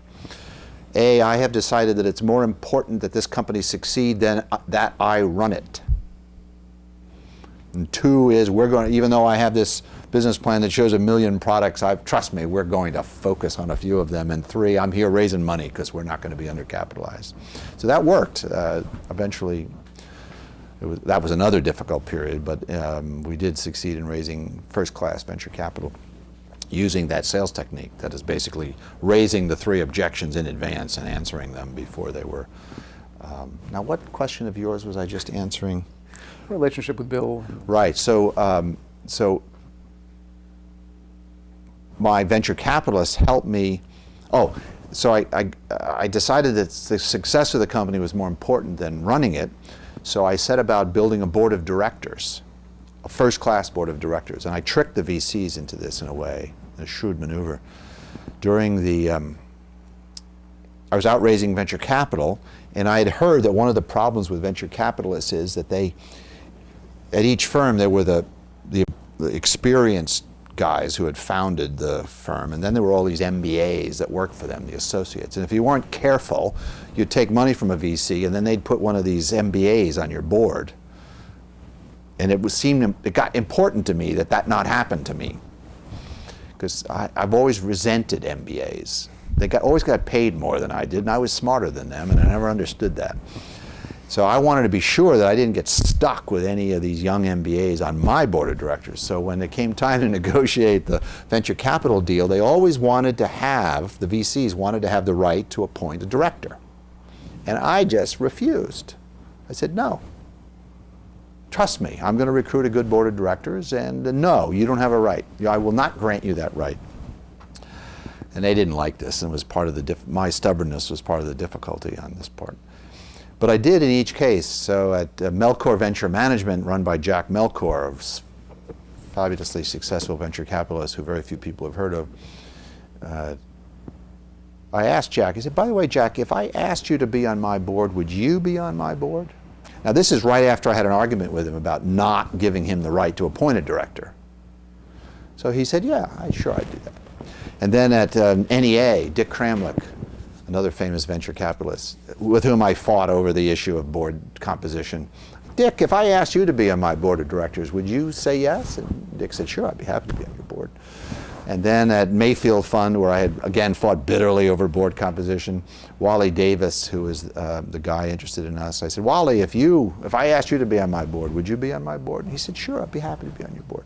So right after the deal closed, I asked all 3 of these guys to be on my board. So I got 3 top drawer VCs and no young MBAs on my board. And this worked out beautifully because these 3 guys had started 100 companies, and they knew how to start companies. And together we recruited Bill Krause, which gets around to your question again. And Bill had been at HP for 14 years, was running the computer systems division there that sold MPE HP 3000s, and so he knew sales and marketing, he knew how to run, he had scale, he had 500 people working for him. So we convinced him to join the company, gave him a big hunk of equity to be, and here was my naive notion. I was going to be the chairman, chief executive, and the strategist and the visionary, and Bill was going to be the president and chief operating officer and make the trains run on time. But this is a standard broken model of governance. So very quickly it became clear that Bill Krause was a good choice, and he wasn't going to put up with me being chief executive. And so I made a mistake, and I predicted that the company would go like this over a certain time period. And I was wrong by 6 months. Only 6 months. So I wasn't that far off, but that 6 months cost me the CEO-ship because the company found itself, that and other events, which we could go into, in which Ethernet was doomed. Famous headline, Ethernet ist ein Superflop, out of a German newspaper. Immediately my revenue went to 0. Anyway, during this 0 revenue period, with expenses going up as we ramped our staff with our newfound venture capital, it became clear we were flying toward a wall, and the company really needed adult supervision, and that's sort of when Bill became chief executive. But the company was so desperate for sales and marketing, I became the vice president of sales and marketing. Now that's really strange. And that was a measure of our desperation, which was, okay, we don't have any sales and marketing. We don't have any sales, And Bob, you can't be chief executive anymore because you were wrong about it. Didn't go like this, and you're not allowed to be wrong. Then Bill, he's just better at running things, or he should be chief executive. All of which, in retrospect, was exactly the right thing to do. But I turned out to be not a bad salesman, and my board realized that, and they also realized that Ethernet was an evangelism situation in when did this happen? 82. It was an evangelism play, and I'm an evangelist, so I became head of sales and marketing. And plus I had Bill, who's an excellent sales and marketing guy, as my boss now, although I was his boss because I was chairman, so it was complicated. Actually, it was the fact that Bill and the board wanted me to be vice president of sales and marketing is why I didn't flounce out. Because they were saying, we're just going to change things to give people their jobs that they're best suited to do, and you should really be head of sales and marketing, and Bill should really run everything. So that made sense to me. And plus I had recruited this board. I had carefully recruited this board, of which I was very proud, to make this exact decision. So how could I flounce out? I couldn't. So I stayed, and it worked out. On the other hand, your background was on the technology side. So why didn't you become VP of technology, engineering? Because my aptitude, because I'm not actually a deep engineer, and I'm certainly not, although I've done it, and I'm not really an engineering manager. Larry Birnbaum by then was our VP of engineering. So my specialty in life has always been that among the engineers I was the jock, and among the jocks I was the engineer, and among the sales and marketing people I was the engineering guy, and among the engineering guy I was the sales and marketing. I'm always better at the thing you're not good at. So we needed me to be head of sales and marketing, and it worked. I mean, that is that thought that said, okay, we're going to just send Bob out to get orders and grow a sales force, and it was a lot of personal selling. The sales force there was no sales force. That was the first thing I did, was appoint 3 salesmen from inside the company who had been doing other things. Mike Halaburka had come from HP, and he was putatively our head of sales, but he had none. So when I became head of sales, I said, Mike, you take care of the Western region. So then we have 1 salesman and me. So then there was Dave Depew, who we had just recruited as a production engineer from Berkeley. And the company was small, so everybody knew everybody, and I knew Dave Depew's father had been a lifelong successful salesman, and Depew was single, so he could move on a dime. And we didn't have any production problems because we had no sales, so having a production engineer was a bit of overkill. So I gave Depew, convinced him to take the eastern region of the United States, and that next week he moved to Washington, D.C. to become head of the eastern region, a guy who had never sold anything before. And then one of our product marketing guys, actually, I tried to convince this woman in product marketing, her name then was Marlene Martin, very good contributor, but we didn't need any marketing, we needed sales. So I tried to convince her to be Central Region, and she quit. So Dave Colson was another product marketing guy, and I gave him the Central Region. So Depew had Eastern, Halaburka had Western, and Colson, another product marketing guy, not a sales guy, gave him the Central Region. And David Colson was English, and he had an English accent, so I gave him Rest of World. So Depew had the Central Region and everything outside the United States. That was Colson. Depew had the East Coast, and Halaburka had the West Coast. And guess what? We started getting orders by just having a sales force. It was a big breakthrough concept. Send people to go ask for orders, and guess what? You get them, and they started happening. So then I grew the sales force. The next wave was to get a search firm and then to recruit actual, real regional managers for 3 or 4 regions. That was the next step, and then sales became too technical. Not technical, engineering technical, but sales compensation, territory management, sales tools, dealing with distribution. It became outside of my skill set. So then we went and recruited an actual VP of sales, Chuck, I think his name was. So and what we learned there is that people have operating ranges. So I was good for the first, I went from 0 to $1 million a month. And then Chuck, I think, went from no, it was Mike, went from $1 million a month to $5 million a month. Chuck went from $5 million a month to 10 or 15 million a month. And then Bob Finocchio came along and he took us to, billions. So each of these sales guys succeeded in his range and then had to be replaced as we scaled up. And in that story, since I mentioned Depew succeeded. That was a bad decision with a good outcome. That is, sent the wrong guy to the East Coast and he succeeded wildly. So much so that his next promotion was not to be the head of Eastern region. His promotion was to be the head of the Northeastern region. And then he succeeded at that so wildly, his next promotion was to be head of the Washington region. And then his promotion after that was to be head of OEM sales in the Washington region. Each of those was a promotion for Dave. His compensation went up and his responsibilities were going up if you count from the bottom. If you count from the top, he was being demoted each time. And there was an interesting lesson there about how in big companies, the people grow faster than the company. But in small companies, the company grows faster than the people. So the company was going like this, and Depew was going like this, and so he was getting demoted from the top and promoted from the bottom. How did he feel about that? I think he had his awkward moments where he didn't understand why he could no longer be head of the bigger entity, but then he noticed his compensation was going up and he was being very successful. So I think we should ask him, but I think he's pretty happy about it. He made a lot of money. How did your role change as somebody else came in to run sales and marketing? Then, I had a series of jobs. So I went from head of sales and marketing, then briefly I was head of strategy and projects, which didn't last long because it wasn't a real job. And then I was given the job of starting the software division, and then the workstation division, and I succeeded at those. And then so I was given the biggest job in the company was general manager of hardware, including adapters, and that was my biggest job. I was responsible for 70% of revenue and 110% of profits.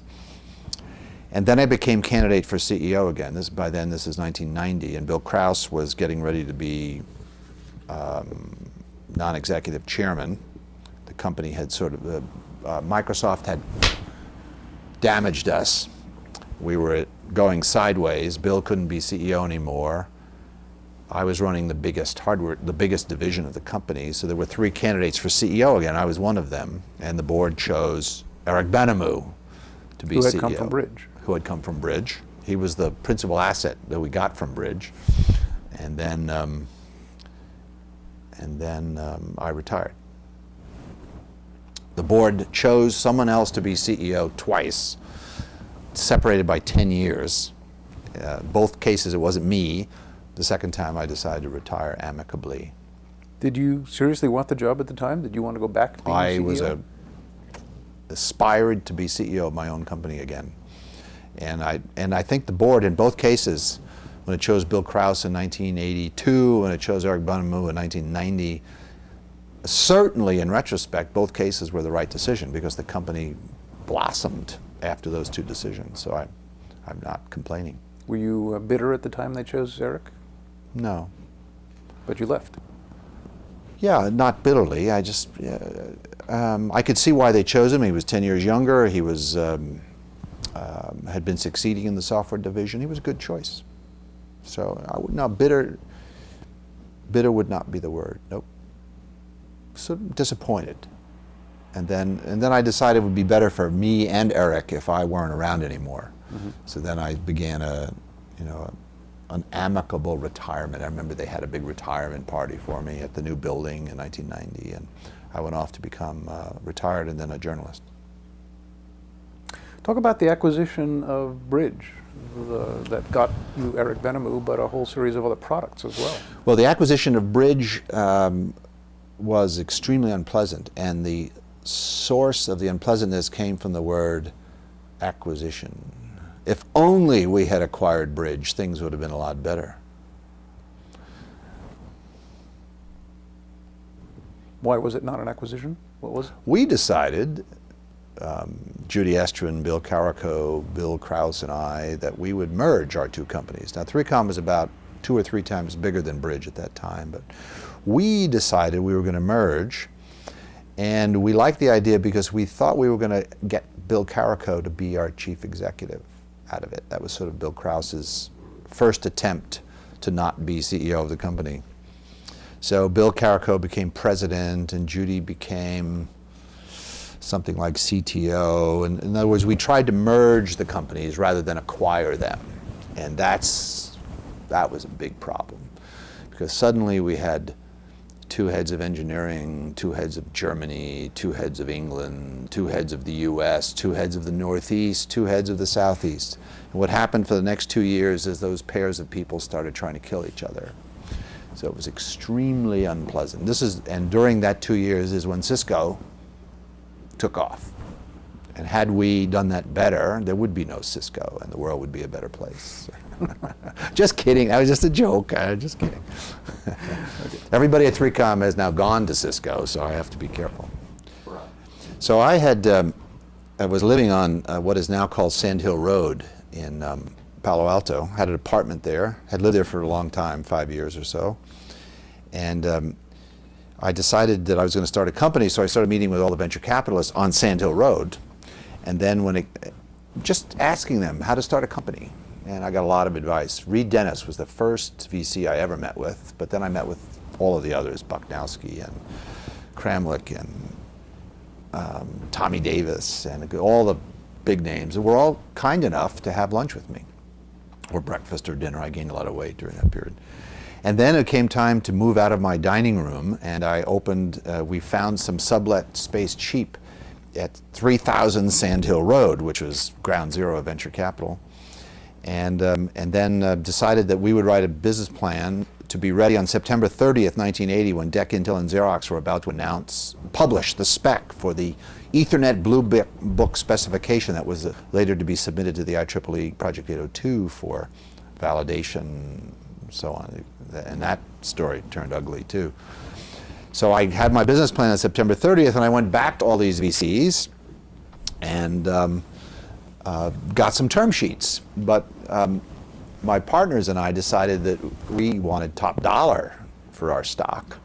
So I remember we got a term sheet from Mayfield and Venrock and NEA, as I recall. I think that was it. And it was, let's say it was for $13 a share. I think I remember that number.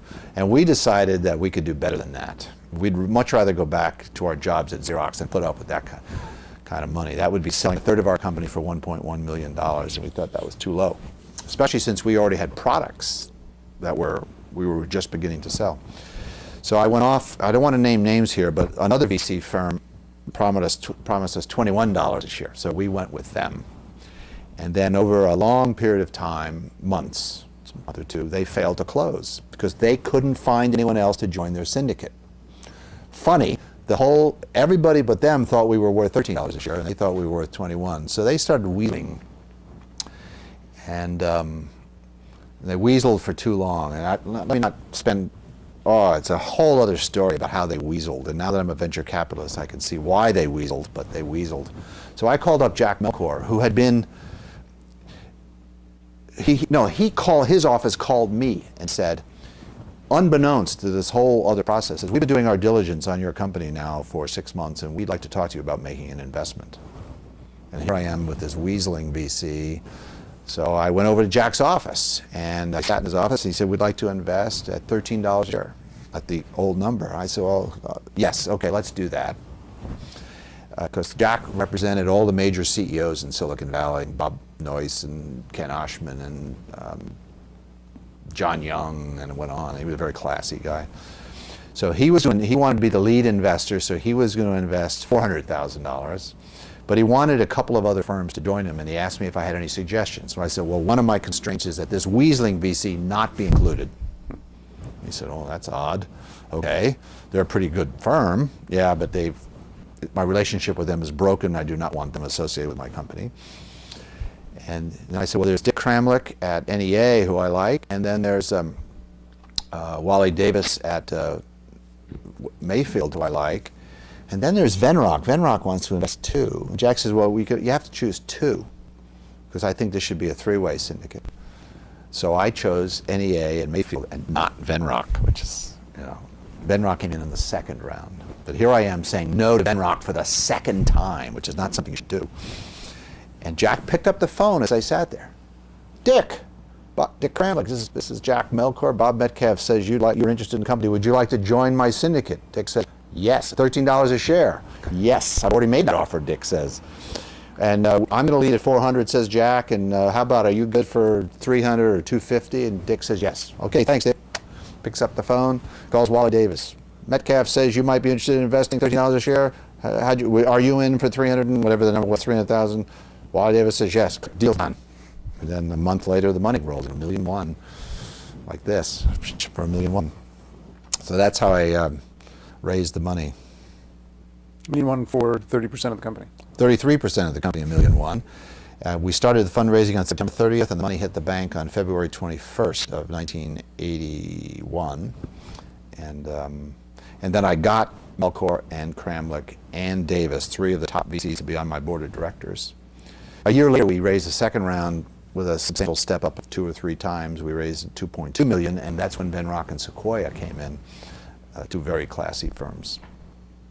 Did the VC stay on your board for a long time? Yes. I remember Pierre Lamond was an observer. He later was significant in the founding of Cisco. And Wally Davis left Mayfield, so he was replaced by Gib Myers, who stayed on for quite a long time, and Dick Cranlick. So after we went public, they were still on the board. Let's talk about Cisco and why it is they developed and why 3Com didn't become what Cisco has become. Well, there's a lot of companies out there that shouldn't exist if I knew what I was doing. And Cisco is a prominent example, because 3Com was in networking way ahead of Cisco, way ahead of Sandy and her husband at Stanford, Sandy Lerner and Len Bozak. Len Bozak. We were in networking way ahead of them, so they really shouldn't ever have existed as a company. And then later we bought Bridge Communications, which was an actual routing companies. And so we 3Com should have been Cisco, actually, but except for me, there was some blindness that I had, I guess.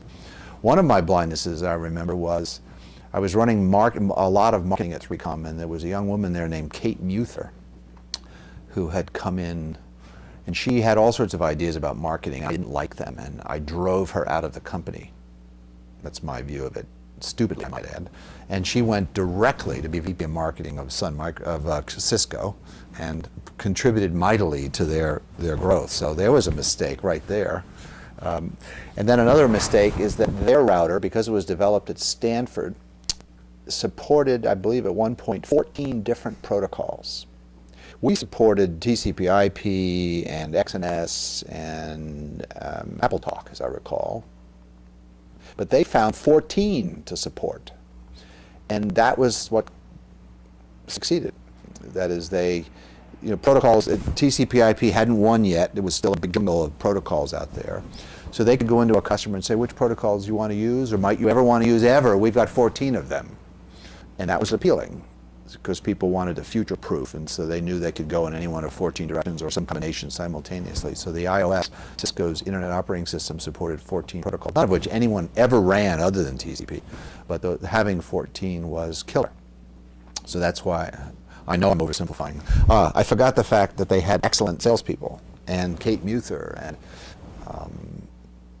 John Chambers, and so they had excellent people too. That had something to do with it also, but they blew past us. And then when we botched the Bridge acquisition, we spent 2 years doing internal political stuff instead of growing the company.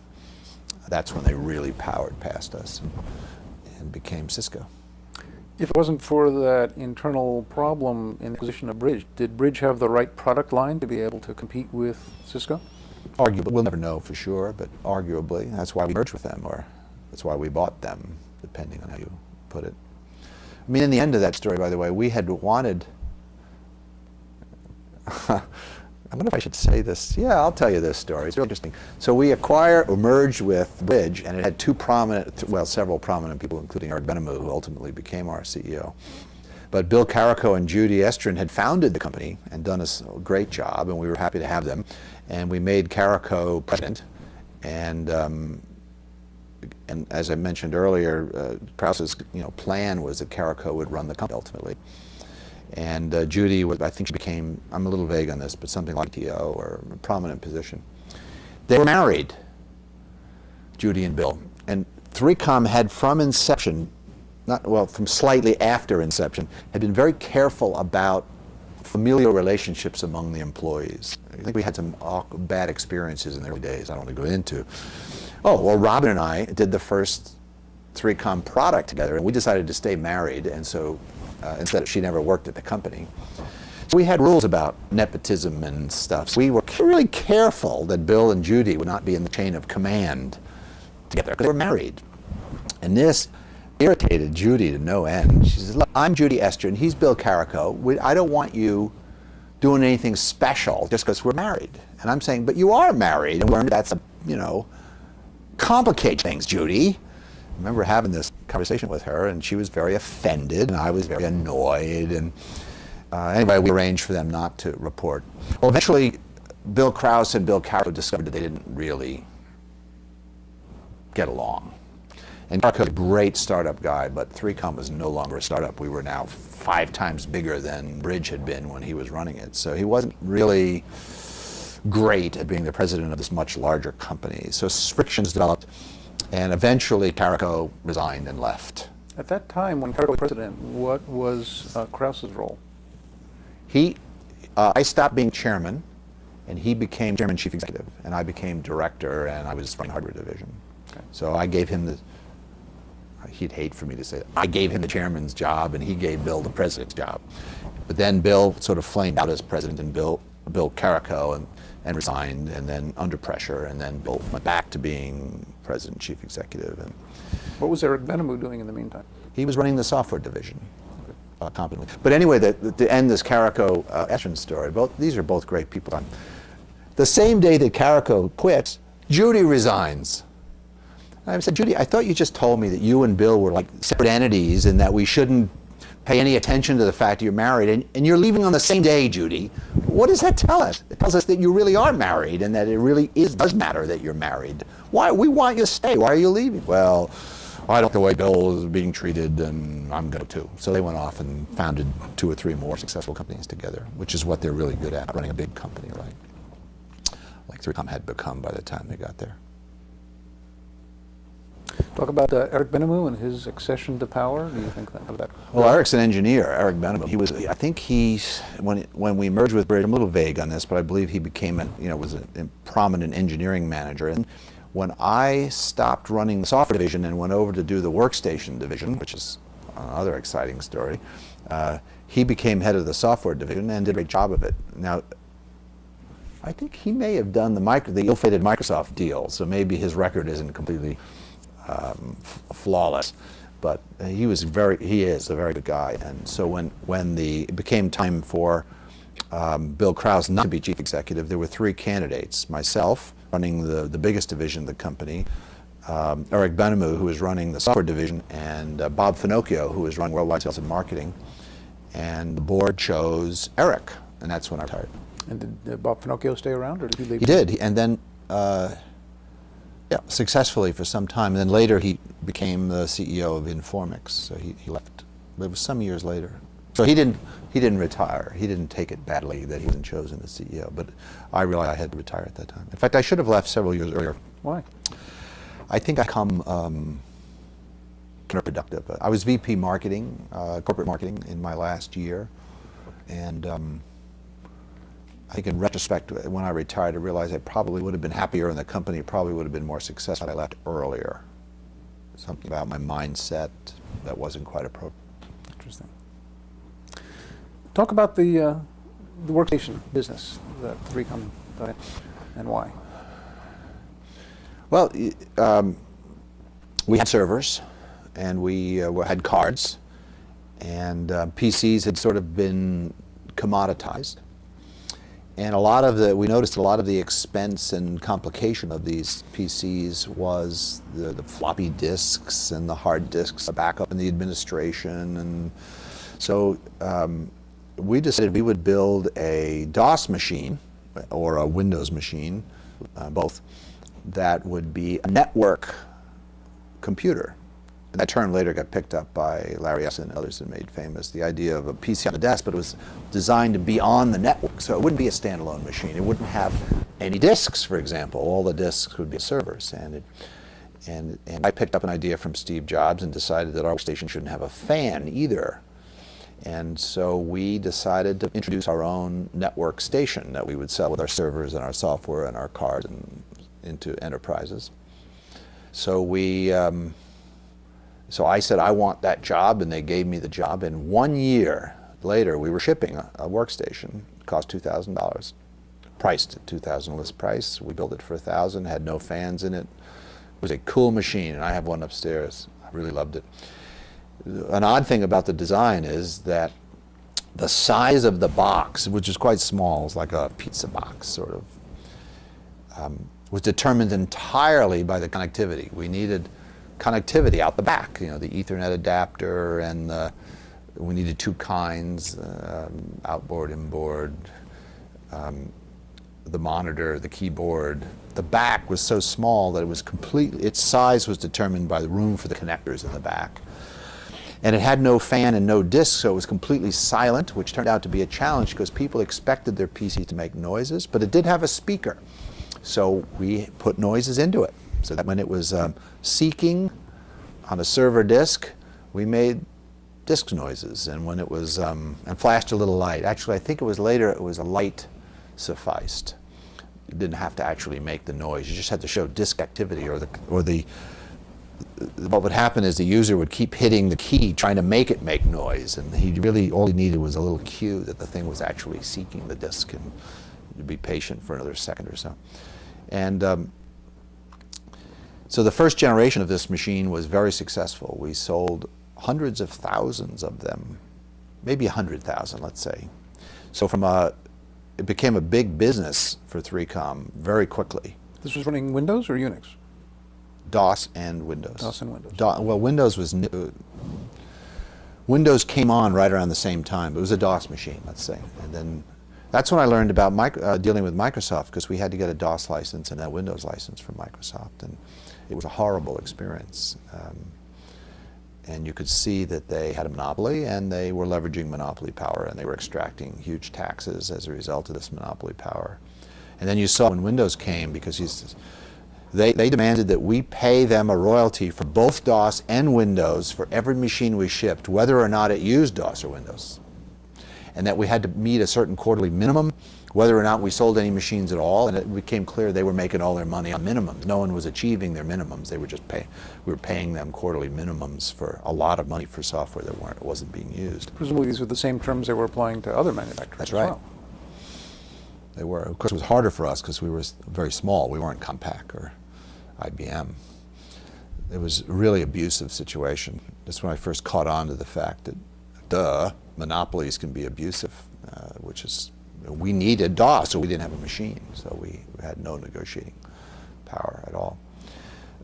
And then there were alternatives to DOS, but if we used them, we had to pay Microsoft anyway. They negotiated that you had to pay them even if you didn't use their software. So that's where I think they started going anti-competitive. Was there a Unix market for this machine? No, it didn't run Unix. Why not? It was a 286. Couldn't run Unix couldn't run anything very well, actually. DOS.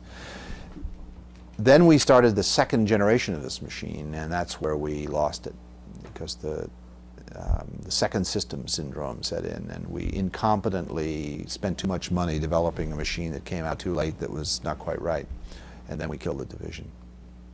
Actually, I think it was Benemu who killed the division when he took over as CEO. He noticed we were in too many struggling businesses, and so he closed a few of them. But was it just because the second system was too ambitious? Was this a good idea, do you think? Were there other people trying to do it? You had sold hundreds of thousands of them.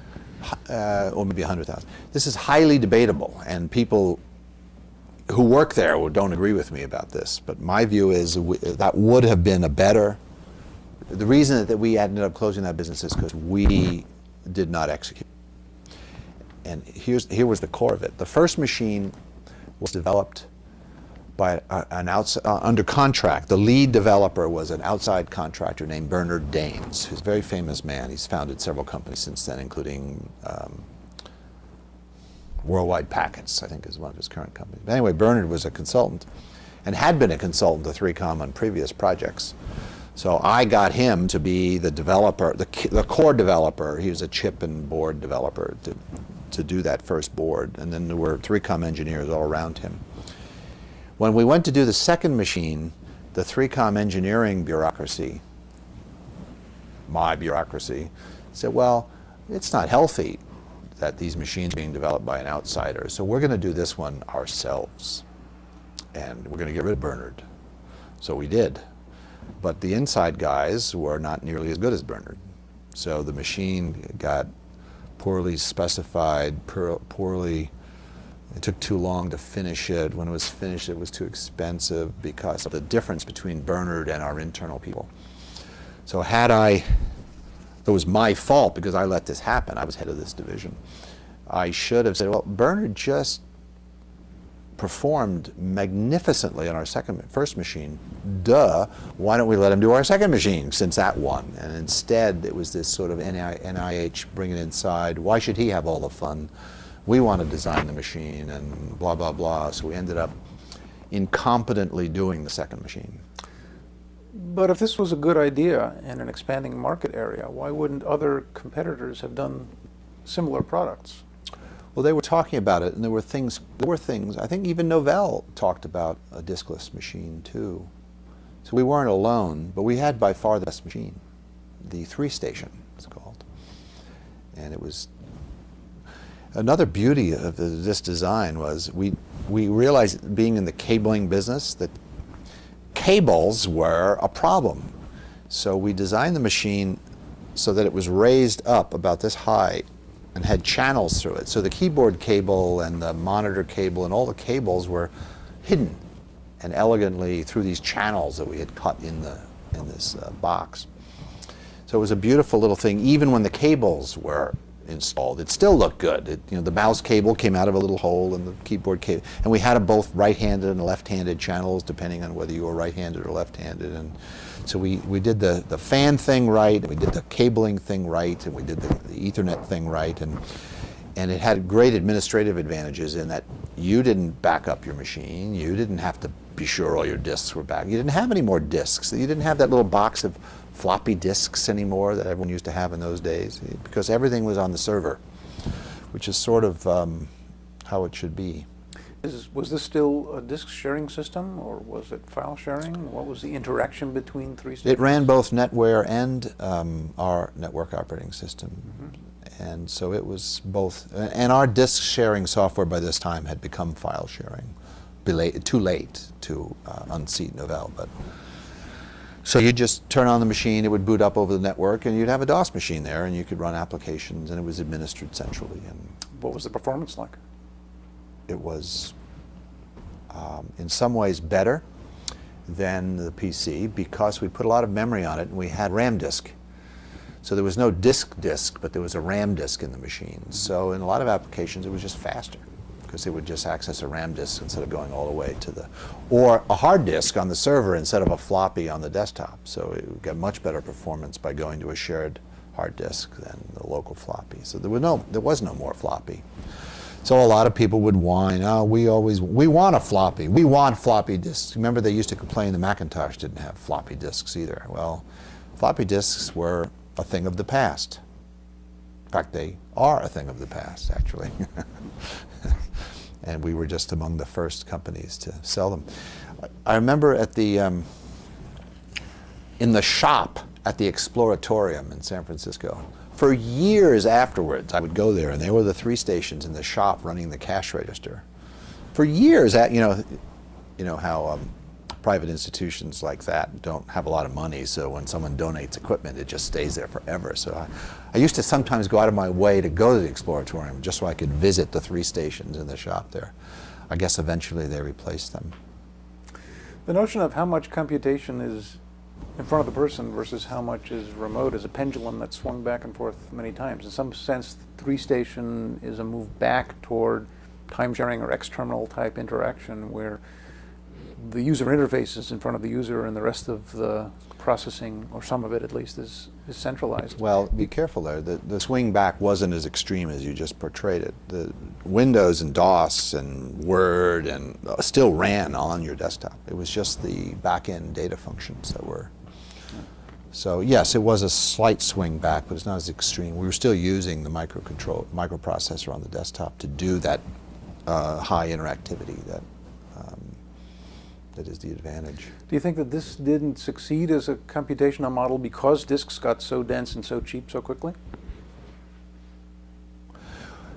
Well, I think it has succeeded as a computational model by degrees. That is, PCs and corporations now to a large extent rely on servers. That is, people, and the backups are automatic. Now, they do have local disks, I suppose. But we had local disks too. Ours were made of RAM. Theirs were made, the modern ones were made of multi-gigabyte disks. So it's hard to say. But you're right, it is a pendulum. But in a way, it's many pendulums. You know, the disk storage swings back, the processing swings back and forth. You know, you have compute servers. How much of the stuff you do on your machine now is done on the internet, which is, you know, like Google isn't even done in your building anymore. It's just you have a little Windows interface and you're using Google all day. So, I mean, A lot of the applications are starting now to run Amazon on the is an servers on the application that does not run in your building, and on it goes.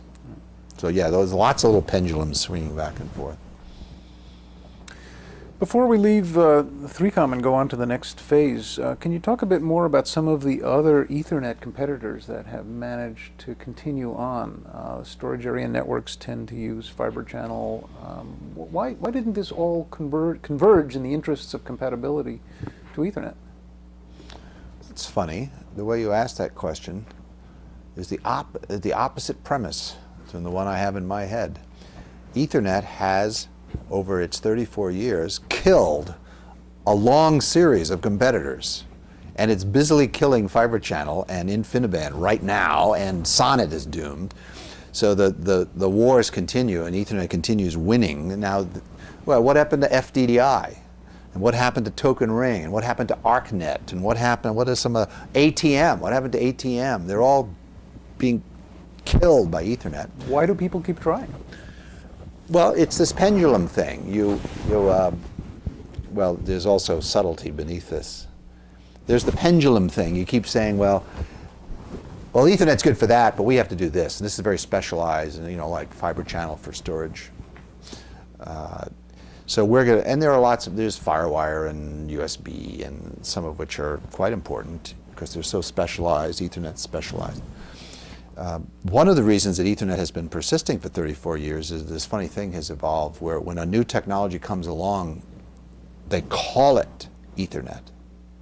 So it isn't as if the thing that Dave Boggs and I built in 1973 has been winning for 34 years. It's just that every time something wins, they call it Ethernet.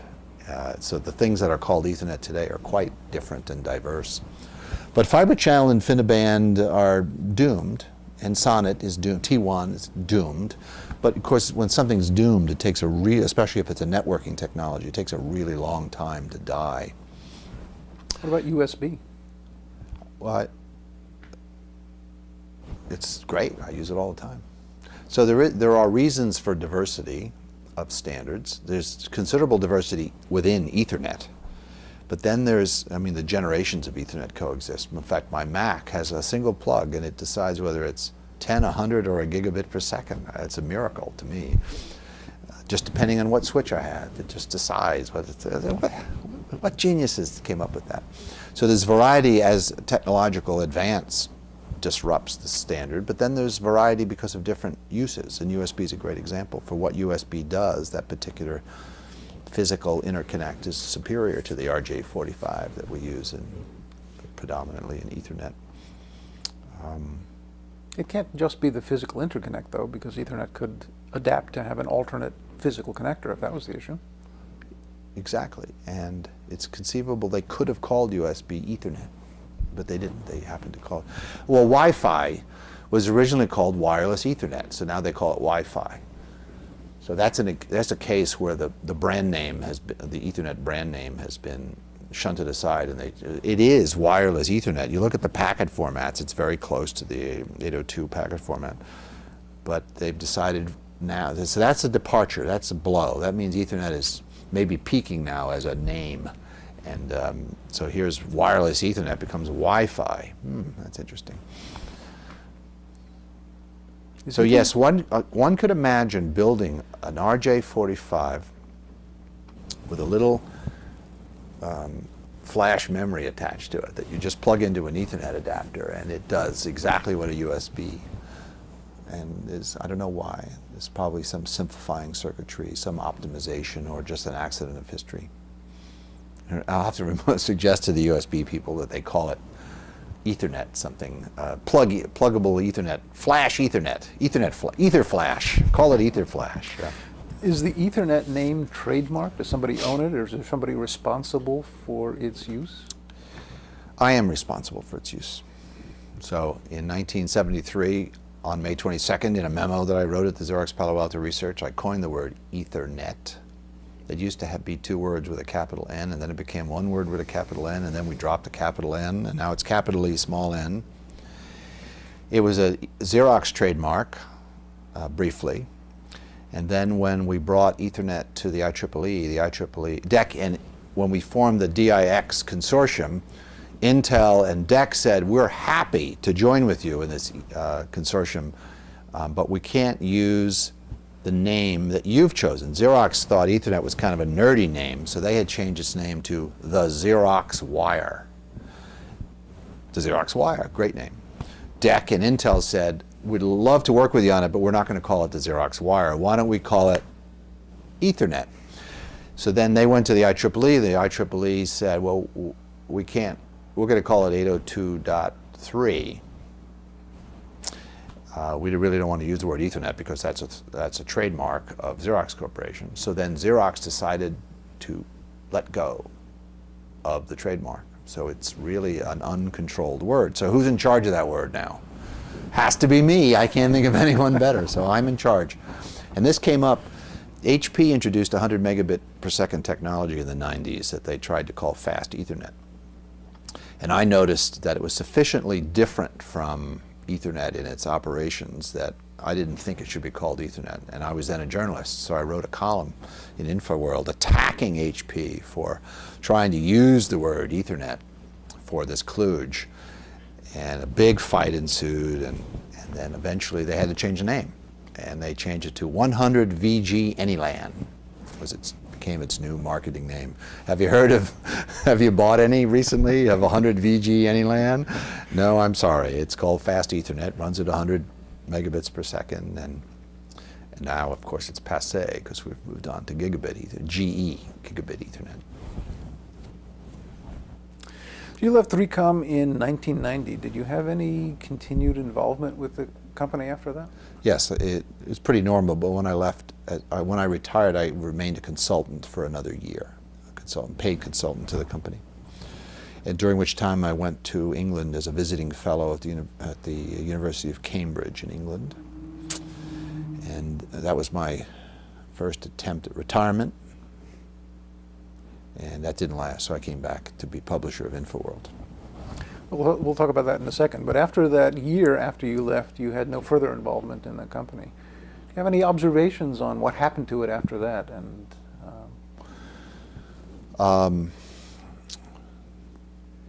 So when I left, the company was around $500 million a year in revenue. And next thing I knew, it had $5 billion a year in revenue. And people began to tell me that I was the inventor of the Palm. People would show me their Palm, and it had 3Com written on it. And they knew I had founded 3Com, so they assumed, a lot of people assumed that I had invented the Palm. And the hilarity of that was extreme. First of all, I wasn't at 3Com when 3Com bought US Robotics, or merged with US Robotics, a horrible mistake. No one knew that when 3Com did that, they had no idea that Palm was part of US Robotics, that it was just buried in some division somewhere, and that they had acquired it accidentally. And then no one knew that 3Com had sort of botched the care and feeding of Palm, so that its founders had to leave and start a whole new company. They just naturally assumed that since 3Com was written on the Palm, that I had invented it. And of course, I was not quick to deny it.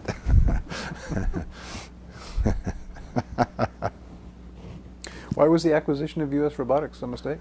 Because US Robotics was a fraud and had been stuffing its channel and had outmoded products that no one wanted to buy, and 3Com stupidly bought it.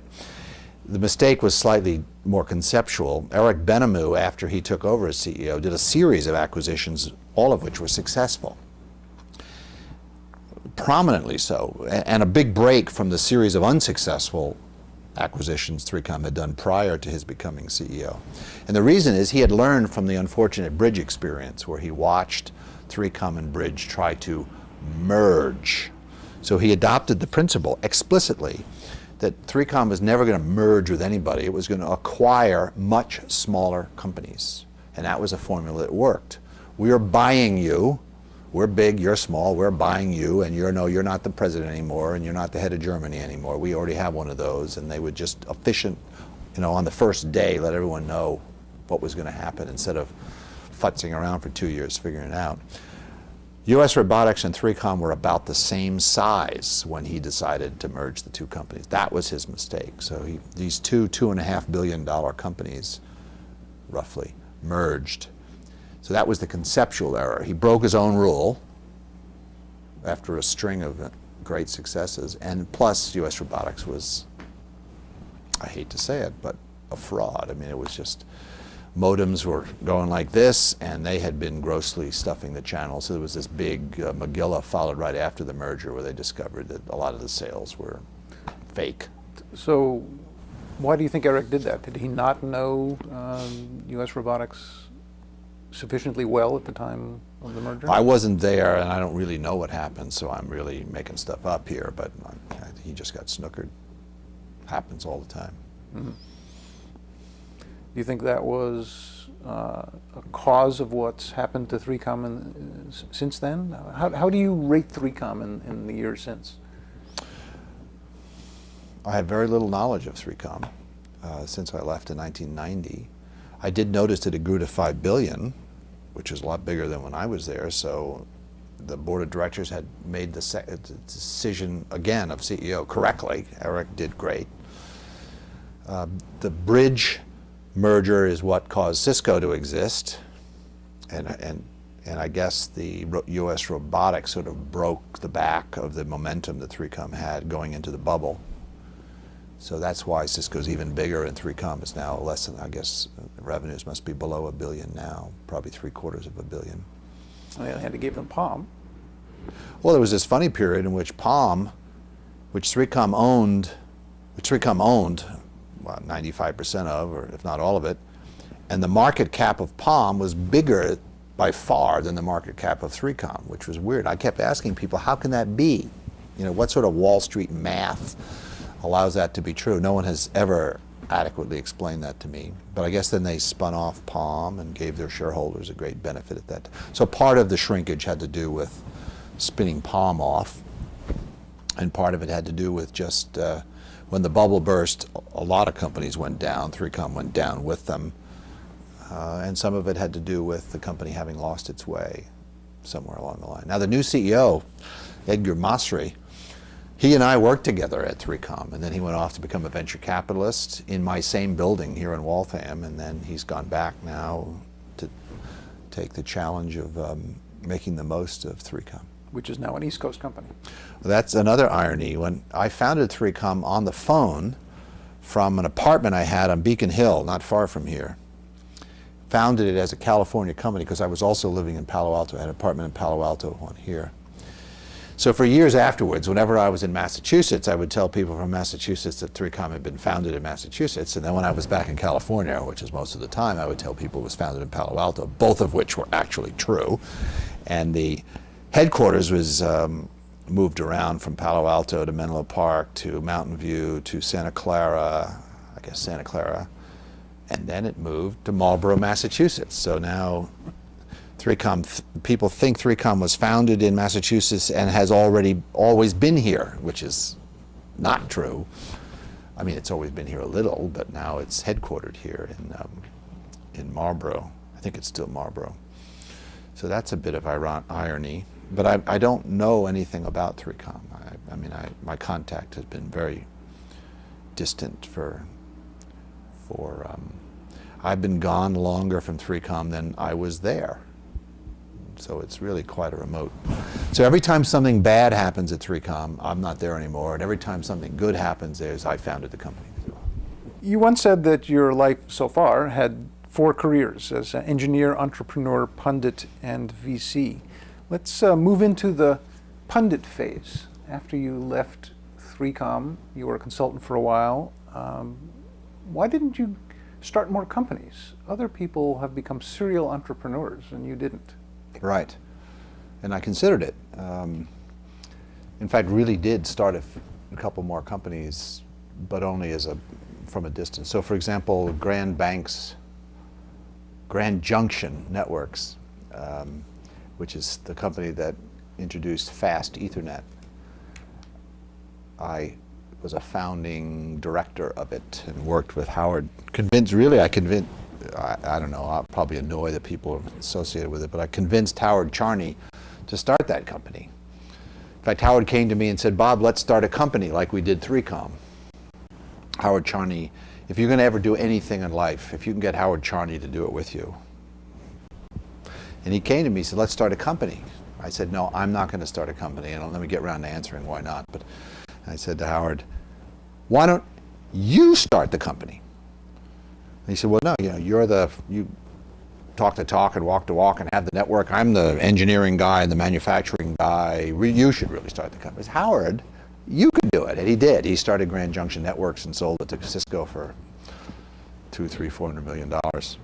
And that was fast Ethernet. And I was a founding investor there and was in the early DINET table discussions of what to do, but ultimately did not want to start a company because I burned out at 3Com. That is, those 13 years worked out very well, but they were hard, and especially the last part, and I didn't want to do it again. And I felt I could sort of stay in the same community and just take a different role. The beauty of my career at 3Com is I got to do a lot of different things. I got to run divisions, I got to run sales, I got to run marketing, I got to do PR, I got to do advertising, I got to do engineering design, I got to write programs. I wrote programs for money at 3Com briefly. It didn't last very long, but I did. I wrote a Epson printer emulator in PostScript, and we sold it to Xerox for money. And I wrote it myself, and then we decided that was not a good use of my talents and that I should go run marketing instead or something. So I had a variety. So maybe it's a variety thing. That is, I did that already. Now I want to do something else. So I went into journalism for 10 years. I was a journalist, publisher, journalist for 10 years, and then for the last 6 years I've been a venture capitalist. Had you any previous writing experience? Why did you think you could be a journalist? Well, one of the things that appealed to me about journalism is that if I were a journalist, I wouldn't have to do performance appraisals anymore. Starting at about 1970, I believe vividly, June of '76, I started having people reporting to me at Xerox, and I had to start doing performance appraisals because they're very important and they need to be done well. I just never liked doing them, and I've done a lot of them, and I still do them. But being a journalist, you're an individual contributor, and you don't do performance appraisals, and I really like that part. Why is doing a performance appraisal so painful? It's important. It must be done. So it's not as if I have the option of not doing performance appraisals, because there are people who adopt that option, and they're being irresponsible and ineffective. Well, I don't like it, because I do performance appraisals every day. That is, I prefer to, when I talk with people, to tell them how they stand and what they're doing and how to improve every minute of every conversation. So stopping to do it in writing on an annual or semi-annual basis seems redundant, and reducing it to writing and then having what is often a difficult discussion I'd much rather have it a little bit every day than all at once every year. That's, I guess. So by the time I'm done with you, you know exactly what your performance is, in my opinion, and you don't need me to write it down. But then I do write it down, and then we have it out again. And I don't like that part. Okay. So what were your steps in becoming a journalist? So it happened sort of by accident. I do like to write, and I believe part of my success package is writing. The memos I wrote at Xerox, the Ethernet memo that I wrote in 1976 is a nice piece of writing. I'm really proud of it. And I must have spent 2 years writing it. Xerox wouldn't let me publish it. This Ethernet memo became a CACM paper in July of '76. I really had to write it for a really long time because they wouldn't let me publish it. So I kept iterating it, and it's a pretty good piece of writing. So I sort of admire writing and writers. Oh, my first exposure was at MIT. My advisor for a while was J.W. Forrester, the inventor of core memory and builder of the Whirlwind computer and so on. He was my advisor. There were 12 of us. He advised a group of 12 of us, the undergraduate systems program in the Sloan School of Management. I was one of 12, and he was our advisor. And one day, Jay says, by the way, I'm going to run a writing seminar if you guys are interested. So I'd like you to come to my office every Friday, and we're going to learn how to write together. The inventor of core memory wants to teach me how to write. So we went to a group of us, not all 12 of us, went to his office, and he gave us our first writing assignment. I forget what it was, ironically. Write an essay about something. So we all went off, came back the next Friday with our essays, and we read them to each other and commented on them, and then he said, okay, I'd like you to write it again, same topic. And my recollection is he asked us to write 19 times the same essay. So did I learn to write from Jay Forrester? No.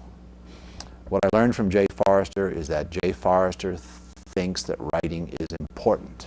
So then I thought writing was important, and so then I began writing a lot. So my business plans and my sales presentations and my corporate memos were all written, more so than your average engineer or salesperson. So I like to encourage salespeople and engineers to write because it leverages them. You know, once you write something, it has much more power than if you just blab it, which is... Before becoming a journalist, officially, had you written articles for trade journals or newspapers? I'd given a lot of speeches, a lot of which were written. And I had written papers, as academic papers, not many, but a series of them. I remember writing my PhD dissertation was very hard, so writing does not come easy to me. And you had written RFCs. I had written RFCs, and I enjoyed writing them, and that's right, thank you for reminding me of that. I had written, I've always liked writing as a way of getting leverage, because you say it once and then it gets read a bunch of times in places you didn't expect. So yeah, the power of writing as a leverage tool, and writing and speaking, I would say.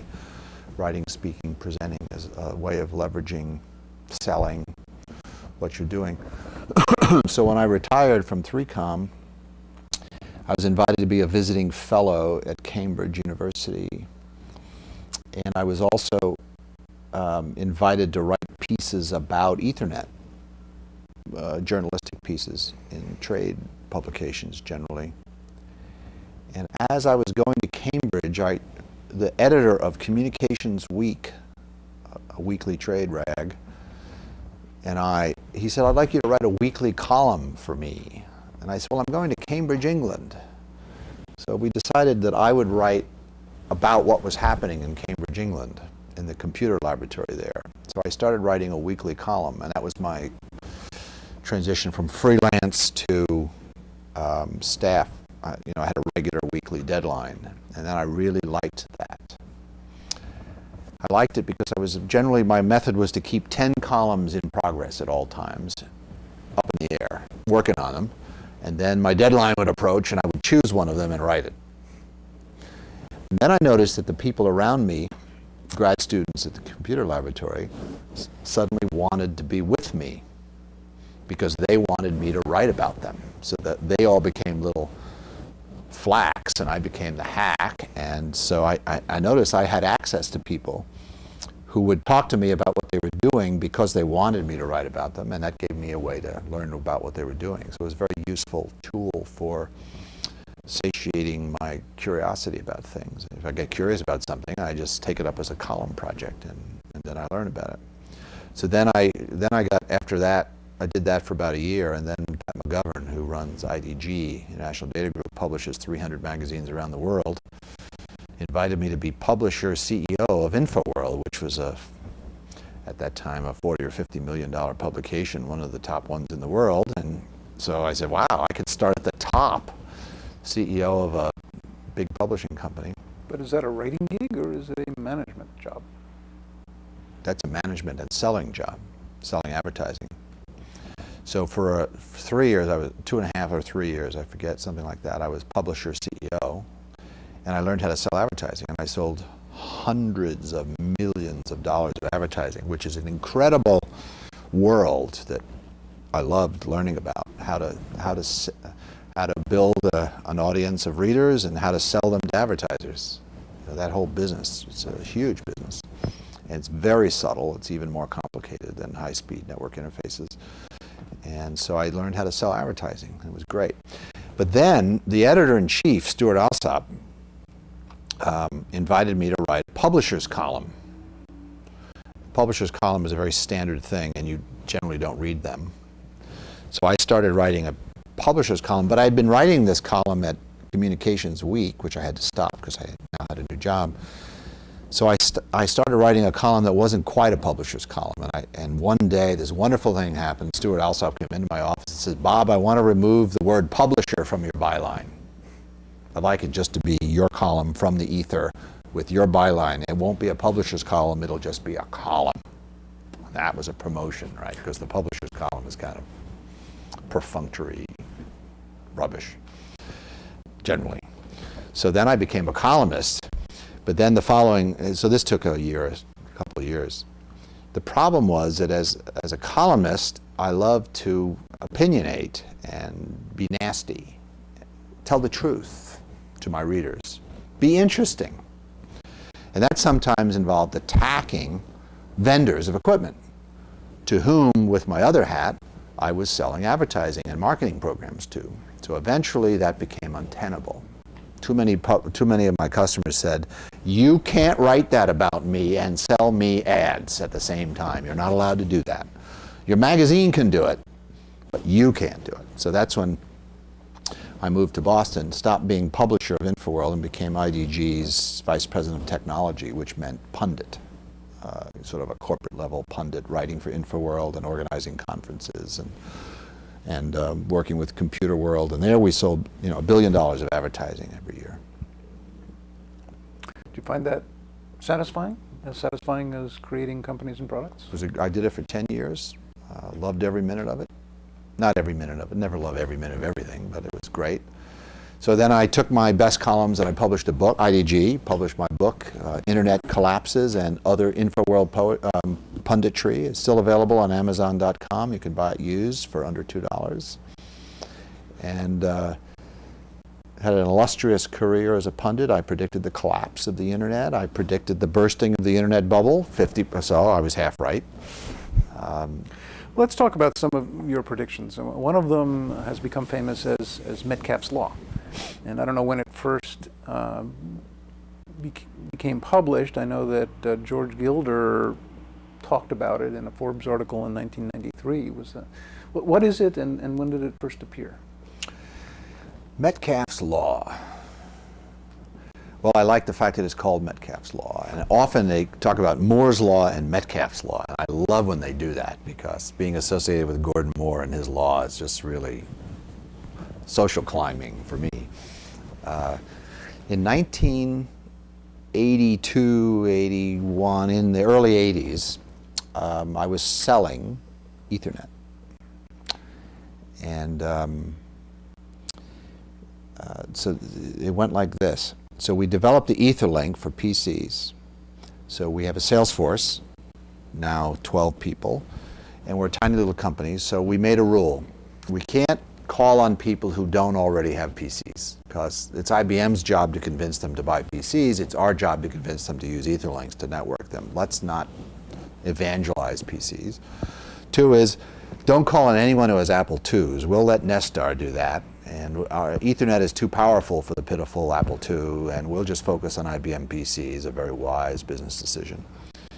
And third, all of our salespeople used to sell mini computers, and they cost about $30,000. So we're going to try to sell 30-node networks so that we'll get $30,000 per sale, and then we'll all get the right amount of commission, and then we can send our children to college. Well, we learned that the first two qualifiers worked. That is, it was really shrewd to not be evangelizing PCs, because IBM was doing that, and it was really shrewd to not be doing Apple IIs, because that would have divided our engineering and support efforts, and we let Nestar have that business. But the $30,000 thing was a problem, because LANs were generally unknown, and printer sharing and disk sharing were interesting, but $30,000 to try something I never heard of? So that wasn't, and our sales cycle was infinite, and we weren't getting any business. So we decided, it was in an offsite in Lake Tahoe. We rented a house, we had an offsite there, and one of the revelations of this offsite is we were going to sell 3-node trial networks.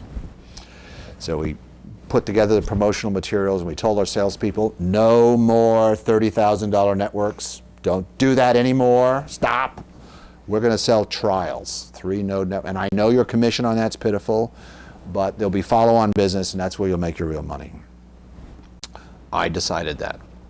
As head of sales, I enforced it on our sales force, and it worked. So we sold, suddenly our sales cycle collapsed to 1 week, because people could spend $3,000 a lot easier than $30,000, and they did. And the idea of printer sharing and disk sharing was enough to sell a 3,000 trial. And our products worked, which was a plus.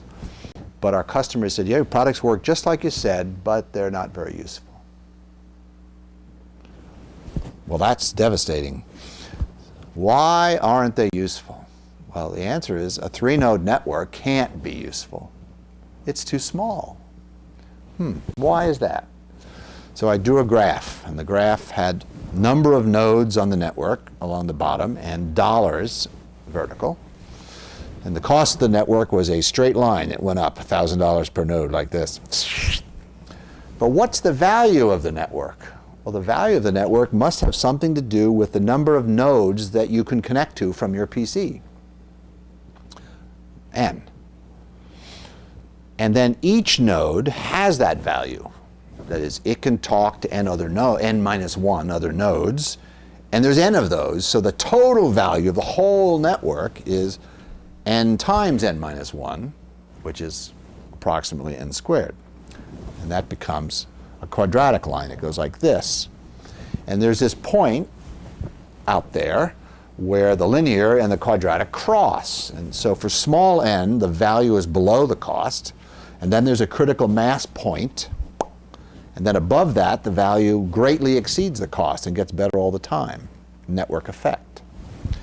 So then I made the slide, gave it to the sales force, and told the story. The reason that your 3-node networks are not as useful as you like is that they're below critical mass. And the way that you begin to experience value is to buy more of them from me. So I'm not exactly sure where the critical mass point is, but I'm pretty sure it's above 3. So let's do that. So we went back to our customers who were, the products work, it's just they're not very useful. We gave them a reason why they weren't useful. You have not achieved critical mass. That reason seemed plausible. Wouldn't you know, we started selling $30,000 networks to these people. They believed that story. And thank God the story turned out to be true. That is, when they bought the 30-node networks, they were useful. They accessed the internet with them, which was a new capability. Accessed frame. The LAN email was much more useful when you could include a whole group instead of just 3. The LAN email was kind of a product no one was interested in, but they got interested in it once they started using it. It was no one ever imagined that you'd want to send email to somebody down the hall. but then as soon as they did it, they began to enjoy the benefit of it, and it caught on, and it became much more valuable at 30 than it was at 3. So that was a slide. And then in 1993, this is 13 years later, or 10 years later, George Gilder started working on a book that ultimately was named Telecosm. It was a follow-on to his earlier book called Microcosm, out of which the book Microcosm, I believe, is the book in which Moore's Law was touted, came of age, escaped Intel. George was working on Telecosm, and he interviewed me, and he asked me for a bunch of stuff, and I showed him my artifacts, and he saw this slide showing the straight line and the quadratic with the critical mass point, and he said, that's Metcalfe's law. And he wrote this article in Forbes ASAP in 1973 referring to Metcalfe's law. The value of a network grows as the square of the number of attached users, devices, whatever. Then, so that's 93. So Metcalfe's law gets some usage thanks, and then his book came out in 95, which gave it another little boost in people's consciousness. And then Al Gore started promoting the information superhighway. So Al Gore, let's not get into this, but Al Gore and I may not have invented the internet, but we invented the internet bubble. And Al Gore started talking about the information superhighway, and then in 1995 or 6, he shows up at the MIT commencement, and I'm a trustee of MIT, I'm sitting on the stage, and he starts talking about Metcalfe's law. And then 2 years later, Bill Clinton shows up at MIT commencement, and he starts talking about Metcalfe's law. So Metcalfe's law became one of the inflators of the internet bubble, like the information superhighway metaphor.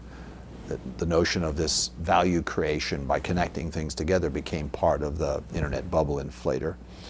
So then all these business plans got written referring to Metcalfe's law and why you should invest in this company. And the bubble blossomed, and you know what happened. And then it burst.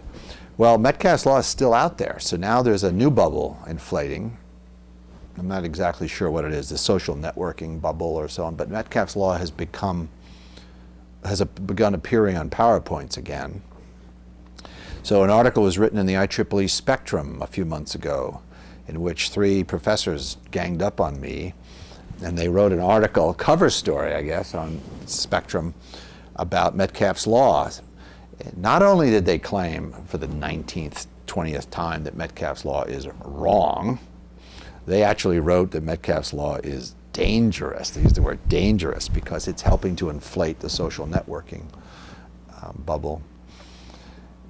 I've written a rebuttal to their article, which you can find on the internet by blogging, but it's a blog entry. But basically in that I point out that these guys, after attacking my law and calling it dangerous, the only improvement that they suggest was that the value of a network doesn't grow as the square of the number of users, it grows as n log n. Which is, n log n is approximately n times n, that is, they never really got to the bottom of it. They're refining a thing that's just conceptual to begin with.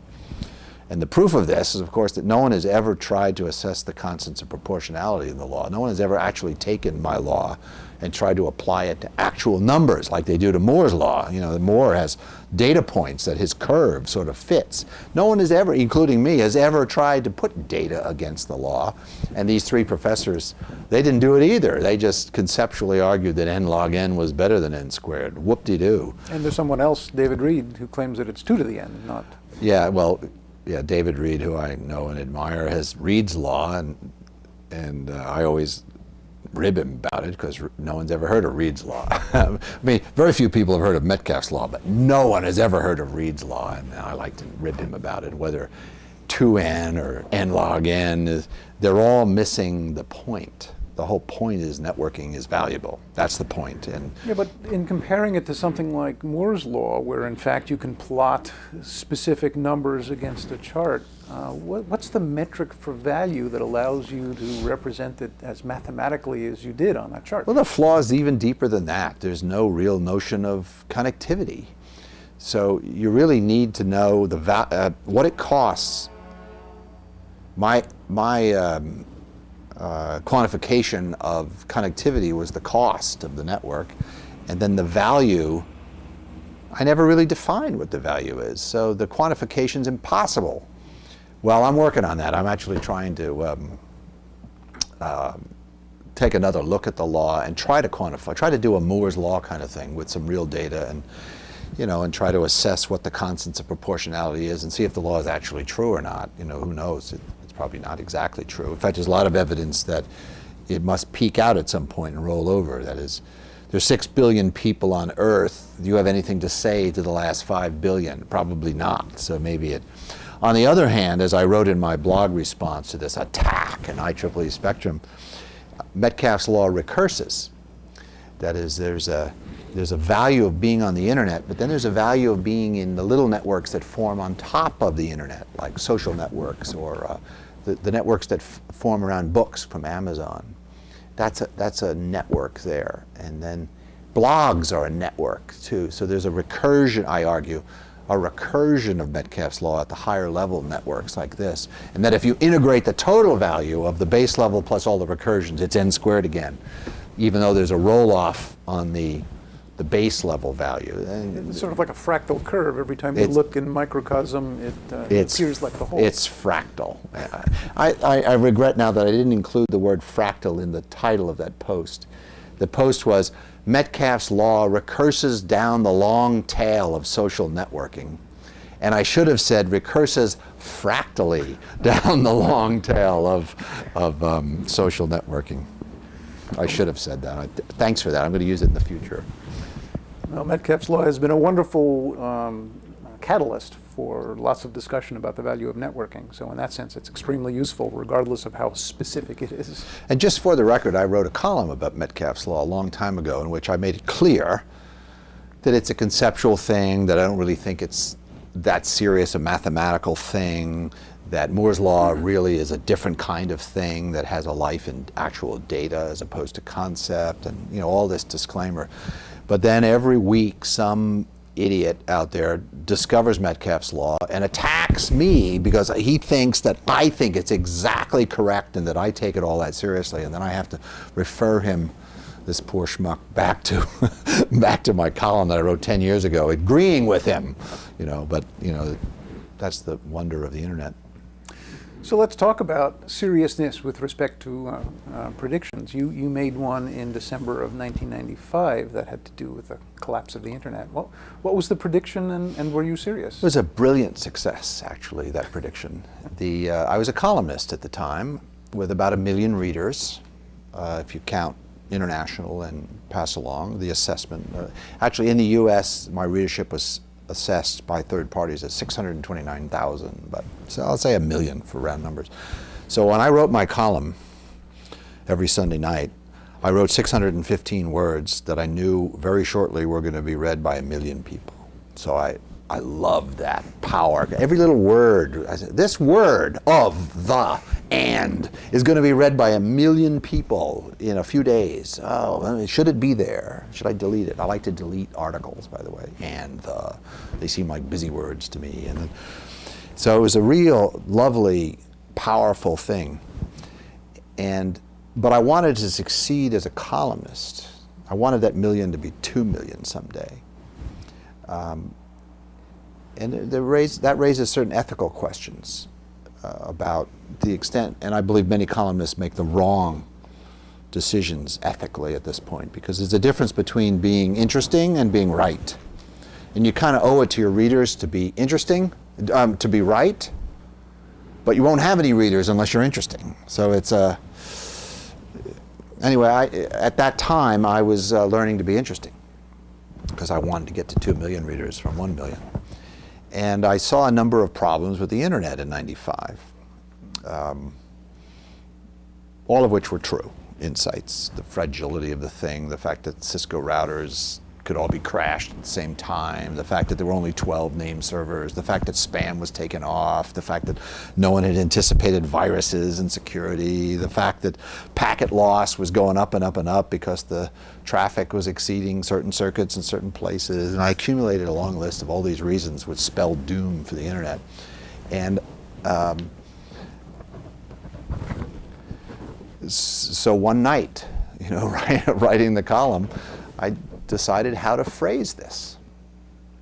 So I predicted, and I had to write a column every week, you understand. And prediction, I began to learn that my readers appreciated predictions because they kind of relied on me to help them assess the future and so on. So how could I make this into a prediction that would be interesting? And so I predicted the collapse of the internet. I chose that word carefully, the collapse of the internet during 1996. And it was a bunch of columns, and they're all in my book, by the way. My book's titled Internet Collapses and Other InfoWorld Punditry, available at Amazon.com.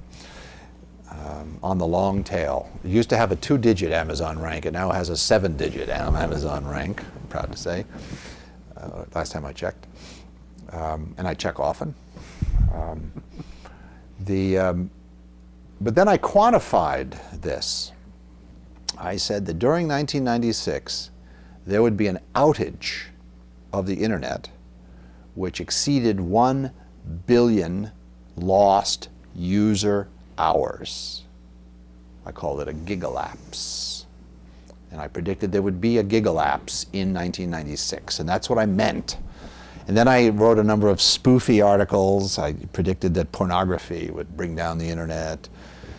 Not the actual pornography, it was all the writing about the pornography would clog the internet. There wasn't really much pornography at all, I claimed briefly. I mean, a lot of tongue-in-cheek and sarcasm. My editors always said, don't be sarcastic, they'll rub your nose in it. I ignored that advice and wrote a lot of stuff. And during 1996, there were some pretty big outages. The biggest one occurred in August of that year, and it was,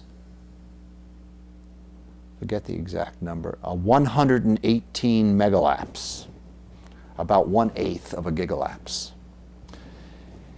That's as close as I got. How do you measure a lost user hour? How many users were denied access to the internet for how long? You multiply the number of hours times the number of users. And this particular outage was a bunch of Cisco routers at AOL came down. And the funny thing was, and I was right about it, I wrote about this, there was no genetic diversity. They were all Cisco routers. So the bug in the one router was in all of the routers, right? And so the router went down, and so they reloaded it, but by the time they reloaded it, this one had gone down. It had somehow rebooted itself, and so they went to fix that one, and these two had gone down. They spent a whole day, 19 hours actually, trying to bring these routers back up, but they kept bringing each other down faster than they could bring them up. But eventually they got it under control. But before they had done that, a 118 megalapse had occurred. And I trumpeted this in my column, of course, because it meant that, hey, it was only August. We still had September, October, November, and December. It could happen. But the year came and went, and that was the biggest outage of the year. Well, this, by the way, these columns generated all sorts of interest and activity, and a lot of stuff got written, all the internet intelligentsia were on my case. The problem was I knew I had been an internet guy, and they were used to being attacked from outside. But I was attacking them from inside, so that really struck home. So there was a lot of vituperation. In fact, if you see the cover of my book, you'll see I have a blurb from Vint Cerf on my book in which he refers to me as a ranting gas bag.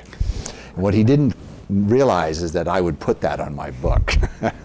He thought that when I asked him for the blurb, Vint Cerf, father of the internet, he sent me back this nasty blurb, assuming I wouldn't put it there. But I did. So there he is on the cover of my book referring to me as a ranting gas bag, because of my accusations about his baby being fragile and on the verge of collapse. Basically, everything I said, except the actual numerical prediction, is true. And I think the service I performed was sort of the self-denying prophecy. I got all sorts of people upset about various accusations I made, and they fixed the problems to some degree. Now, a lot of the fragility is still there. The spam problem is still out of control. Viruses are still a problem. We grad students, when we were building the internet, did not put economics in, and we didn't put security in. And it's still not in, and there's continue to be problems. And there are outages all the time, and no one's keeping very much track of them. So I claim I was sort of right, but in 1996 came and went, and I accepted an invitation to speak at the Worldwide Internet, some conference whose title was sort of like the Worldwide Internet Conference in Santa Clara, California, wherein I was expected to explain my failure to predict the collapse of the internet. So what I did is I carefully arranged the most successful publicity stunt of my career as a columnist. I planned to eat my column. By the way, I had promised that I would eat my column if this prediction had not come true. So I decided I accepted this speaking gig with the intent of making good on my promise and eating my column. But then I'm so proud of what I did. First of all, I rehearsed it. Eating paper is hard. In fact, you can't do it. And not only that, can be dangerous. Some paper is printed with heavy metals, and you don't want to be eating it. So first of all, InfoWorld, fortunately, is published with soybean-based inks with no heavy metals. I got that all verified. And then the night before, I actually ate the column, and I realized you can't. Try it. You can't. It's really horrible, and it can kill you. So I concocted I got a blender and some water and a bowl and a spoon. And so when and they were in the podium when I came out on stage. So I come out on stage, there's 1,000 of these internet, my peeps, the internet intelligentsia, who were generally hostile to me by this time because of all my ranting, gas bag ranting. And so I began speaking, and the audience was rumbling. And I said, well, you know, I made this prediction in '95 that the internet would collapse last year, and it did, just like I said. Boo! They started booing because they could see me weaseling my way out of my commitment. I said, well, all right, I was close. I was within a factor of 8. It was 118 megalapse instead of a gigalapse. That's close enough. I mean, it's within a factor of 10. Surely that should be enough. Audience growling, rumbling, shouts of derision coming. I said, oh, okay, I'll eat my column. And I had them roll in a huge cake that looked like my column. It was it had been, with icing. It had been made to look exactly like my column. So I went down and I started cutting cake and eating it and handing it out to people as if this would suffice. Then I went back to the podium and I'm eating the cake, and the audience was not going to buy this. So they started yelling, and so finally I said, all right. So I get got an actual copy of InfoWorld, and I tore out the offending column and I showed it went through the audience. Is this the column right here? Is this the one I promised to eat? And I got them all to agree that it was, and I took it up on the stage, and then I started tearing it up into little pieces, and then I reached down and I took the blender out. Of course, when I took the blender out, then they all realized I've been planning this all along. And I took the bowl out and I put the water in the blender and I dumped the column in the blender and I blended it for a while and I poured it into the bowl to make. So I asked them, when you have soup, do you drink soup or do you eat soup? And I had to agree that you eat soup. So I was about to eat my column. You see, I didn't want to have a technicality. I didn't want to just drink it, because drinking is not the same as eating. So I got them to agree that you eat soup, and that this was a soup, and it was my column. And then I proceeded to eat the whole thing, and then I held the bowl upside down over my head the way you do with an empty beer stein to prove that I had eaten the whole damn thing.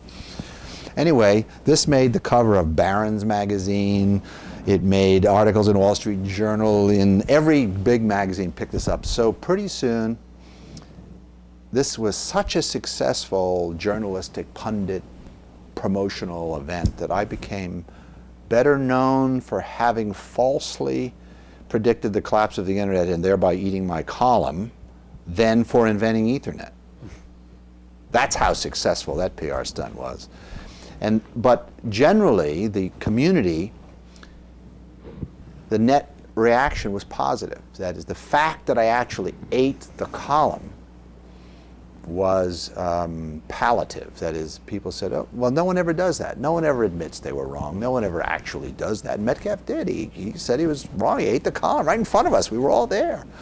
So not only that, not only did I manage to generate all this interest and all this, I think, preventative worry about what was broken about the internet, the self-denying prophecy, I in the end ended up getting a positive boost than a negative one on this. And I'm reading all the time people referring to my ill-fated prediction. I trust you had no ill effects from the meal? No. I remember I ate the column twice. I ate the night before and then the day of, and no ill effects, no To the problem. extent that it was a self-denying prophecy and that you had a beneficial effect on fixing the internet, do you think the same kind of mechanism occurred a few years later in the Y2K issue? Yep, absolutely. All that hype, which the press, I was a journalist at the time, a publisher even, that was great for us because it created controversy, and it was self-denying. People were preparing for it long in advance, and it didn't happen. Self-denying prophecy. You've been critical of Microsoft as a monopolist at various times, but one of the things you once predicted was that when Windows 2000 gets here, proliferates, that Linux would disappear. That hasn't happened. I didn't exactly predict that either. Okay. I'm sorry, do you have the exact quote there? Do you want to read it to me? I think it said, when Windows 2000 gets here, goodbye Linux. Well, that was clearly wrong. Goodbye Linux. Well, actually, that's not the, there are other predictions I've made. I had to make a prediction a week, so I had, 8 times 50 predictions, and so You become a target. yeah, I think my batting average is pretty good, but that's one, that particular sentence I would have to regret. On the other hand, if you were reading the Linux media at that time, Windows was doomed, and I'm sorry, but Windows has not. Have you noticed Windows kind of dropping off since I wrote that? No. And they were also falsely counting, because Linux people generally didn't care about security. When you went to count Linux nodes in the network, there they all were. But Windows people are more serious people, and they have businesses to run, stuff like that. They're not just grad students. I like to be nasty to open source Linux people. So they were undercounting the Windows machines and overcounting the Linux machines and claiming that Linux was taking over the world. And Linux has been doing fine, but it hasn't killed Windows. And Vista just shipped today, and Vista's going to do just fine. So I'm negative on both Linux and Windows, frankly, because I believe they're 25 years old and they need serious fixing. Do you see any opportunities for something to replace them? I've written that I'm hoping that such a thing would occur, but now maybe it's going to happen through the evolution of Linux and the evolution of Vista. But if someone's going to come in completely new, it'll be on cell phones, and that's happening now. Now there's 5, 10 operating systems on cell phones now, and they're all not Windows. Most of them are not Windows or Linux. There's some Linux and there's some Windows, but there's some not. So that would be the next opportunity. And we're also pursuing the opportunity in the embedded space. There are 10 billion microcontrollers shipped every year, and there is no Windows for microcontrollers. There's 10 different raggedy embedded operating systems out there. So the opportunities for new OSs are probably in cell phones and embedded more than PCs, because PCs are kind of passé now. They're clunkers. So maybe new operating system can evolve in some other ecosystem and then expand out to the desktop. Possible. But OSs they're too familiar to the software I dealt with in my technical prime, and that was in the 60s and 70s and 80s. And why is that junk still around? Why are we still telnetting? Why do we still have command lines? Windows and mice, we had those at PARC in the the 70s. What's that stuff still doing around? And not only that, whenever the computer in this house goes awry, my wife expects me to fix it, and I can't. They're kludges. They're horrible, fragile things, and they're good enough for a billion people. So what have we done wrong in the industry that lets that happen? Well, not that we did anything wrong. It's just that the status quo in general in this whole process of technological innovation, which is what I believe my career is, technological innovation, the status quo is strong and has lots of defenses, and so it's hard to innovate. There are barriers to entry to new innovations, and they're higher than they should be. And so just to go back to your mentioning of Microsoft. So I believe I wrote the first column attacking Microsoft for anti-competitive behavior, and I did it in Computer World, and I did it in 1991. And it was after my bad experience, direct experience with Microsoft at 3Com, where I witnessed face up what it feels like to be on the receiving end. Now, I had previous experience with AT&T, but this was now Microsoft. And I didn't exactly criticize them for being monopolies. I was exactly criticize them for anti-competitive behavior, which is different. That is, I think Microsoft has earned its monopoly. Where it went wrong is when it began to use its monopoly to deter competition and be a barrier to entry to new innovation. So, for example, the famous example is when they introduced Explorer. They didn't have to use their monopoly on operating systems to kill Netscape. They could have killed Netscape, even Steven, fair and square, but instead they bundled. They bundled Explorer with Windows in such a way which is a violation of law. I mean, Sherman Clayton, one of those, says you're not allowed to, and case law says you're not allowed to bundle. You're not allowed to take a monopoly position in one field and then bundle a non-monopoly product and thereby become a monopoly there. Someone realized a long time ago that that deters innovation and prevents new starts from innovative companies from coming along. So that's made illegal. So what Microsoft did wrong was not to succeed, and I think Bill Gates is a fine man. It's I referred to them as the Hitler youth. That was perhaps strong language, but the younger people at Microsoft believing, sort of trying to emulate Bill Gates, but not really getting it quite right. Gates is an ethical, hardworking, shrewd son of a bitch. But the Hitler youth, as I call them, they thought they were emulating Bill Gates when they started acting anti-competitively. And so they didn't have to bundle Explorer. They could have attacked Netscape fair and square with a little preparation to be sure that that competition could occur on the Windows platform. They could have done it that way. Instead, they chose to do it in an anti-competitive way. The thing that prompted my column in Computer World is I attended a press conference for the introduction of a pen-based operating system. What was it called? Go, or some predecessor of Go. EO, some predecessor of EO, the one just before EO. Anyway, it was a pen-based OS, and it was being in San Francisco. I was a journalist. I went to the press conference. The day before, there had been a press conference by Microsoft to introduce Pen Windows. And it took all the air out of this press conference to introduce this pen-based operating system. And the thing that was true is there was no Pen Windows. Pen Windows was, do you use Pen Windows a lot? No, there never was Pen Windows.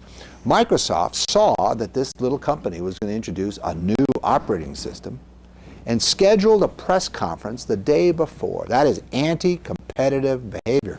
And previously, IBM had been sued on this. They introduced the 360-90 in order to kill the CDC 6600. They didn't have whatever machine it was, the 90 or the 95. And the Justice Department said, no, you're not allowed to introduce fake products in order to disrupt the introductions of your competitors. No, bad monopoly. Not allowed to do that. Well, here's Microsoft doing it. They did it to this Pen OS. That's what provoked my column. So just to be clear, I have been and still do attack Microsoft, not for succeeding, but for turning its success into anti-competitive behavior, thereby slowing down the innovation process by deterring new starts from starting up. So it's okay to serve customers better. It's not okay to damage competition, if you see the distinction. Do you see that anything has changed in the intervening 15 years, and do you predict anything might change now that Gates is less involved? Well, first of all, Microsoft has been convicted of anti-competitive behavior, and that conviction is having its effect. That is, they're being sued still, and they're having to behave themselves a little better. So that as happened to IBM during its heyday. It cleaned up it was forced to clean up its act a little because of this legal action. Balmer and Gates are of the same vintage, and so I don't think the company is. Balmer's an excellent guy. Gates is an excellent guy. I don't think the company is going to somehow get mediocre suddenly because Gates is, doing his philanthropic thing. What was true of IBM in the 80s is that it was generally run by mediocre people after years of monopoly. That's not true of Microsoft. These days, Microsoft is being run by and is attracting some of the best people in the world. So it hasn't yet gone down the tubes, as I once predicted that Microsoft was going down the tubes, that I hastened to add it was going to be a long tube. And see, I laugh at my own jokes. That's not, my wife complains about that. But companies like Google are also hiring excellent people. Well, Google is sort of Microsoft's not going to last forever as the dominant player, because just look at the Roman Empire, 500 years, that's sort of the upper limit. So maybe Google's the one, but then right behind, what's going to happen is it going to be Google forever? No, Google will somehow. But the time scales of these evolutions are way beyond the capability of covering a daily newspaper or a weekly magazine. It takes decades, so it's hard to be right about them. So after a decade of being a journalist, you decided to move on to another phase of your career and become a venture capitalist. Describe why it is you did that and why you thought you could do a good job at it. I have a short attention span. It's about 10 years, roughly. So after about 10 years, I sort of want to do something new, and that's what happened. I did journalism and publishing for 10 years. And I was doing a column on this company, and it's in a funny place. They gave me directions. I like to write about new technology. One of the things I like to do for my readers was to say, this is going to be really important. So I like to, and my idea of a scoop was to identify a technology before other people had written about it. So that's why I ended up writing about a lot of startups, because that's where you'd find such a thing. And I once heard about this startup called Ucentric in Maynard, Massachusetts. And they gave me the directions. Out Route 2, left, right, and I realized they were directions to the mill, the old deck mill. If they should have just said, come to the deck mill, but they didn't know that that shorthand was available. And here was the mill packed with cars, like it had been in the old days of deck, only there was no more deck. It was just 100 startups had infiltrated the mill. So here I am interviewing this company, Ucentric, and there was a venture capitalist, Mike Hirschland, sitting there, which is kind of odd. I'm interviewing a company and their VC is there. And I spent most of a day there, and at the end of it, Hirschland invited me to come visit him over at his VC firm, Polaris. And next thing I know, I'm a venture partner there. They invited me, and what I viewed that is a transition of technological innovation is still my business, but this is a new role. So instead of helping people to better buy information technology, I was going to go start some companies. Dealing with entrepreneurs, who are my favorite people. Scientists, engineers, and entrepreneurs are my favorite people, roughly speaking. So I could, there's a four-way deal there. The scientists develop the scientists, the engineers, they make it into products, the entrepreneurs organize the companies, and the VCs fund them. And that's part of the technological innovation process. So I viewed it as a way to keep in that business, but from a different point of view. And just as I had learned how to sell advertising, I was now going to learn how to be a venture capitalist, which is a completely different trade craft involved there. Did you think that your experience having started your own company would help you evaluate and mentor these startups, and has that been true? One of the conceits of my practice as a VC is I think that having built a company, I'm in a better position to choose and help companies. But along those lines, I think in the last 6 years, I've learned that I need to be putting more time in choosing than helping. There's only a certain amount of helping you can do, and if you've made a bad choice to begin with, it's very hard to help a bad choice into success. It's much better to put the energy into selection than helping. So one of the things I've done in my early years as a VC is be chairman of the board, which is something VCs don't do a lot of. I did more of it because I thought I was more qualified, because I had been an actual chairman of the board. And I'm doing that less now. I'm retreating from that role because it was a conceit that I could be so helpful to these companies, and that as an investor I need to pay more attention. I'm going to help, keep helping of course, but that I need to put more emphasis on choosing than helping. Do you find it frustrating that in your role you provide the funding and you provide advice, but they don't sometimes listen to your advice? They don't? Sometimes they don't listen to my advice? How about sometimes they do listen to my advice? Rarely. No, I had 10 years as a journalist where I was giving advice to 1 million people and they weren't listening. So now I give advice to a much smaller group and they're not listening. It's pretty much the same thing. I try to be helpful.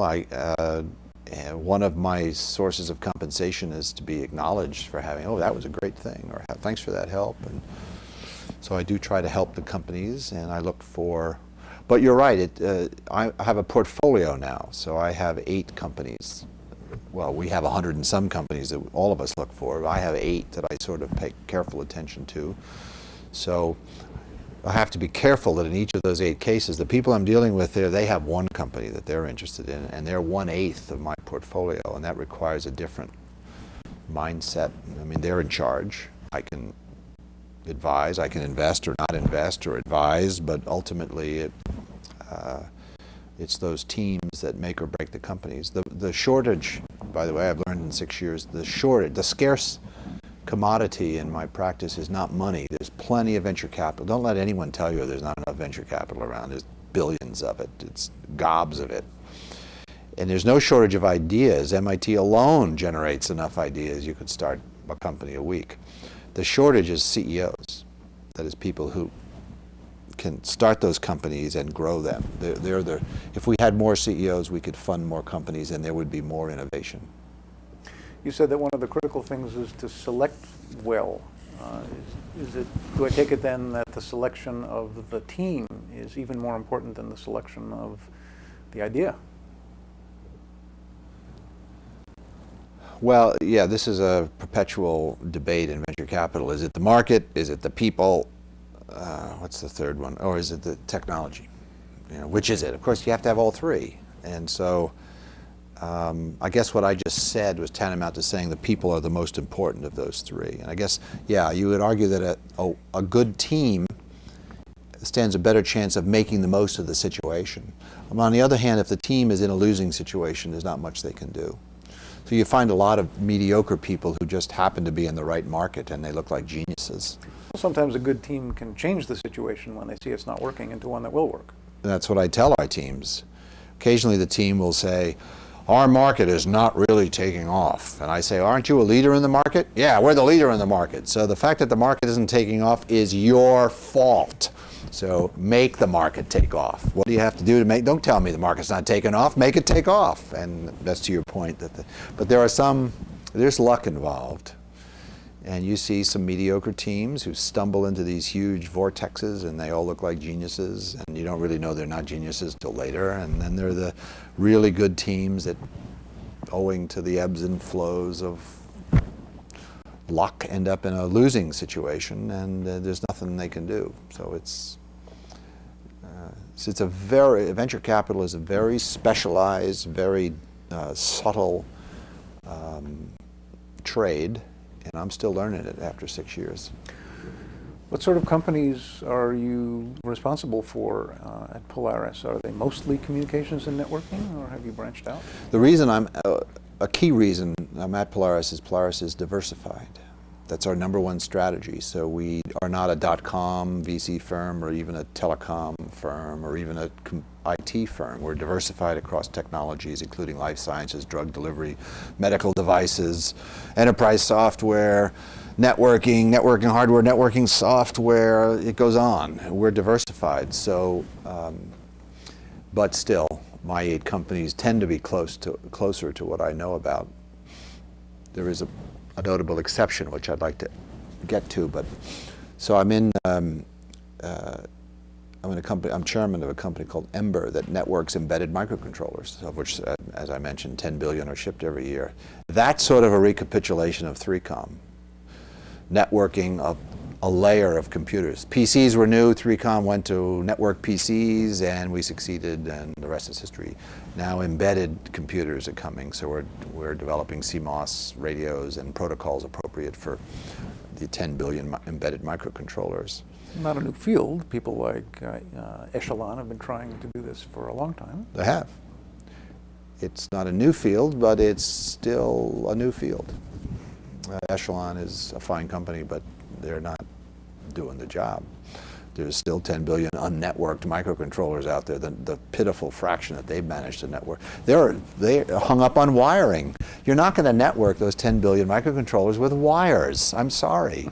And Echelon they keep writing articles about how wireless doesn't work. It reminds me of columns I wrote in the 90s when wireless didn't work in the early 90s. I wrote columns.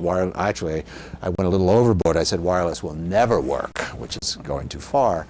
But now I'm on the other side, and Echelon, the problem with Echelon, a fine company, in fact, 3Com almost merged with Echelon, and Ken Oshman's a fine man, and Mike Markle is a genius, and it's a great company, but they're stuck on wiring. They better get off wiring, or Little Ember and a bunch of other companies are going to pass them by. Because those 10 billion embedded controllers need to be wirelessly networked. It's clear. The cables are too expensive, for one thing. And too big. So Echelon better get with it. What other companies in your portfolio that are interesting? Oh, well, they're all interesting, all 8 of them. I've just recently stepped down as chairman, but I'm still a director. This is part of my altering role. I've recruited a great chairman for Psycortex, maker of supercomputers, open source Linux clusters. Open source? You haven't been a fan of open source. I'm flexible. It's much more important to be right than to be consistent. So Psycortex says there's an emergent in technical scientific supercomputing, not enterprise computing. There's an emergent platform. It's called Linux MPI, open source.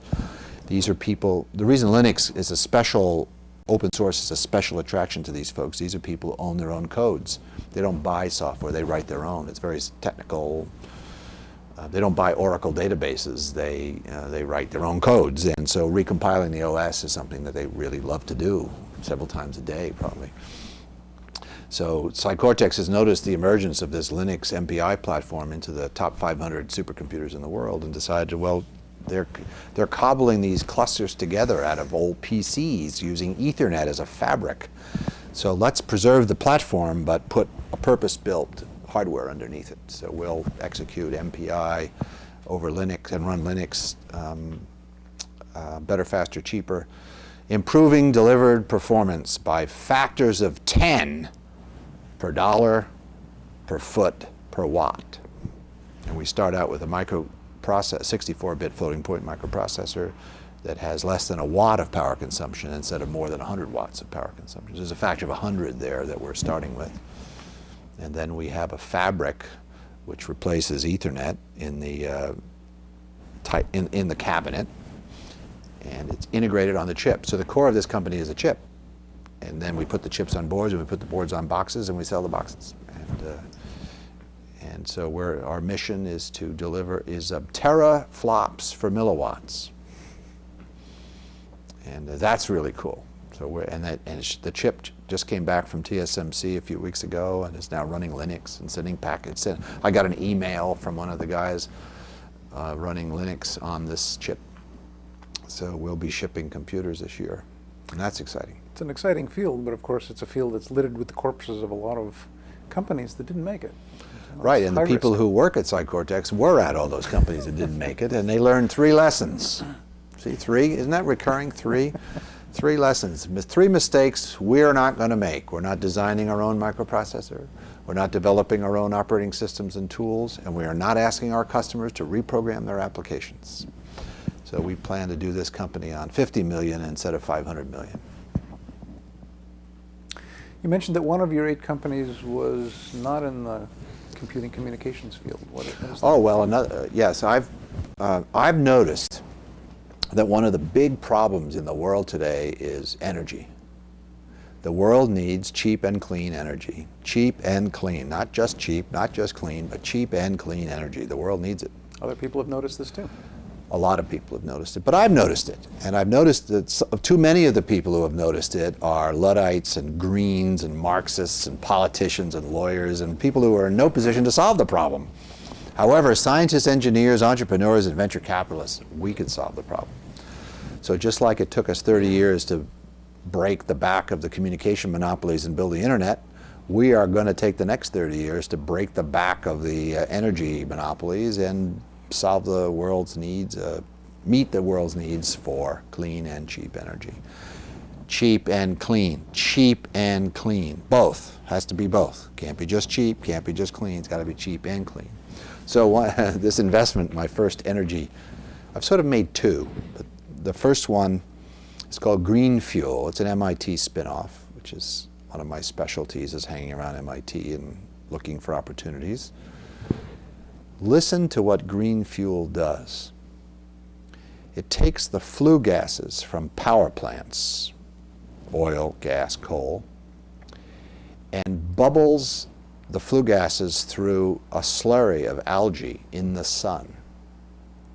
The algae eat all of the CO2 and all of the NOx from the flue gases so that the resulting effluent is free of greenhouse gases.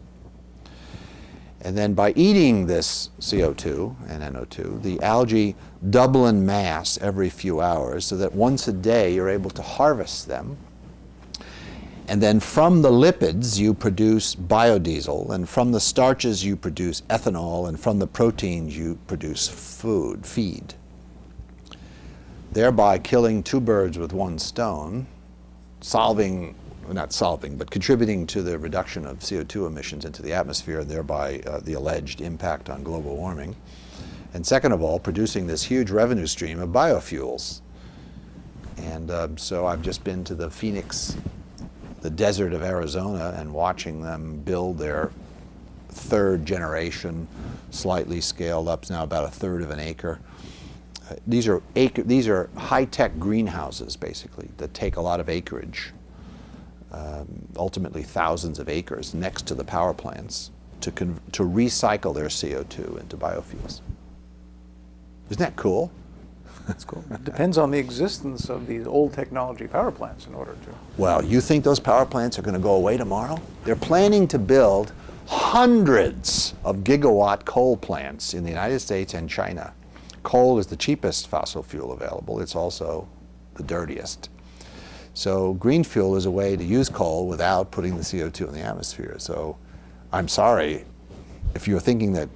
I'd love for us to build 1,000 nuclear power plants in the United States as soon as possible, and that's a whole separate argument. But that's a whole separate argument. In the meantime, green fuel is going to make it cheap and clean. Cheap because of the excess. The recycling, the CO2 is not a pollutant. It's a valuable plant food, and we're recycling it. So there's great value generated and clean. So cheap and clean has been the green fuel proposition. Let's just hope they succeed. Good luck with it. You said you had another company that was an energy... Yeah, on the other end. So that's in the generation side. So there's generation, transmission, storage, and consumption. On the consumption side, we've invested in a battery company.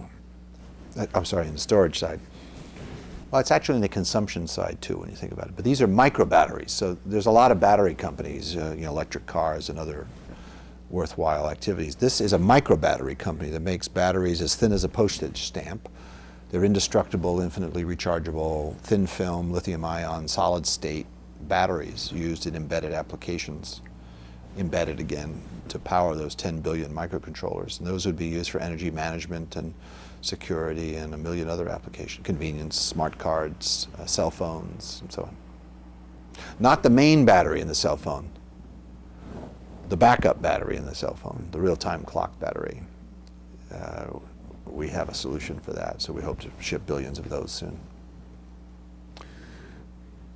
For those 8 companies, you serve as the primary VC liaison. From Polaris to them, but there are other VCs involved in all of them. So you work as a team in Polaris. You're not an individual investor with. No, there are 14 of us. We meet weekly. We consult on all investments. There is specialization. So I have these 8 companies that I'm responsible for.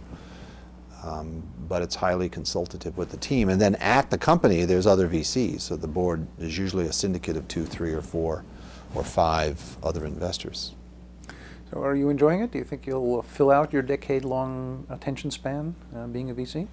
Oh yes. I want to be the best venture capitalist there ever was. I want to be better than Vinod and John and Don and Arthur. Arthur. Yeah, let's not stop. Let's go to Arthur and all those guys. I want to be better than them, or at least as good, because there's fun in mastering something and being good at it.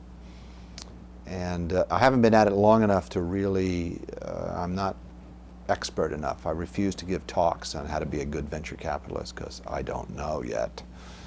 But I'll start giving those talks in a couple of years, I figure. And I haven't begun thinking about what my career will be after that, but I will in 3 or 4 years.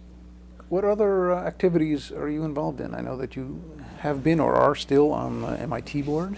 Yes, I'm a life trustee of MIT, and it's enormously important and fun work.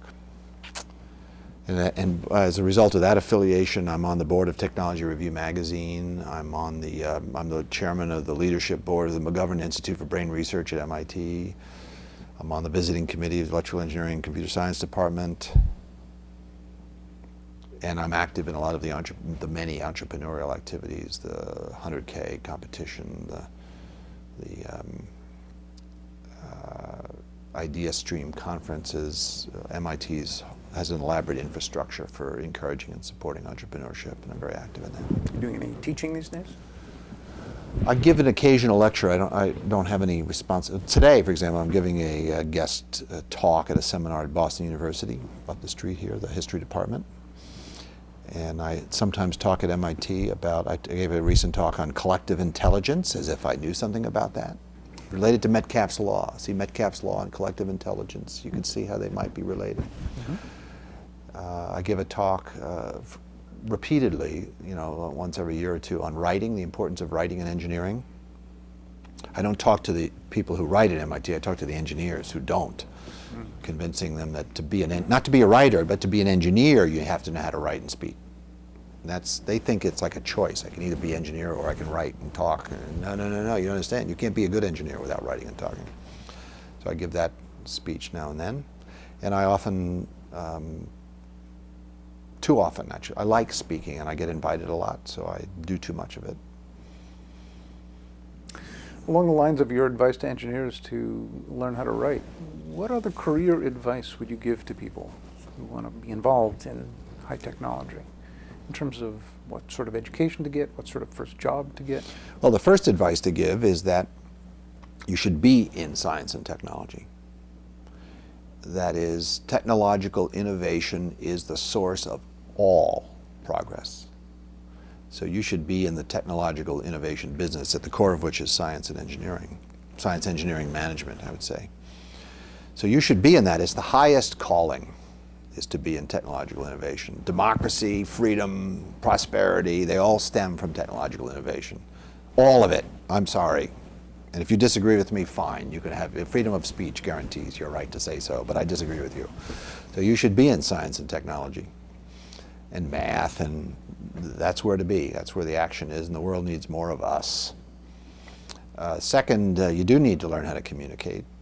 In addition to your technological, scientific, managerial expertise, part and parcel of that is knowing how to communicate, how to speak, how to write, I like to give a lecture on the importance of being the person they choose to stand at the whiteboard.